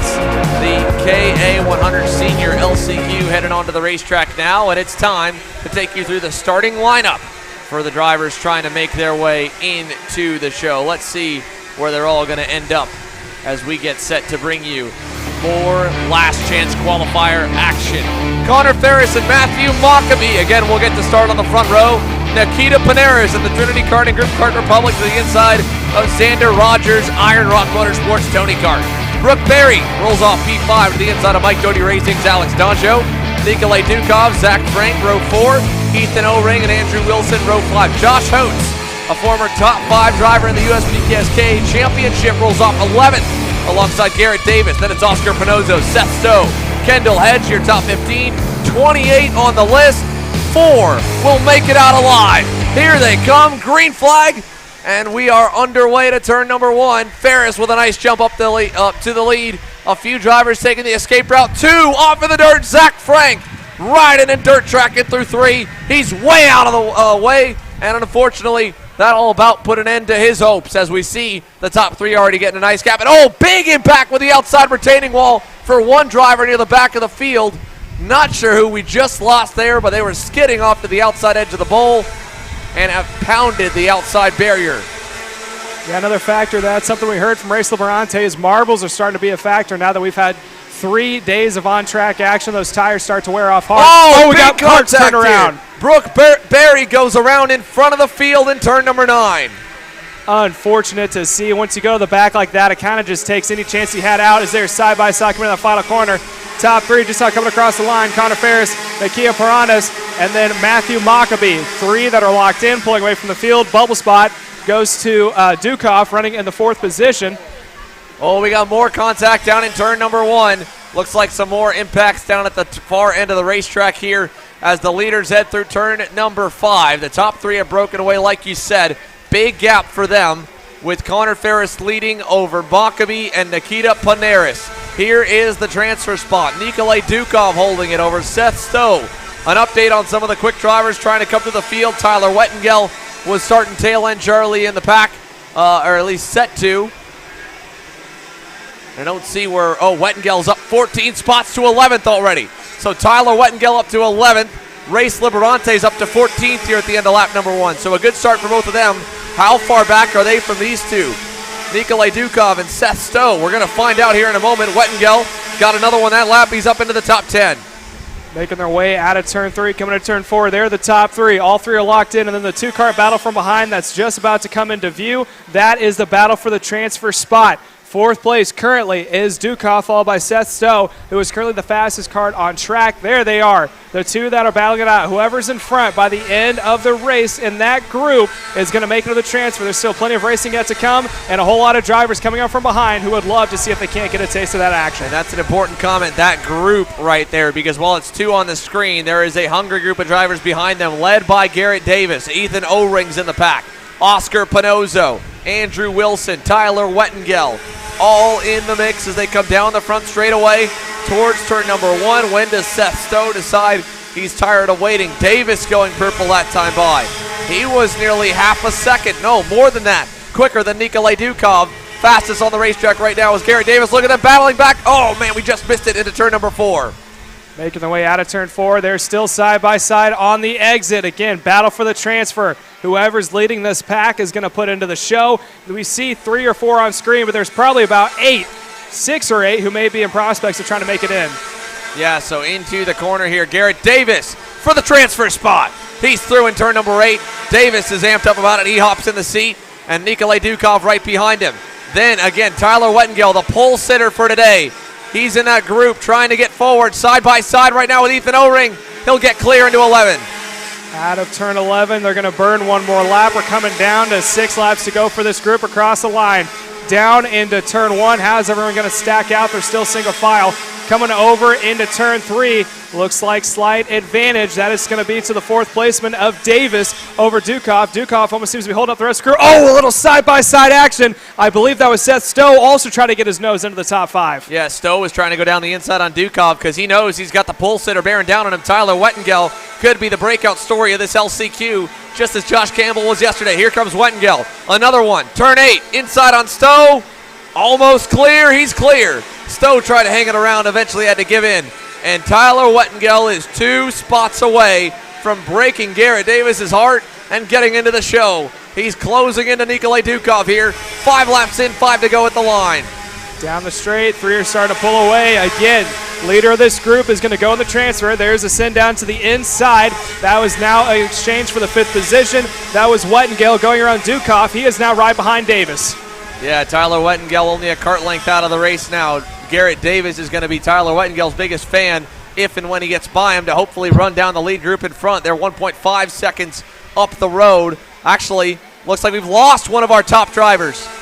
I think Connor Ferris and Matthew Mockabee, we haven't lost him. Nikita Paneras, my apologies, has faded backwards heavily as Wettengel gets through to the transfer spot now. Tyler Wettengel from dead last on the grid has picked up 20 positions in 6 laps, and he is looking for more. Could get to Paneras before this one's over. Paneras, last time by, was about, well, let's see what it looks like this time.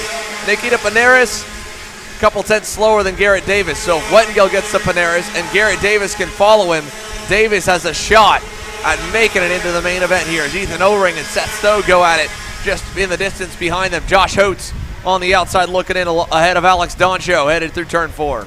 Making their way through the quick little chicane now, coming into 6 and 7, all still nose to tail. Wettengel is in the race right now. He is currently in the 4th spot, 5 and 6 running right behind. There's a pass for 5th. That is going to be Dukov getting back around Garrett as they make Davis as they make their way back up towards the top of the track. Again, these guys are slowly inching in on Niket Ponderes, who may have a chance of holding in here if he can just hang on for 3 more laps. Yeah, Nikita Paneras just trying to hang in there here as they go through to turn number 1. Yellow flags in the final corner. Seth Stowe has gone around in the last turn. Seth Stowe was in a heated battle there, it looked like, between himself and Ethan O-Ring. It's ended with Stowe facing the wrong direction. Now Alex Doncho trying to get forward. He gets by Ethan O-Ring. Doncho in the bright white helmet. You want to talk about a breakout star. He got into the top 5 and podiumed in Orlando, or nearly podiumed in Orlando here just a month and a half ago. And now Doncho is on the verge of missing today's main event as Tyler Wettengel closes in to Nikita Paneras. That's for 3rd. Here they come out of turn number 9. 2 laps to go at the line. Wettengel's already safe and in the show. 1 more spot can't hurt. He'll take it in 11.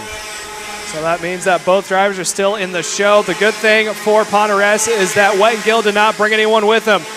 Dukov is still trailing behind. Looking at the screen, it's about 1.4 seconds. So top 4 as of now are locked in. There's still that much of a gap. You can see it. They're in the green Trinity Kart. That is going to be a Kart Republic is where the last transfer is. The 3 that are battling it out are not in the race right now. Not sure why they're going back and forth with each other. They're going to be focused on trying to close that gap before they can start throwing it back and forth. Yeah, Garrett Davis going by Nikolai Dukov there with Alex Doncho at helping him.